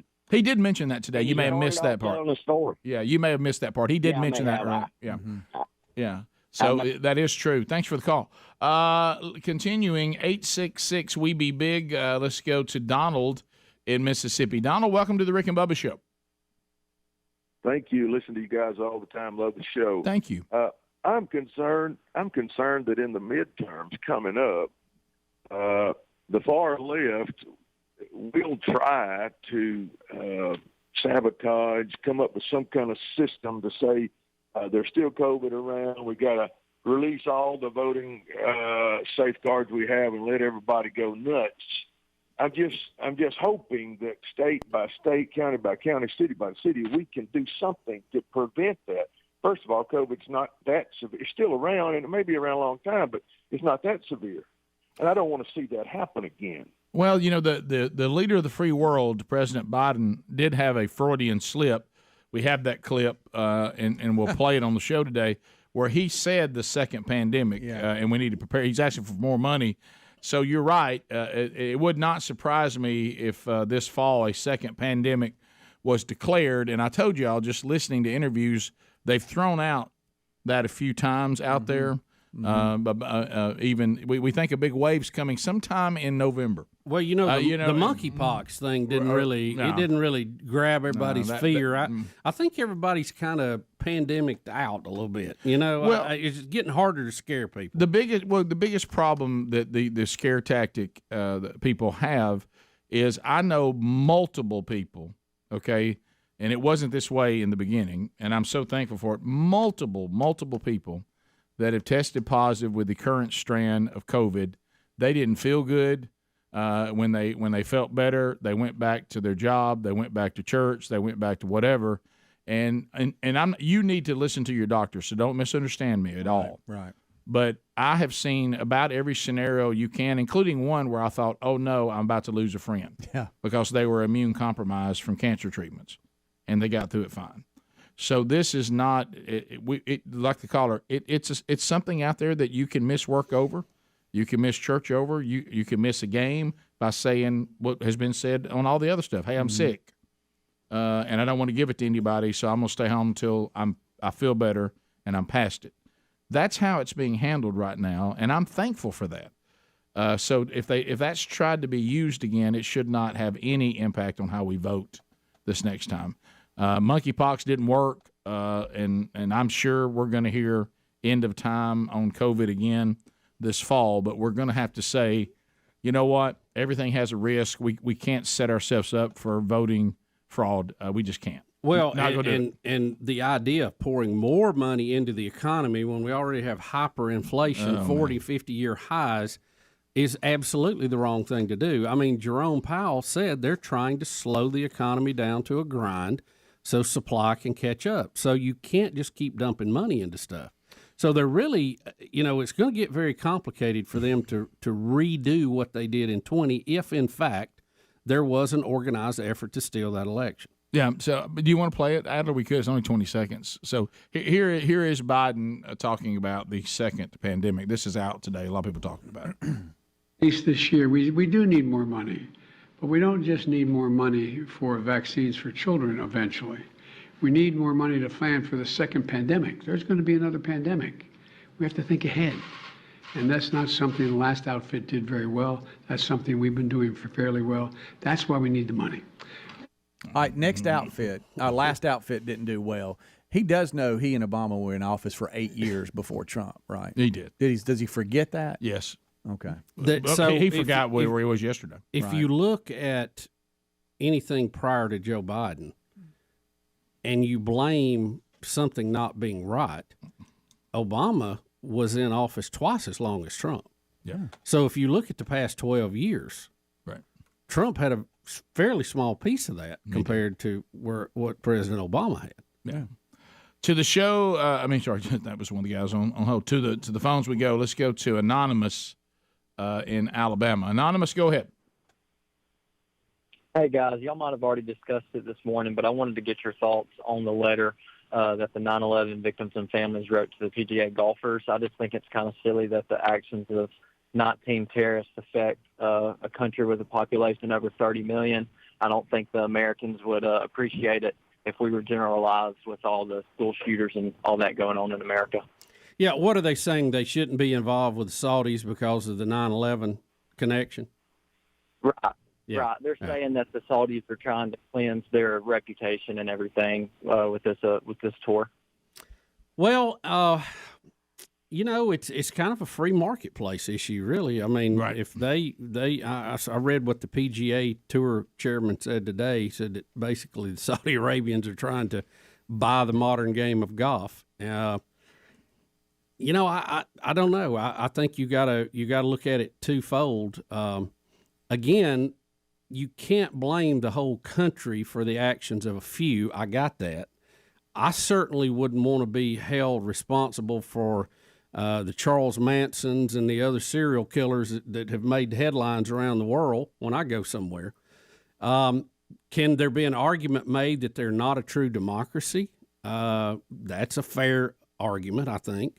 But again, the free marketplace would say that these golfers can golf with whoever they want to. So I don't know. I don't know how you draw the line. Heartbreaks for the 9/11 families. Yeah, absolutely. But I go back to this. Mm-hmm. If you go down this road, eventually you're going to run into the NBA, and you're going to say, did we just say that to the NBA, y'all keep doing business with China because China's this wonderful place? PGA, too. PGA does business with China. Yeah. That's the hypocrisy behind this. Okay, yeah. Saudi Arabia is an ally of ours. China's not. Right. But the PGA continues to do business with them today.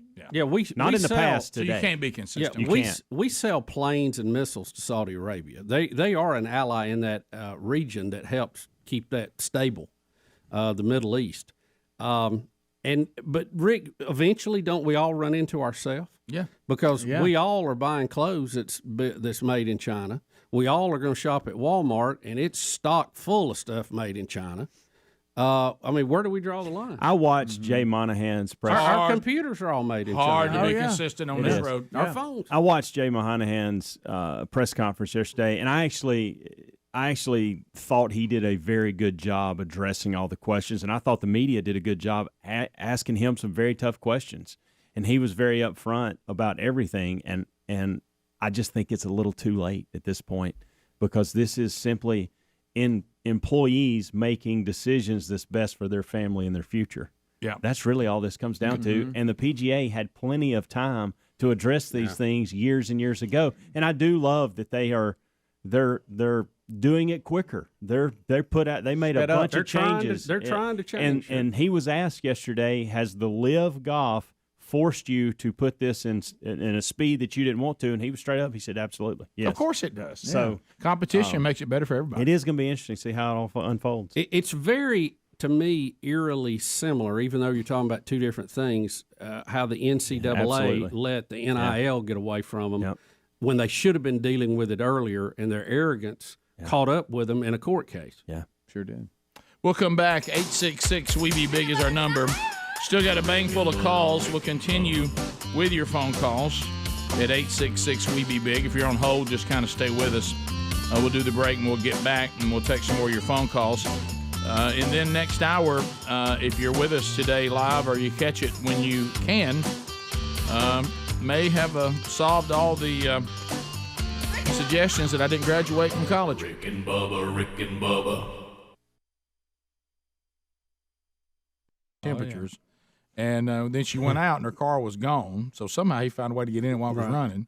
And Yeah, 'cause they lock when you do he that. drove it about an hour away from the store and had trouble restarting it. So he simply called her to ask how to do it. No way. So Rick, that can't be true. It Who just has that can't kind be. of gall? I don't know. Is this real? I'm calling that's got to be fake. That's funny. They said they looked into it, and he said that when he was arrested, that he told the police when they arrested him, he knew it wasn't a good idea to steal this vehicle.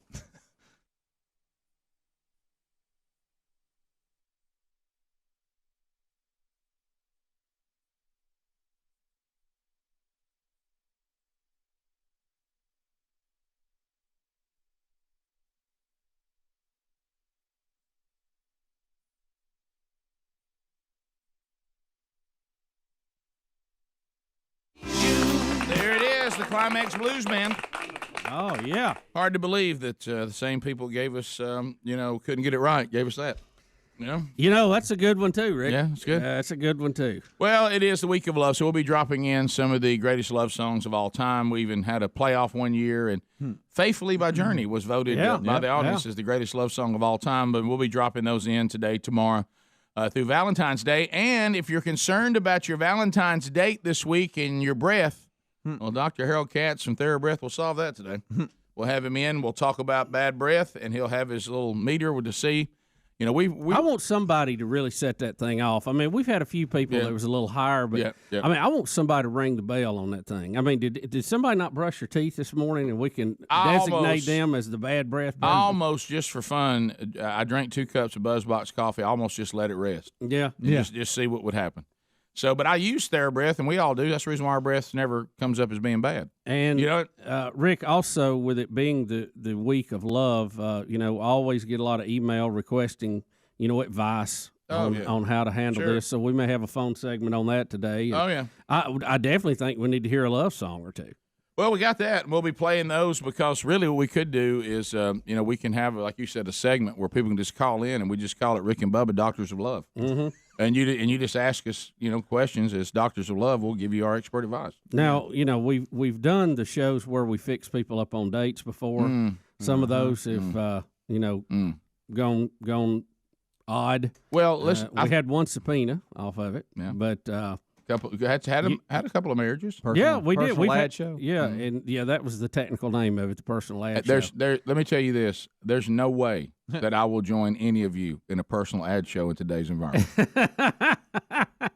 I will get up, leave the room, and just say I'm gonna take a few days off. Ain't no way I'm getting involved in that in today's environment. The strangest thing about it is that we had to say on the air, you have to be single to go into this. Sadly. You can't be married. Sadly. As we learned from the subpoena. But that's really not on us. So It's not. But it did kill what I thought was a pretty interesting bid every year. It was, but it just got, like you said, you thought people would cull themselves, and I've learned people will not cull themselves. No, the cull yourself that's factor over. is out to lunch, That's over. and it's killed a whole lot of good things, not to mention what was once a fine country. Right. Do you think that the phrase, has it been completely eradicated? Maybe I shouldn't do that. Do you think that No, I don't. I've seen some things the last few years that I can't even believe could be comprehended. No. So anyway, we'll do that. We'll have cats in, and we'll do that today, tomorrow, and get you through Valentine's Day, and we'll see if we can't give you some advice and help you out a little bit. But again, you look at these kind of celebrations and holidays. Not really a holiday because nobody takes off, but this whatever Valentine's Day is. I mean, in the environment we're living in now, I mean, it's a dicey situation. I mean, we had to take mistletoe and just kick it right out of Christmas. Yeah, I mean, it's getting to the point now. You're going to have a signed consent form from your wife. Pre Valentine's. So it's it's an odd world out there. I got turned in. While Sherry and I were out this weekend, I had to say, "This is my wife. Y'all can't turn me in on this." Yeah, I was curious about that. What? I don't know what the song is, but I saw that go up there on the board earlier, and I was trying to think what he's talking about. But isn't that an American League song though? I don't think I'll look. I get him and that's Sam. That's not. Okay, I get him and that guy confused. Also. He's the one that sings with. We'll be back. Rick and Bubba, Rick and Bubba.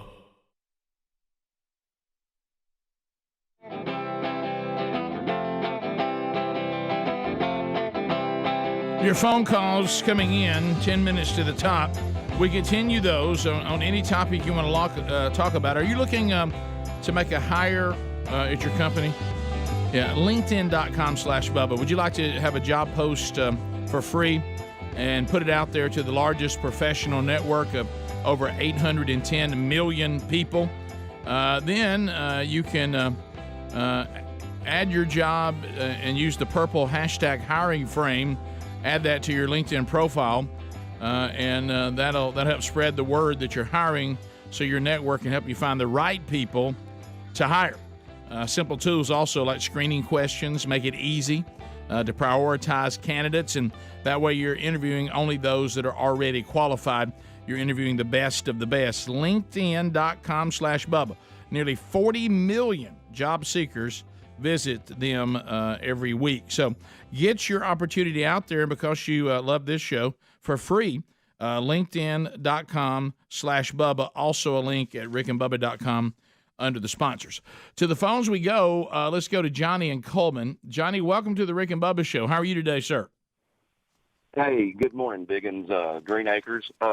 Rick, I just want to tell you, when you do that whispering, Creepy Joe Biden owns me every time, and it's got me zeroed in on every interview they do with him now. Just waiting for that. Oh, we got it. Yeah, if he ages, Yeah, John. If that guy ages, the more he reminds me of, turning into the creature Gollum off of Lord of the Rings. You're my precious. Or Floyd the Barber. Hey, stop.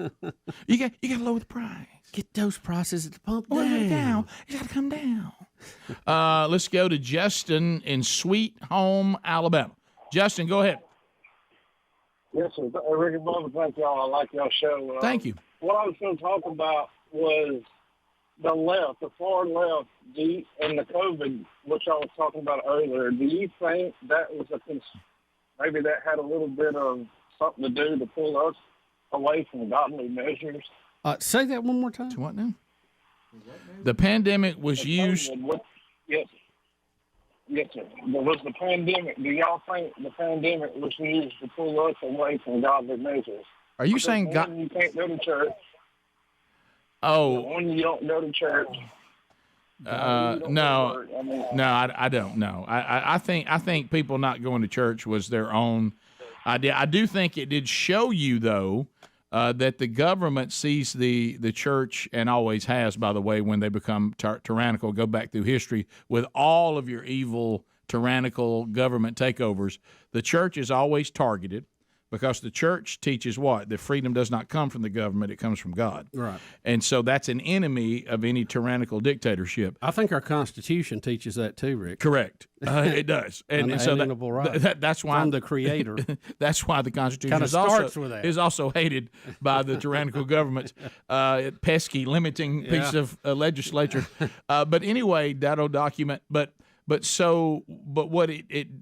we did see is that the government started violating our rights by claiming they could govern what the church could and could not do. And the church was treated differently than other parts of our society. So, yes, that was revealed, and it always will be that way. But, no, I don't think that somebody said, let's see if we can turn people away from God by creating a pandemic. The pandemic was real. The disease was real. I think it was a convenient tool to accomplish some things. I don't think there was some, conspiracy theory that the left found some way to launch a Wuhan virus into our country to destroy Trump and then start implementing things they wanted. I think that it got here, it got into the world, and they saw it as an opportunity because they're taught that by Saul Alinsky. And did they take it and use it? Yes. Did they create it? No. Well, Rahm Emanuel, famously quoted one time, "You don't let any any tragedy go without using it for your advantage." So, and too, I think we really have to, people that think and believe somewhat like we do, I think we have to warn them that there's not a conspiracy under every rock. Right. Because I think some of that is being used against us too, because you just can't, it's like the old Alec Jones show. You can't have a conspiracy that is earth-shaking every single day because people get burned on it. They get tired of it. Now, are there some things we need to look at? Absolutely. Are there some conspiracies? Yes, I think so. But we can't make every single thing that happens into a conspiracy. Because it's not. I just don't think it And is. to Bubba's point, what happens is you miss on 5, but then you get 1 right. Right. And everybody's like, well, yeah, this They is don't just, believe yeah, it. It's the old cry wolf deal. So what I wouldn't do, I wouldn't go into one until I thought it was legit. Well, think about I could this. stand it, and I could prove it, and I could stand on it. Think about this too. Like when we've had military interaction, say with Libya, and we would cut our radar on and make a lot of electronic noise, and then they would go on defense, and we'd go down. Nothing happened. Well, we cut our radar on. They would perk up. Everybody's looking at everybody's electronics going on. We'd go down. I mean, this goes over and over. Then the night that we actually sent in a raid, we didn't cut anything on.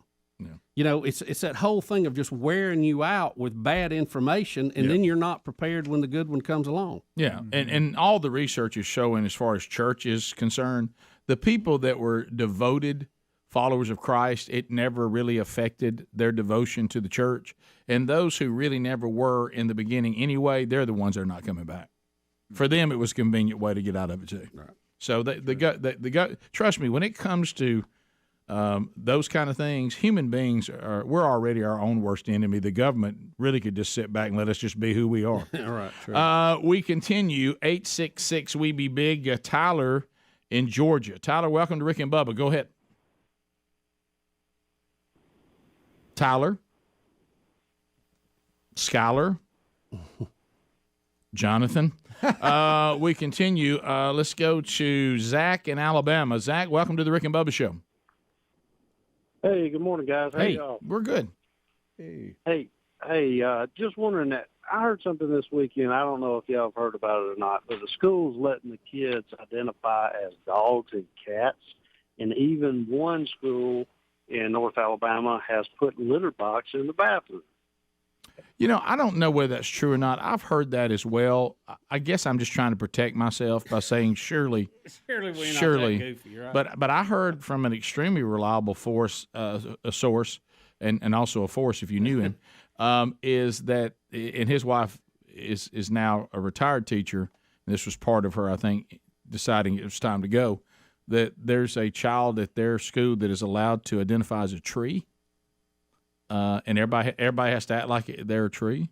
I've heard similar stories. Yeah. Different states and different schools. So it's going on out there. But the one you're talking about the litter box, it seems like that was debunked. I'm not sure that's true. But there is some of this going on, and I kind of think we have to draw a line and say, yeah, you know what, we're not going to. This catering the entire society to people who either A, have mental problems and need help, or they think it's mod to do this and they think it makes them edgy.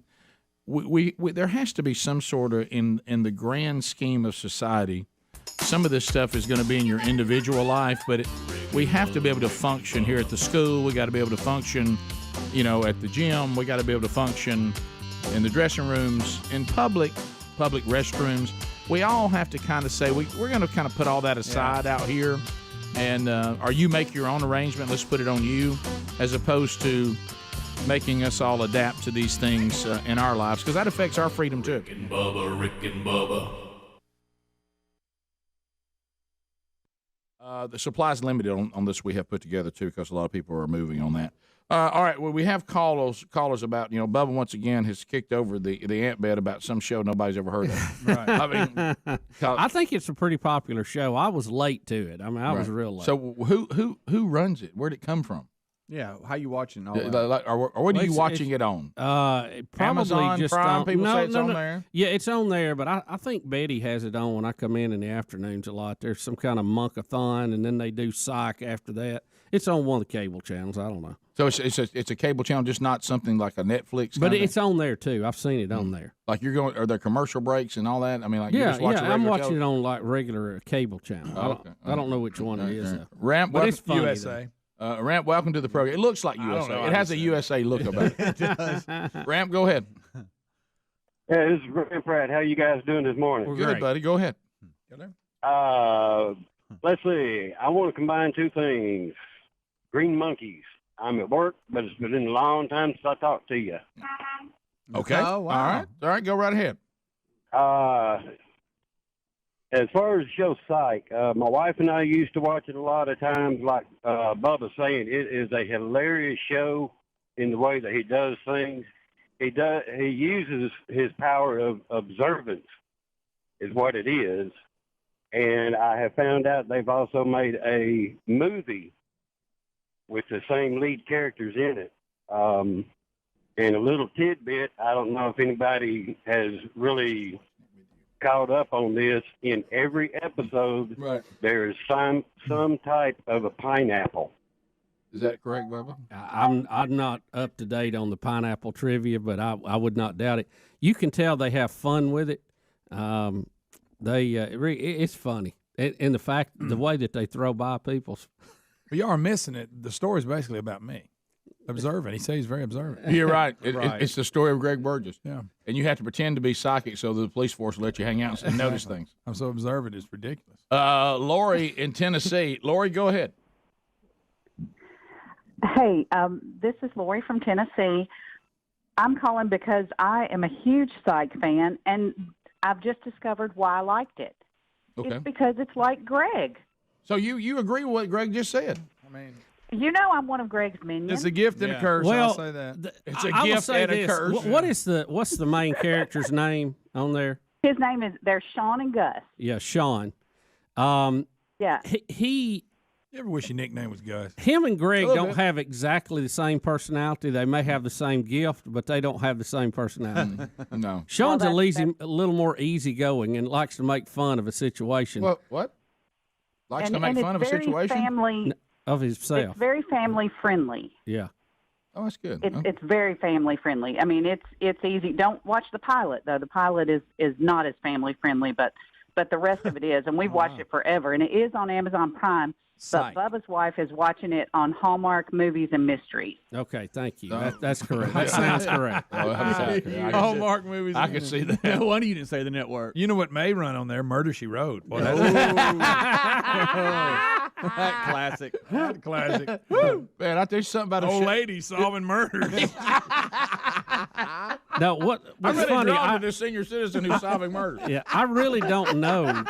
I really don't know what channel it is because I don't even know where that channel is. It's something No, Betty had on. Of course you don't know. I tell you, they can get nothing by Granny. She'll solve one in a minute. In a second. Greg, I can write mysteries and also helps me solve them. Yes, it does. That show stayed on forever. I don't think I've ever seen an episode. I haven't. You know But that- why? I mean, it was successful. Yeah. Oh yeah, it That's was. a very. Angela Lansbury, wasn't that her name? How do you know? So, She's an actor. I know, but there's Now, an you can't actress. say statistic, but you know her name. Statistic. But what I've noticed, there's something. Am I still not saying that? I don't know. What's I can't funny talk. is like the names you can't come up with versus the ones you can. Oh, I know. It's Yeah. always been. It's disproportional. I realize that. Right. Rick, there's mornings he don't know my name. And he pulled Angela Lansbury right. Hey, But that was Rick's brother. That was one. That was one. Hey. That was one of those shows that was popular when we were younger, and I was not drawn to it. I mean, No, I mean, Rick. you. I don't think you could have made me watch it with a whip. Yeah.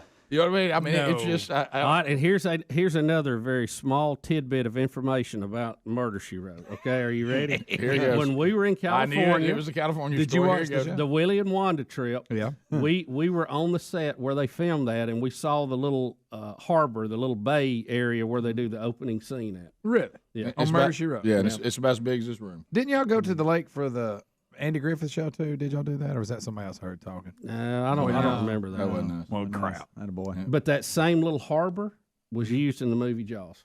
Yeah. Ooh. We noticed The that. original. You know, Is that the one when Quint had his boat docked there? You go down that street on the movie set, and there's about 8 or 10 houses, and every one of them has been in every sitcom. Yeah. The Darren Stevens Bewitched house, they have put another coat of paint on that thing and used it 12 times. Yeah. Yeah, and then we saw the little ditch where they did the Ten Commandments, where crossing of the Red where Sea. the crossing of the Red Sea. Really? It's like a ditch. It's a curve. It's a curve on both sides. We drove a golf cart through the Red Sea. That was a little disappointing, wasn't it? Through the Red Sea. Morgan, welcome to the program, Right buddy. there where all the Egyptians. Go ahead. See that, by the way. Hi, I was just listening to y'all talk about the psych show, and like I said, I've watched it. I watched almost every episode ever made. My daughter's 4 years old now, but when I was pregnant for the whole 9 months, that's all I watched on Netflix was Psych. And you can find it on.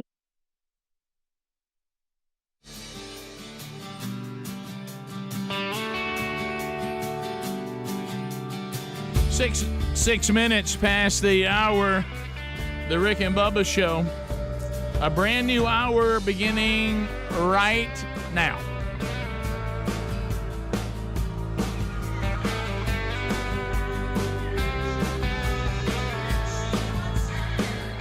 Everybody here, Speedy, the real Greg Burgess, Helmsy, Adler, and welcome back. There's Bill Bubba Bussy. Rick, glad to be here. Thank all of you. We appreciate you letting us do what we do now for 28 and a half years. Well, big moment yesterday. Big moment. Yesterday was a wild range of emotions. You know, I felt like the cable company put a hit out on me. That was kind of a rough go. But then the text that came yesterday, those of you that don't know the backstory, my wife, like everybody, let's say Speedy, Bubba, of course me, it's in question, Helmsy. So you've got 4 of us out of the 6 that graduated with a degree from Jacksonville State University. And then you have Greg, who attended briefly Jacksonville State University. He sampled it. Yeah. And you have Sherry Burgess graduated from Jacksonville State. Betty Bussey graduated from Jacksonville State. Amanda Helms. Amanda Helms from Jacksonville State. The list just goes on and on. Anybody else that we're not thinking of? Anyway, Chandler. Yes. Okay, Chandler and Taylor Burgess. Good gracious. Yeah, we got we've got Pearson that we're still pulling for. Yeah, Pearson. That's in there. Tyler. Taking after Bubba. Tyler. Yeah. Tyler. Y'all, my goodness. I know, we got a lot. It gets crazy. That's a mess. That's a lot of people. So we were discussing, because my wife was a really good college student academically, and I was not. Okay, I never have been. I've never really, done terribly well in school, but I was able to do enough, always. I'm not trying to brag. That's just the way it was. I ain't trying to brag. That's just what happened. So I also played football at Troy briefly. Had some hours there. Didn't accomplish a whole lot there academically. And I remember the quote from Dad, Greg, and this is a good one. He pulls me over in the corner and he's like, "Your mama is really, really mad. Do you know they send your grades home to us?" And I was like, and I didn't know that. I was like, "What?" And he said, "How in the world do you go an entire quarter and receive no credit?" And I looked at him and I didn't I thought I could get away with it, and I did, but I realized I was kind of a daredevil. Yeah. I said, "Let me tell you something. It's not easy." and he looked. He couldn't get his hands on it. And he got me. He pulled me and said, "Do not say that to your mother." And I said, "Okay, so she's volatile." He said, "Volatile." So anyway, and then there was a whole thing about Hooper Burgess and his classes, and they rearranged it. And my spring was actually stellar, but none of them would transfer to Jacksonville State because they weren't classes that really counted. But canoeing was hard to get. Yeah, it was. So it took me 6 years, but I finally got the degree. Like Bubba, I was working most of the time that I was at Jacksonville State. I never was really just a full-time student. Yeah, I was never really on the campus for the whole time or anything like that. So anyway, and then Dad being the coach there and all that. So Sherry and I were talking one day, and I said, "Well, look," I said, "I mean, a lot of times you just pretend like I'm not even a college graduate," and she says, "I really don't think you are," and I said, "What are you talking about?" She goes, "I've never seen your diploma." Well, Rick, in all fairness, you told the story about your diploma. When you looked at it, it kind of was your name. Okay. The middle name was different. Okay. So anyway, but I think it was just slightly different spelling of Burgess. I think it was a misspelling. and so I took it. I had it for a while. I don't know what happened to it. And she says now this campaign has started. Now she's got Brody involved. Who's a bit of an investigative reporter like his mom, and they're all saying you got to produce some kind of document. We don't think. I mean, Brody was like online searching records. I said I'm a little offended at this accusation that I didn't graduate from college, and so and then Sherry brings up. She goes, "Yeah, but you cut a deal with a professor. I've heard you talk about that." I said, "No. Now this investigation is not did I cut a deal. It's did I graduate." Right. Yeah. Right. Now, how I graduated, we can get into all kinds of discussions about that. That's right. But did I graduate? Did I have the degree? We're not talking about a syllabus here. We're talking about a degree. If it helps you out, Rick, there would be some red flags over mine. Of course there would. In regards Probably to from that. the same guy. Probably so. Because he loved the athletic department. Absolutely. and he's joking, people. He's joking. No, not really. Look, he's joking, people. He's joking. Here's what he said. Don't miss a class. Don't miss a study session. And you should be able to earn a C. Mine was a little different than that, but along the same lines. Right. Yeah. Well, still can't believe I got a C in that class. I'm leaving out a little bit, but there's a lot of teachers say that if you come to class and you do make all the appearances you need to, you're going to pass this class. Do you know what Brooks Burgess? I went to his graduation from Mississippi State University. The president of the company, and I was there for orientation. I remember when he said it. He got up and looked at the graduates. He said, "So what did I tell y'all?" And they all chanted back to him, "Just go to class." That's it. That's it. That's half the battle, man. And I was there. I was there. JSU, just show up. That's what got me. See there, you actually have to go to class. Just go to class.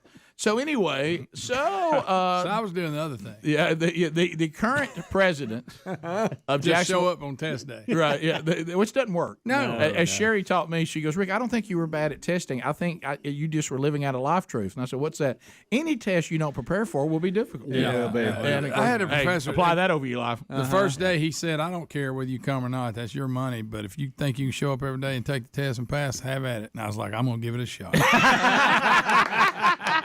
Hey, sounds like a good idea to me. Hey, it didn't work out. But anyway, so Don Killingsworth, the current president of Jacksonville State, I let him know that I had misplaced my degree, and if he could look through the records, or have somebody look through the records and actually find that I did graduate. I think I was class of '89. I said, if you could find that, I said I would appreciate me having a copy of my diploma. Okay. So Sherry, get off my back about it. Yeah, so I could produce it. We have a picture of it. It was text a picture of it to me Look yesterday. At that. There Look it at is. that. Aha! And here real? is Rick, did you buy that? Here is look. It's got With Guy all rights and privileges. Look, it's got Guy Hunt at the bottom, meaning it was from '89. Yes. Okay. There's Harold McGee. It's not the current president. When Sherry looked at all that, she goes, "If that has Don Killingsworth on it, you got problems." And I said, "No." And so I said, "Sherry, here it is. There it is. All they've done is go find my records, and it's a reprint of the original There it is. diploma." How about that? Look at that. Here it came. Congratulations, Rick. Listen, guess what her line was? And Bill Bubba Bussey has a doctorate. There you go. And I said, no, that's an honorary doctorate. That's a real thing. She goes, you think Don't Jacksonville split State? hairs, Rick. She said, Jacksonville State wants you to be ambassadors for that university. They'll do anything. And I said, you're suggesting that Don Killingsworth created a document? No. Well, if he did, it's a good one. Forged want Guy us- Hunt's name. Want us to be ambassadors? We are ambassadors. She said, you don't think you can get an honorary undergraduate? I said, no. I said, real. no, that's not No, what this they went is. with- I'm going for that. No, look, there it is. There it is. I mean, I feel like Greg Phillips. There it is. There it is. and so, but here's where she has a problem. I'm walking over. She says, Rick. I see. What? She said It's that- actually correct. She said that middle name's not misspelled. It's correct. Yeah. She said everything on there spelled correctly. Well, they so, fixed so it. So they doctored it. No, they didn't doctor it. I just think you got the right one. Rick, power of attorney, they corrected an error. Rick, if Point of order. And I will play this while Robert's y'all are, rule. I'll play this next week on one of my best of days. We have when you were Point of at order, Chairman. We have when you were at graduation. Second. I have that best of moment. When I was where? At graduation, and you were talking about how your gown was just black. Oh, so And soot it was black. There was nothing dangling Not on a it. cord, not a cord anywhere. And you were just and we talked about You this. know why we and I didn't wanna think at brag? one time you said That's it wasn't it. just the middle name; it was the last I name. never said the last name. Yeah, was wrong. I don't think you got the right one at the table. I think you were handed Yeah. the wrong one. to You begin did with. in the original Here's the real one. telling of that. That's kind of where we came up with the name Burgess That's right. because there was some See, question. it was something going on. I'll play. Rick, is that not your? Is put that it- not it? That is. That looks that's legit. it. Do you put it back up? It's Al? on it. I want to. Can I read one thing? I want to Listen. stare at it. You see what it says? With all rights, privileges thereunto, attaining and witness thereof, the seal of the university, and the blah blah blah. Yeah. You can't. Look at the raised seal. That's like 29th day you of can't- April 1989. Yeah. Confirmation of the board of trustees. You can't argue with that. University confers. Rick, that's like printed money. You There it can't is. you can't debate it. Yeah, Yeah. that's a There it genuine is. article. Yeah, they're gonna have to just The just signatures accept the look fact real, You, everything. you Can I tell you what else graduated. offended me? Here's what else offended me. This is exactly with me adding nothing to the conversation. Brody, I told you he came by because I was still on hold with Travis, and Brody looks at it. He goes, "Bachelor of Science." I said, "Yeah." What are you talking? He goes, "Dad has a Bachelor of Sciences," and then Sherry looks at him and rolls her eyes and says, "His degree's in sociology." And I was like, "What a bunch of condescending." Yeah, I mean, she rolled her eyes like that. Yes, sociology.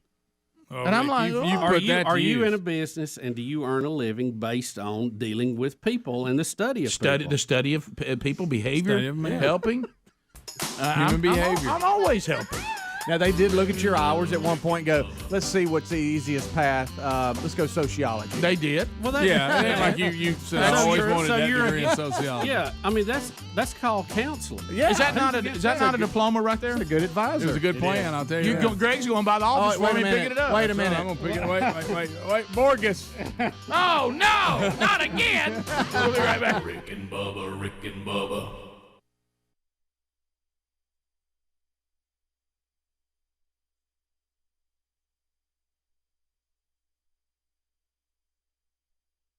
Ion on the channel Ion on regular television. They still play episodes. Like I have it recorded on my DVR. Every episode that comes on, it records. So can I ask you this? Because I understand all the cable stuff and the Amazon Primes and the Netflix and all that. Where did it originally air? Or has it always been made by the Hallmark Channel or Ion or where? I believe it was on USA to begin with. Greg, we were all over that. Well, ma'am, let me USA. ask you this. So Yeah, they're USA. not making new episodes, correct?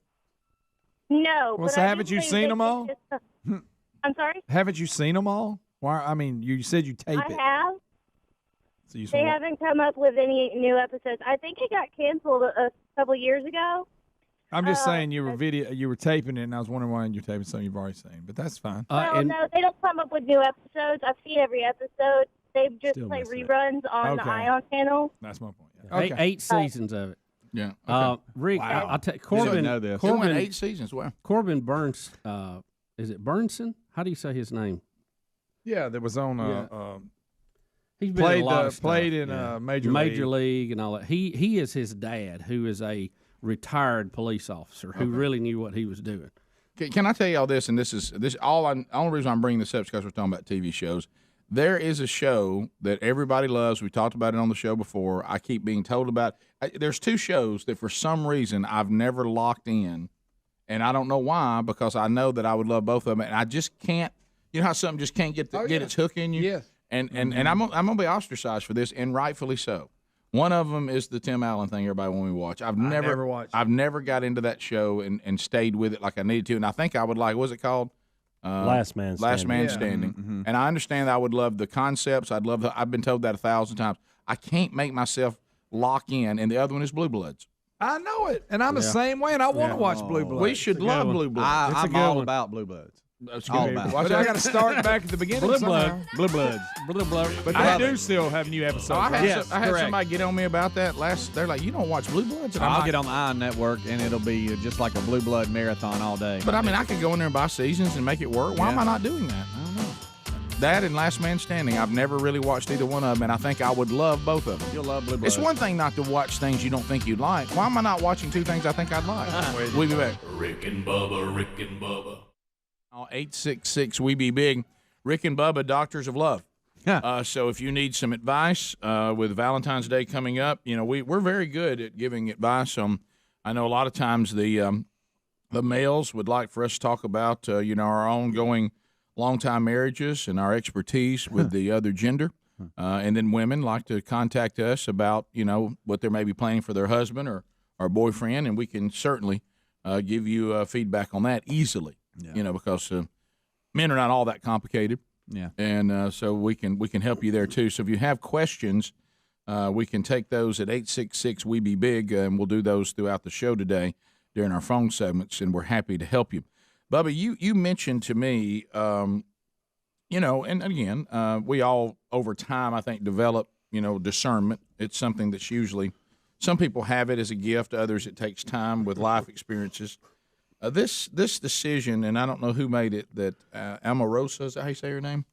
I'm trying to, if I say her name right, Amorosa. Am I saying that name right? Yeah. Handle. Yeah, Big Handle. Yeah, this is this very pleasant individual that was on The Apprentice and was just hated on The Apprentice and became a very controversial character.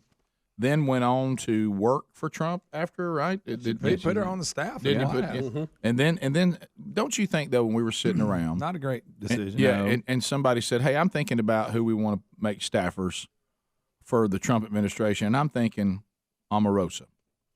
Was there no one who looked over and said, hey, I'm not so Hadn't sure. she been a handle for everybody every step of the way? That seems like we're just bringing drama into our administration. I'm not sure we'll want that.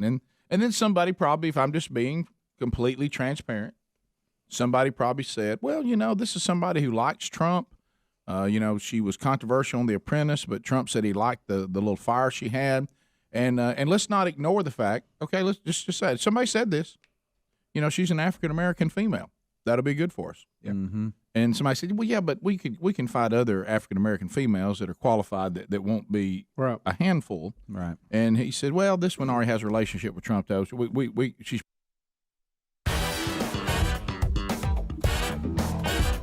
22 minutes past the hour of the Rick and Bubba Show, 866 We Be Big. Like we like to say, we are smart, we are fine. We're the class of 89. Jacksonville State University. Got my diploma. Greg's going by to pick it up. Right. And I do think that'll be the closest I ever come to getting one. I thank Jacksonville State for being kind enough to go find me a reprint of the one that I've always had and lost. Somebody says, Rick, don't let your family downplay your BS degree. Sounds like you use it every day to me. Amen to that. That's a great statement. Sounds like a good idea to me. All right, so of course, Bubba, I wasn't home to retrieve your thing because for some reason my wife and my daughter forgot that I actually had kids at one time. Yeah. And I went and babysitted Pistol Pace by myself. You were by yourself with Pistol Pace Jones? That's right. Yeah. Because for some reason they act like that I've never had a child. Yeah. Oh, you think you can do this? Yeah, I think I can do it. Yeah, I've raised children. How many times did you guys get run over, electrocuted, all that? A lot. Yeah. Right. I mean, you were sitting there No, going... Greg, the answer is no, you didn't. No wonder they're not going to let you do it. No, we didn't. You know what? We actually did. Hey, you've raised some children, though. That's right. Come on, man. Anyhow. Sound like a good idea to me. Sound like a good idea to me. So I was trying to get Greg to go because I wanted to get that diploma in my hands. I'm going to get it to you, buddy. Yeah, so I'll get it after vacation. I'm gonna get it so thank you for going by and getting it for me, Greg. All right, and would you send Sherry a picture of it when you have it? I will hand deliver it. All right, so Bubba, you're all excited that the dog show. We got a bloodhound that won the whole thing. We got some video of Westminster it. dog show. Yeah, usually a lot of these really bizarre looking dogs win. Yeah, breeds. they're not real dogs. It's like no one would ever have that dog as a pet. No. Well, the winner this year is back down to earth, Rick. A good old bloodhound. Look. Look at that. You gotta love a Y'all good ain't old just dog look like at me, that. look at me. And they'll slobber now. Do they? The Boy, slobber? they'll slobber. Yeah. I've always kind of wanted one till then. But you know, I loved on Best in Show. You remember the guy that had the ventriloquist dog, a doll, and he had the dog with him? Oh, yeah. You see, I forgot all about that. And he had that game about you get to name all different kind of nuts. You got hazelnuts, and you go through it. I do remember. You're the that. exact same dog. By the way, we still have Don Day from the Wednesday Bible Study bringing in peanuts of different roasts. Thank you, Don. You can tell where Greg's been. You see just fragments of peanuts. You can trail me. I think bloodhound. Trumpet could find you. Oh, no problem. I love seeing a bloodhound. Yeah, one. you were a couple of years That's ago. That's a real dog. Remember a couple of years ago, a beagle won, and that was so I refreshing. loved because it. It was a beautiful, perfect beagle. Because it's no some weird breed. I mean, Yeah. look at that. It don't get no more American than That one guy that was holding that dog that came up, it looked like an anteater. It did. I mean, it was so weird. What was that? Or he got his head stuck in a mailbox and it formed that way. That's so funny. Yeah, That's so some funny. kind of terry. They You'll can like it. flat. I like the It's ones that- unreal. the long How jump into fast they water. are. It's unbelievable. They go down to them pegs. Just it's unbelievable. They hit the pegs a lot. Yeah, well, then you can hit the peg. Just don't. Right. But you got to. It's like a ski It's on the unbelievable. slalom going back and forth. I don't know Man, how they they're get them fast. to do it. Or dogs. Well, I do. They beat the crap out of them until they do it. Greg, don't insinuate that. You don't know. I tell you how shot callers. Shot callers do all kinds of things. The way you treat Mr. Buddy don't mean everybody else. Greg, I does. love animals. I'll make them run through the obstacle course. Listen, they get fired up too. I know, but here, and I don't want to ask this Anything because for a Cheerio. Oh yeah. if I bring this up, unfortunately, I'm probably opening myself up to dog calls. But I want to try to understand. What kind of call? Yeah. Look, here we go. Here we Look go. at 'em dig. Listen, wait till they go in and out of the thing. Wait, that ain't nothing. Hang on. I mean, see, Wait, when they go in and out of these sticks, where's that at? they'll get. Watch look, this. Over the, Boom! and they can't jump off till it hits the ground. I know it. They get deductions for that.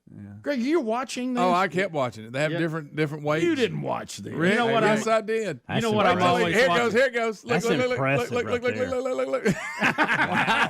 That shot is really impressive. Rick, let me ask you this: what about the Look, long? right. Jumped in what about the long jump into the water, Rick? Oh, have you ever seen them? Rick, they did Rick, a that's special- good. Can I tell you What's what? wrong with you? Can Rick, I tell you there's what a- I watch for? wrong Is with the me? is the person running with them to fall? Oh, I yeah. know. Yeah. Rick, E60 did the whole show on this dog where they throw it and they dive out and see who goes the furthest in the water to catch it, and he's called the Michael Jordan of the That's of funny. the dog. I have seen that before. But now this thing though, that obstacle course, I got hung in it last Saturday and couldn't quit watching it. You got little dogs, they take one of Yeah. the bars down so they can clear it better. But they're fast. Is that kind of like how we may have female Marines? Exactly. Rick, I'm gonna hear about that. You one. are. that is Rick. If you notice, nobody Right. said anything. Right. Yeah, we were all I'm not even here today. This is pre-recorded. And I am thankful that my new email address, speedy@rickandbubba.com. I'm not even here. That's right, Rick. That's right, Speedy, Rick. what would Trumpet think of it? Don't email me. Is he goofy from Walt Disney?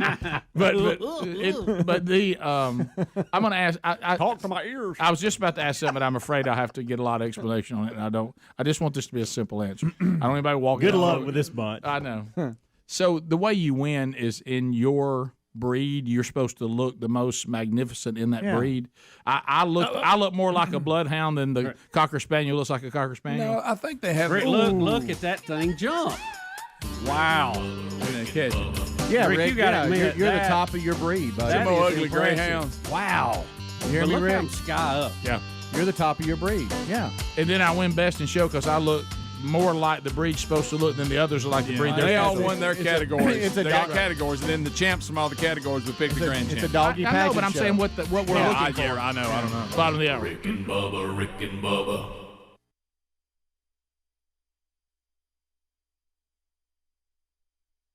I'll be somebody we can trust, and she'll be a great addition. Well, if you saw her on The Apprentice and all that, you realize she's not No. somebody you could trust. In my mind, So now she's been let go, or did she leave on her own? That's the part that I'm trying to figure out. she was given the opportunity to resign. Rick, Well, you remember there was escorted out. There's reports in the White House that she threw a fit. Understood. You remember? And Yeah, they and said she was always had to be escorted having out and fights all with that. all the staff and Right. Yeah, well, it's not like she's made fun of food allergies. Can't we keep her? Yeah. But anyway, so Well, I mean, she's been that way in everything she's done, and one of the things I think when General Kelly took over, we Yeah, heard they this. butted heads. He limited access to the president.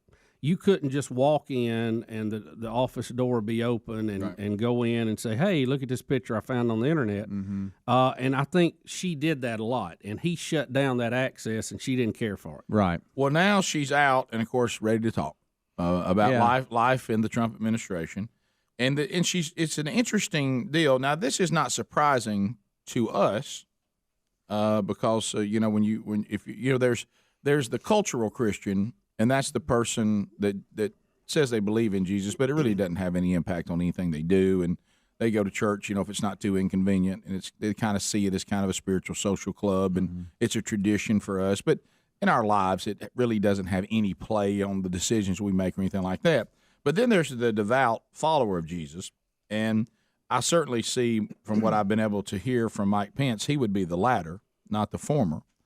And she seems surprised that his devotion to his faith drives everything that he does, and says that he does get inspired by the Holy Spirit and here's a spiritual discernment, as you should if you're in sync with Christ. And she's out saying that he's scary because she sees him as sort of a radical when it comes to being a follower of Jesus, and for some reason she thinks that makes him dangerous. Well, she's on the show Big Brother, and she's and they're always trying to wedge in a position or something, and she's told several of the housemates who were pro getting rid of Trump. They want to get rid of Trump. She said, be careful if you impeach Trump, because you're going to get Pence, and as you said, she said he thinks Jesus tells him things to say. Now she says, I'm a Christian, I believe, but he actually thinks he's getting, which again, I would say, I think that would be the more norm here. Yeah, Omarosa is a classic example of these, and I'm putting quotes around cultural Christians who think that those who actually are devout and what it looks like to be a disciple of Jesus, that they're weird and they have it wrong and she has it right. Mm-hmm. And really, what it is completely the opposite. Yeah, and they don't seem to understand that. No, and she went on to say that because some of the other celebrity Big Brother contestants, they were like, well, the country's going to be okay, and she's like, no, you don't understand, we're not going to be okay. And like she had some inside information. Well, I would agree with her on that. Yeah. But I mean, everybody I've talked to, that, and if you look and you see people like Gowdy are saying, "Hey, I'm out of here." Yeah. We've talked to people that are there. It's real bad. Yeah. But what she would find to be concerning about Pence is what we actually would be fired up about. That's the reason I don't care about Trump being impeached. if they ever do away with him, I end up with Pence, I'll be fine with that. And she's also playing a game that you get voted off of, and she wants to play to whatever the mindset is. Exactly. Now, even so, with that said, I left the Trump administration, and now I'm on Big Brother. Yeah, celebrity Big Brother. That's good. Even with all that said, Rick, she also commented, and she took shots at the Democrats over the hypocrisy of their policies. And she also said that the Obama administration was aggressive about deportation too, but nobody ever talks about that. Yeah, and I certainly be things that we would agree with, and I appreciate her candor on that. Just on this one particular thing about Pence, she's just way off. Yeah, especially if she claims to be a person of faith. But I'd take Mike Pence all day long over Trump. She said we'd be begging for Trump for days if Pence was in office. And somebody like her probably would. Top of the hour, 866-WE-BE-BIG is the number. That was one of your better ones. What? There you go. So, all right. So we don't tell me he dropped out. Have we lost Olympic reporter? And by the way, I want all of you to know, in the years past, we used to do the Week of Love because we've all gotten older. It's now 48 hours of love. Boy, this is very moving when he gets all these Puerto Rican girls and wine. Right. Man, He's trying to get over somebody.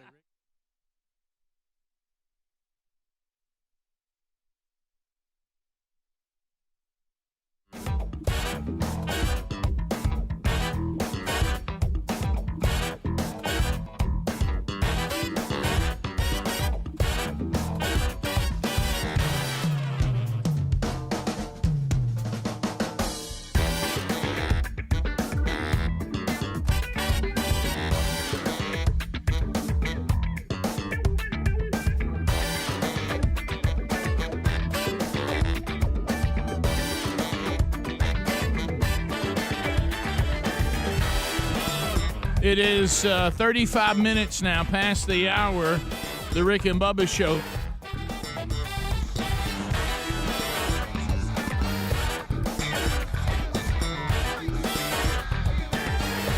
All right, the gang's all here as we move forward. I do want to point you to Cook's Pest Control and Centricon. They do a fantastic job. And we love them. We've had them and worked with them for years, and they'll do the job for you. Even contractors, if you got some new home construction that you need an evaluation, they can do that for you too. So there's no obligation to use them, even though I'll tell you ahead of time you should. Termite protection, really good, unbeatable combination. You got Cook's Pest Control and Centricon. What a wonderful system to keep the termites from ever getting to your property. So that's cool. I'm also, like I got the text this week, hey, Mr. Burgess, know that we're doing mosquito treatment. Hey, we'll take it. Cut down on the annoying mosquitoes when you're trying to enjoy your yard. So put them to work for you. Just simply go to cookspest.com. That's cookspest.com. Also find their link at rickandbubba.com under the sponsors button. Bubba, Tony Siragusa has gone on in. At the age of 55, they say it was sudden. The Baltimore Ravens and the family are saying not releasing the cause of death. I did not know until I was listening to the kickoff hour today that he spent a number of years with the Colts. He went undrafted because of a knee injury out of Pittsburgh, the college, and then the Colts picked him up mainly because he told them he could long snap, right? So that got him a $1,000 signing bonus. He got a $1,000 signing bonus to tell him he could long snap. He gets on the Colts and earns his way into the defensive line starting rotation. Then, of course, legendary when the Ravens picked him up, I think in 96 or 7. They picked him up, and then he was part of what some people argue, and it is arguable, that it may have been how about this? Not arguable, one of the best defenses in NFL history, for sure, and that was the Super Bowl champions. And Bubba and I actually saw them win the championship in Tampa when they beat the Giants, and but their defense was just unstoppable. And one of the things that we remember, or I did, is you remember when they got it might have been the AFC Championship game, and Rich Gannon had the high-flying offense at the Raiders, and everybody was talking about the Raiders. This is one of the best teams they'd had in a long time. And Siragusa, who normally was a run stopper, and he was one. You couldn't move. Boy, was he. And he got loose and drilled Rich Gannon. And of course, he weighed, 300 something, plus, yeah. And he crushed Rich Gannon and broke his collarbone or separated his shoulder or something in his shoulder. And Gannon was out, and the Raiders only scored 3 points the entire game. And I think they beat him 16-3 or something. So, but he has passed, but they're not telling us how. They did say it was sudden. Yeah. So I don't know. He played 90-something games for the Colts and 73 games for the Ravens. Had 5.5 sacks for the Ravens and was a Super Bowl champion. He and a was broadcaster. he went on to broadcast for Fox. Did a lot of sideline work. Yeah, the Goose. But he was unmovable. I mean, you had to run around him on that defense. You just wasn't going to move him out of the middle, so you had to have another whole plan to run behind. And another thing, he was a big time practical joker, big time. When they did the Hard Knocks, he was a big hit on that show. Big hit on that show. They said at one time that he actually put X-Lax in the hot chocolate deal. And then they got it practicing and laughed as everybody was running off the field to the bathroom. No, he did not. So here it is. Look, this is the Rich Gannon thing. And ram. Oh, that big old body fell right That'd be over. a penalty now, wouldn't it? Yeah, this would probably be a penalty now. Yeah, he landed on his weight landed on him. Oh, there goes the shoulder. Yeah, it's Rich is down. It's over at that point. And that's and you can go to the Good side. defense. Yeah. Oh, they were an outstanding defense. Just him tending to him on the ground. Yeah. And of course, he was very humble. I think I told you this, Bubba, earlier. He said that really the only thing he can be credited with on that is being an FA. He said he just couldn't handle my weight coming down on me.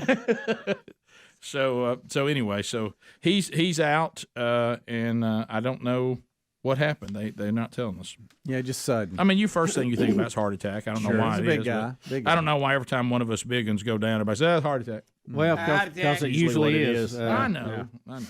But I don't know why you would not release heart attack.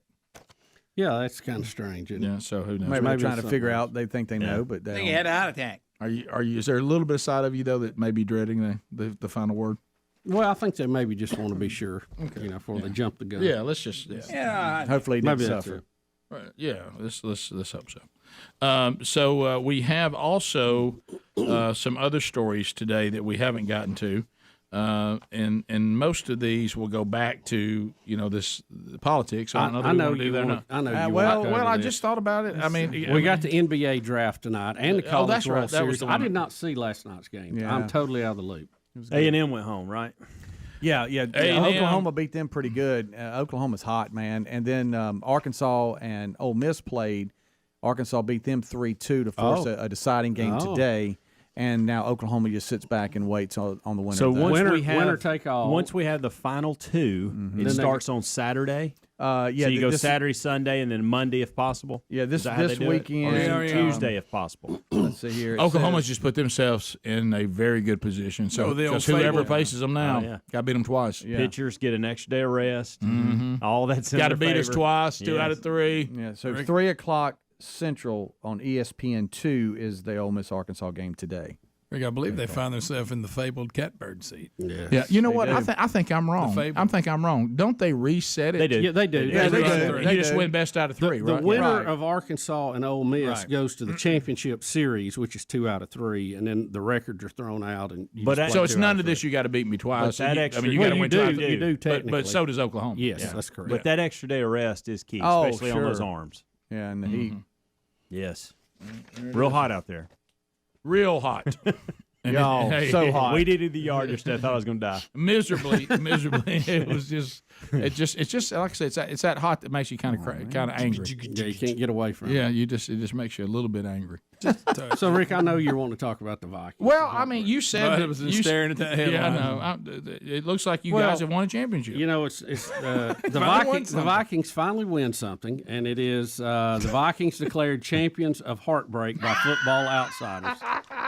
Outsiders or insiders? It says outsiders. Really? In the Okay. headline. All right. So I guess that's just. The story breaks down, how they went through this and how they selected the Vikings, the biggest losers of all time. Of all time of heartbreak. Yeah.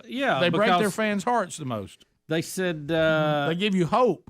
If they were terrible, what was the quote I gave you a minute ago? We were talking about it in the break. Well, that was when you said loser story should be moved to tomorrow. Well, that's funny. Yeah.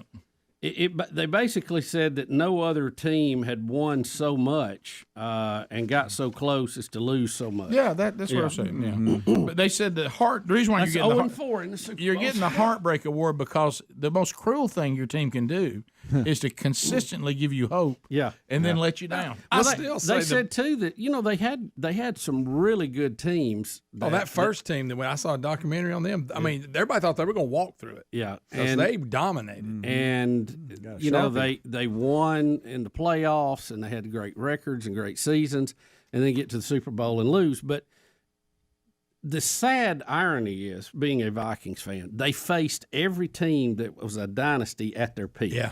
They faced the Kansas City Chiefs, and early on when they were good, they faced the Miami Dolphins when they were at their peak. They faced the Pittsburgh Steelers at their peak, and they faced the Oakland Raiders at their peak. And I mean, we couldn't find Buffalo for nothing. I still can't. To me, that's the biggest heartache. Who loses 4 in a row? Yeah, you're right about that. I mean, they set a record for going 4. It was 4 in a row. Yeah, that was tough. Oh, the Bills. Yeah. How's that happen? I thought it was 4, but 3 in a row. I may be off. I may be wrong. You may be right on that. It's the Giants, Cowboys twice. Ooh. And who else? There's 4. Yeah, I know. I can't remember who the other one was. Was it? Oh, I'm sure Redskins. Yeah. Yeah, Redskins. Yeah. Oh, that's that one that got ugly early. Yeah. They all did except the first one. I think one of the Cowboy games they were close at half, but yeah. The 4 in a row. They went to the Super Bowl. Was it 4 years in a row? years in a row. Oh man. and lost 4 years in a row. Should have won I say should have won. The guy kicks a field goal, they win the first one. Just a simple field goal. Yeah, well, I mean, he's a little long, but not for a pro. You know. Well, it was close too. Yeah. It was very close. So, Bubba, congratulations. Finally, the Bubba. Vikings finally won a championship. They are the champions of Heartache. You were right, Greg. Champion. Sorry, Bubs. Yeah, champions of Heartache. Jim Kelly. Poor Jim Kelly. Poor Jim. Now that I'm reading about this. You talking about Shotgun Kelly? Machine Gun Kelly. You wonder really how the Vikings beat the Bills on that. 4 in a row versus 4 total. That's what I'm saying. I think the Bills are more heartbreak. If you go to the Super Bowl 4 times in a row, which is hard to do, and you lose all 4. Phone calls to wrap up the hour. All 10 lines available. 866-WE-BE-BIG. Rick and Bubba, Rick and Bubba.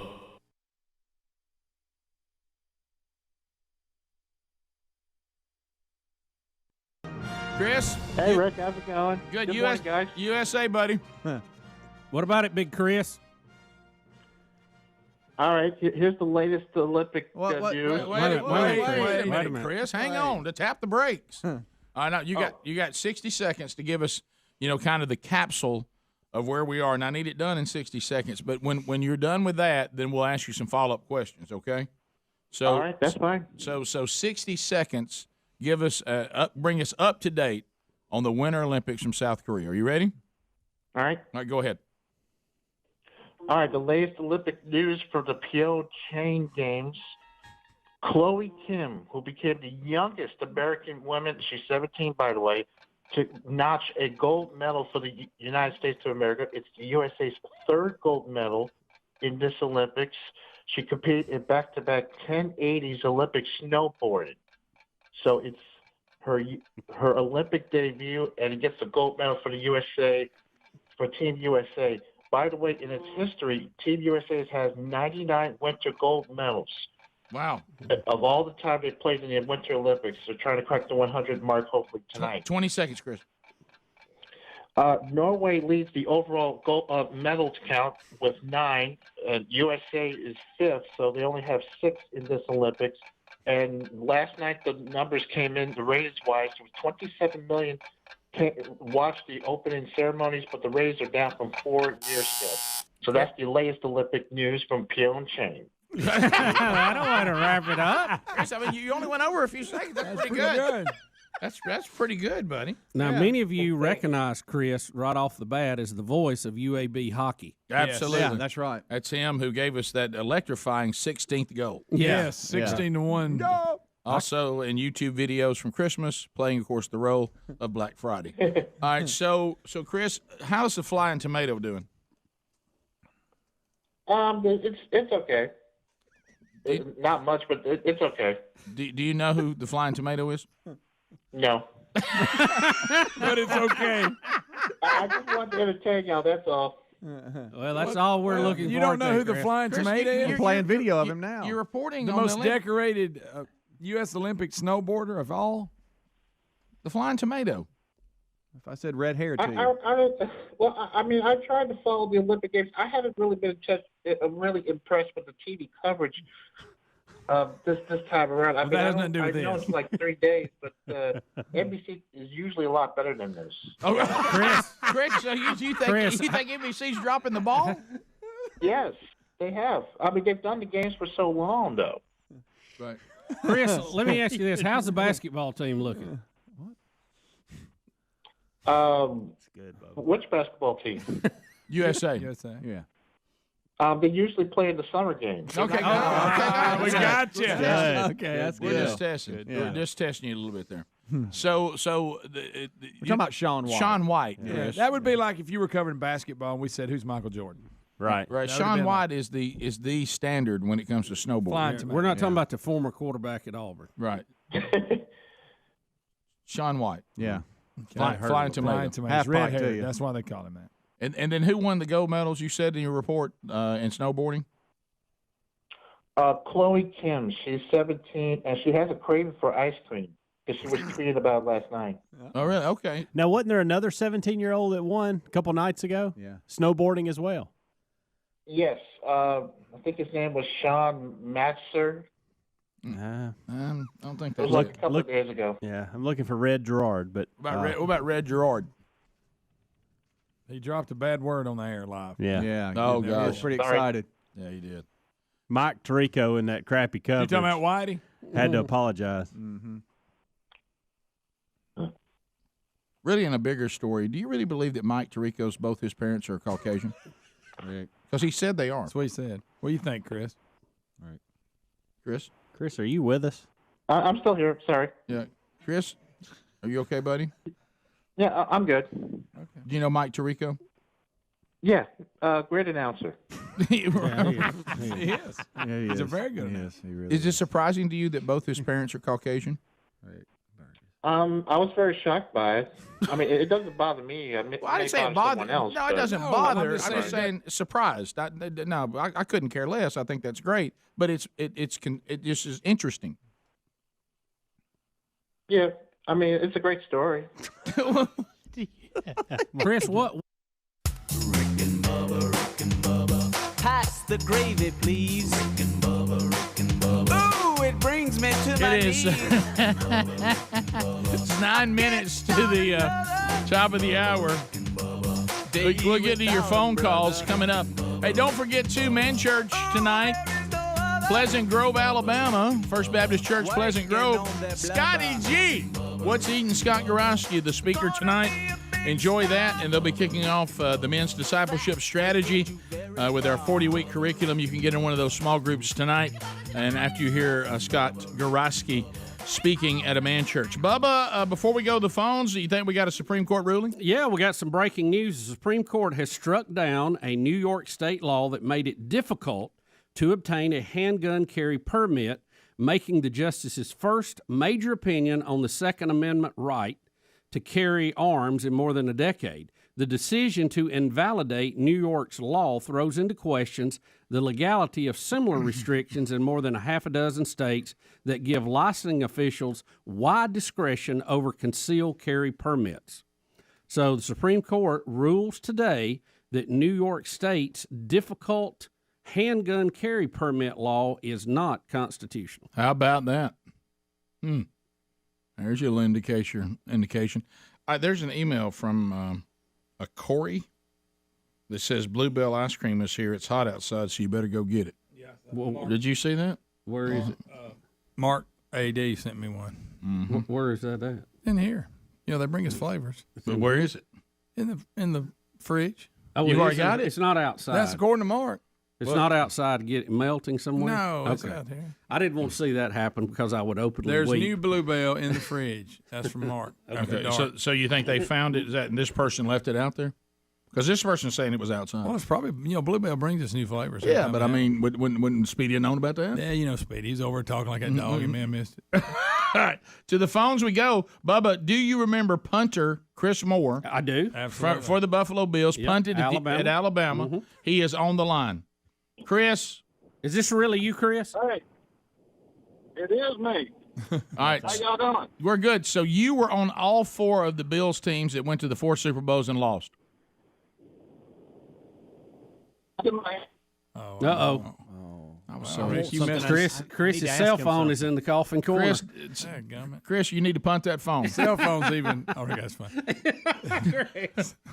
Chris? Did we just lose Chris? And so I've got a He'd been question sitting here. on hold. Because he called the show. I've been over here researching Chris because I didn't know much about him. I remember when he punted for the tight Did y'all end know for that he co-wrote a song for Travis Tritt? Now, that I did not know. And that's He what did. I wanted to ask him about that. Chris, call us back. Is it called the coffin corner? It's called I See Me. That's good, Bubba. It's called I See. He actually co-wrote a song for Travis Tritt. It was on one of his albums. You know, Here's he a quarter, would be, call someone who cares. He would be a good person to ask. And Rick, I know I've asked you this before. The punting, I guess the way that punters tried to pin teams back changed. Here he goes with from this when we again. were Is this growing thing up. where you do? Is this Ray Guy? Yeah, Ray Guy. Here he goes with this Ray Guy thing again. Well, So much I they wanna ask they went to trying to do the backspin and all that. Ray Guy was the best. Ray Guy used to kick it as far as he could and make the referees mark it off. I mean, if he was inside the 50, he would kick it in the stands, Right. and they would just have to run and mark it off. He didn't change his kick. Right. And I always wondered why. I'm sure there's a good reason for that. All right, here Chris he is. needs to be a podcast. All right, Chris, do you have a check 1, 2 for Chris Moore? Sorry, I was conned into getting an iPhone about a month ago, and I did something wrong. My bad. I already love this guy. Did you co-write a song with Travis Tritt? I didn't co-write with Travis. Casey. I co-wrote Casey Beathard, and Travis, a buddy of mine, sent to him, and he loved it. He put a 12-string orchestra to it. He said it's the best 12-string orchestra he's ever heard for a song, which I really loved. It got 32 on the charts, and Travis fired his label company. And y'all know what happens when that happens. So Oh yeah. it's been dead in the water a while, and I'm trying to find somebody new up and coming to cut it.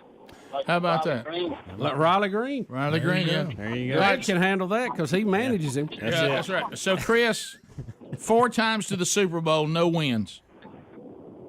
Yeah, actually, I think we got cut off. I did my internship with Tampa my rookie year. I was drafted down there, and then I was cut, and then I signed with Buffalo after their first Super Bowl. So I went to 3 in a row. Okay. And but yeah, I mean, y'all didn't really talk about the UC's miracle. I was in that too, and I think that's when country started going downhill. Was when a guy throws a forward pass and they replay it over and over and over. And the guy they have a better visual than the line, whatever 20-yard line it was, the whole line, and the ball is thrown from one side of the line and they catches it on the other side of the line.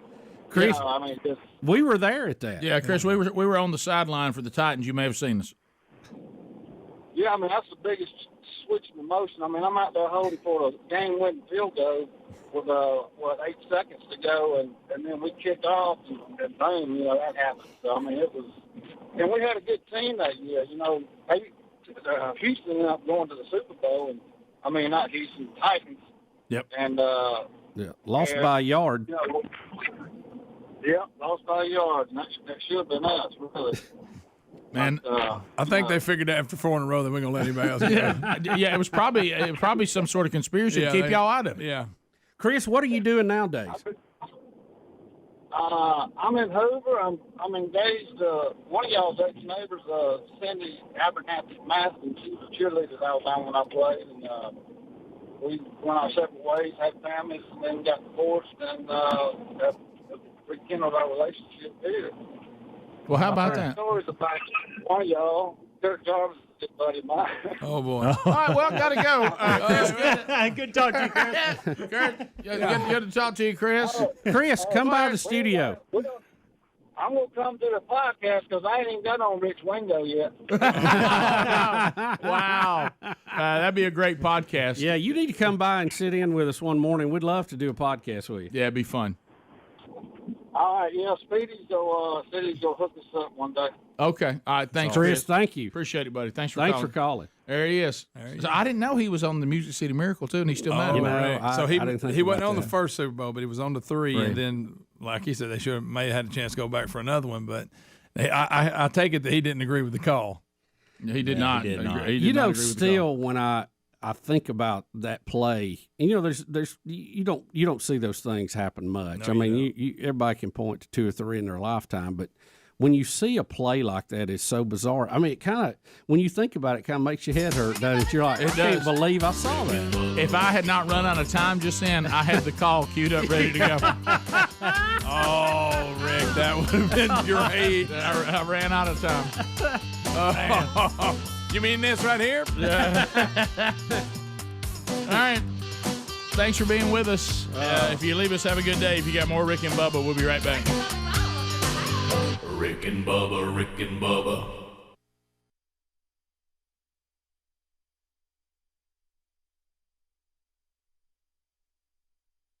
Hey, thanks for watching Rick and Bubba live on YouTube. We're here live at 5 with a kickoff hour, bright and early, Monday through Friday. Don't forget to subscribe and click the bell for notifications on our YouTube channel. And catch a commercial-free Best of Hour on Blaze TV every day. Rick and Bubba, it's must-see TV. Or radio. Well, yeah.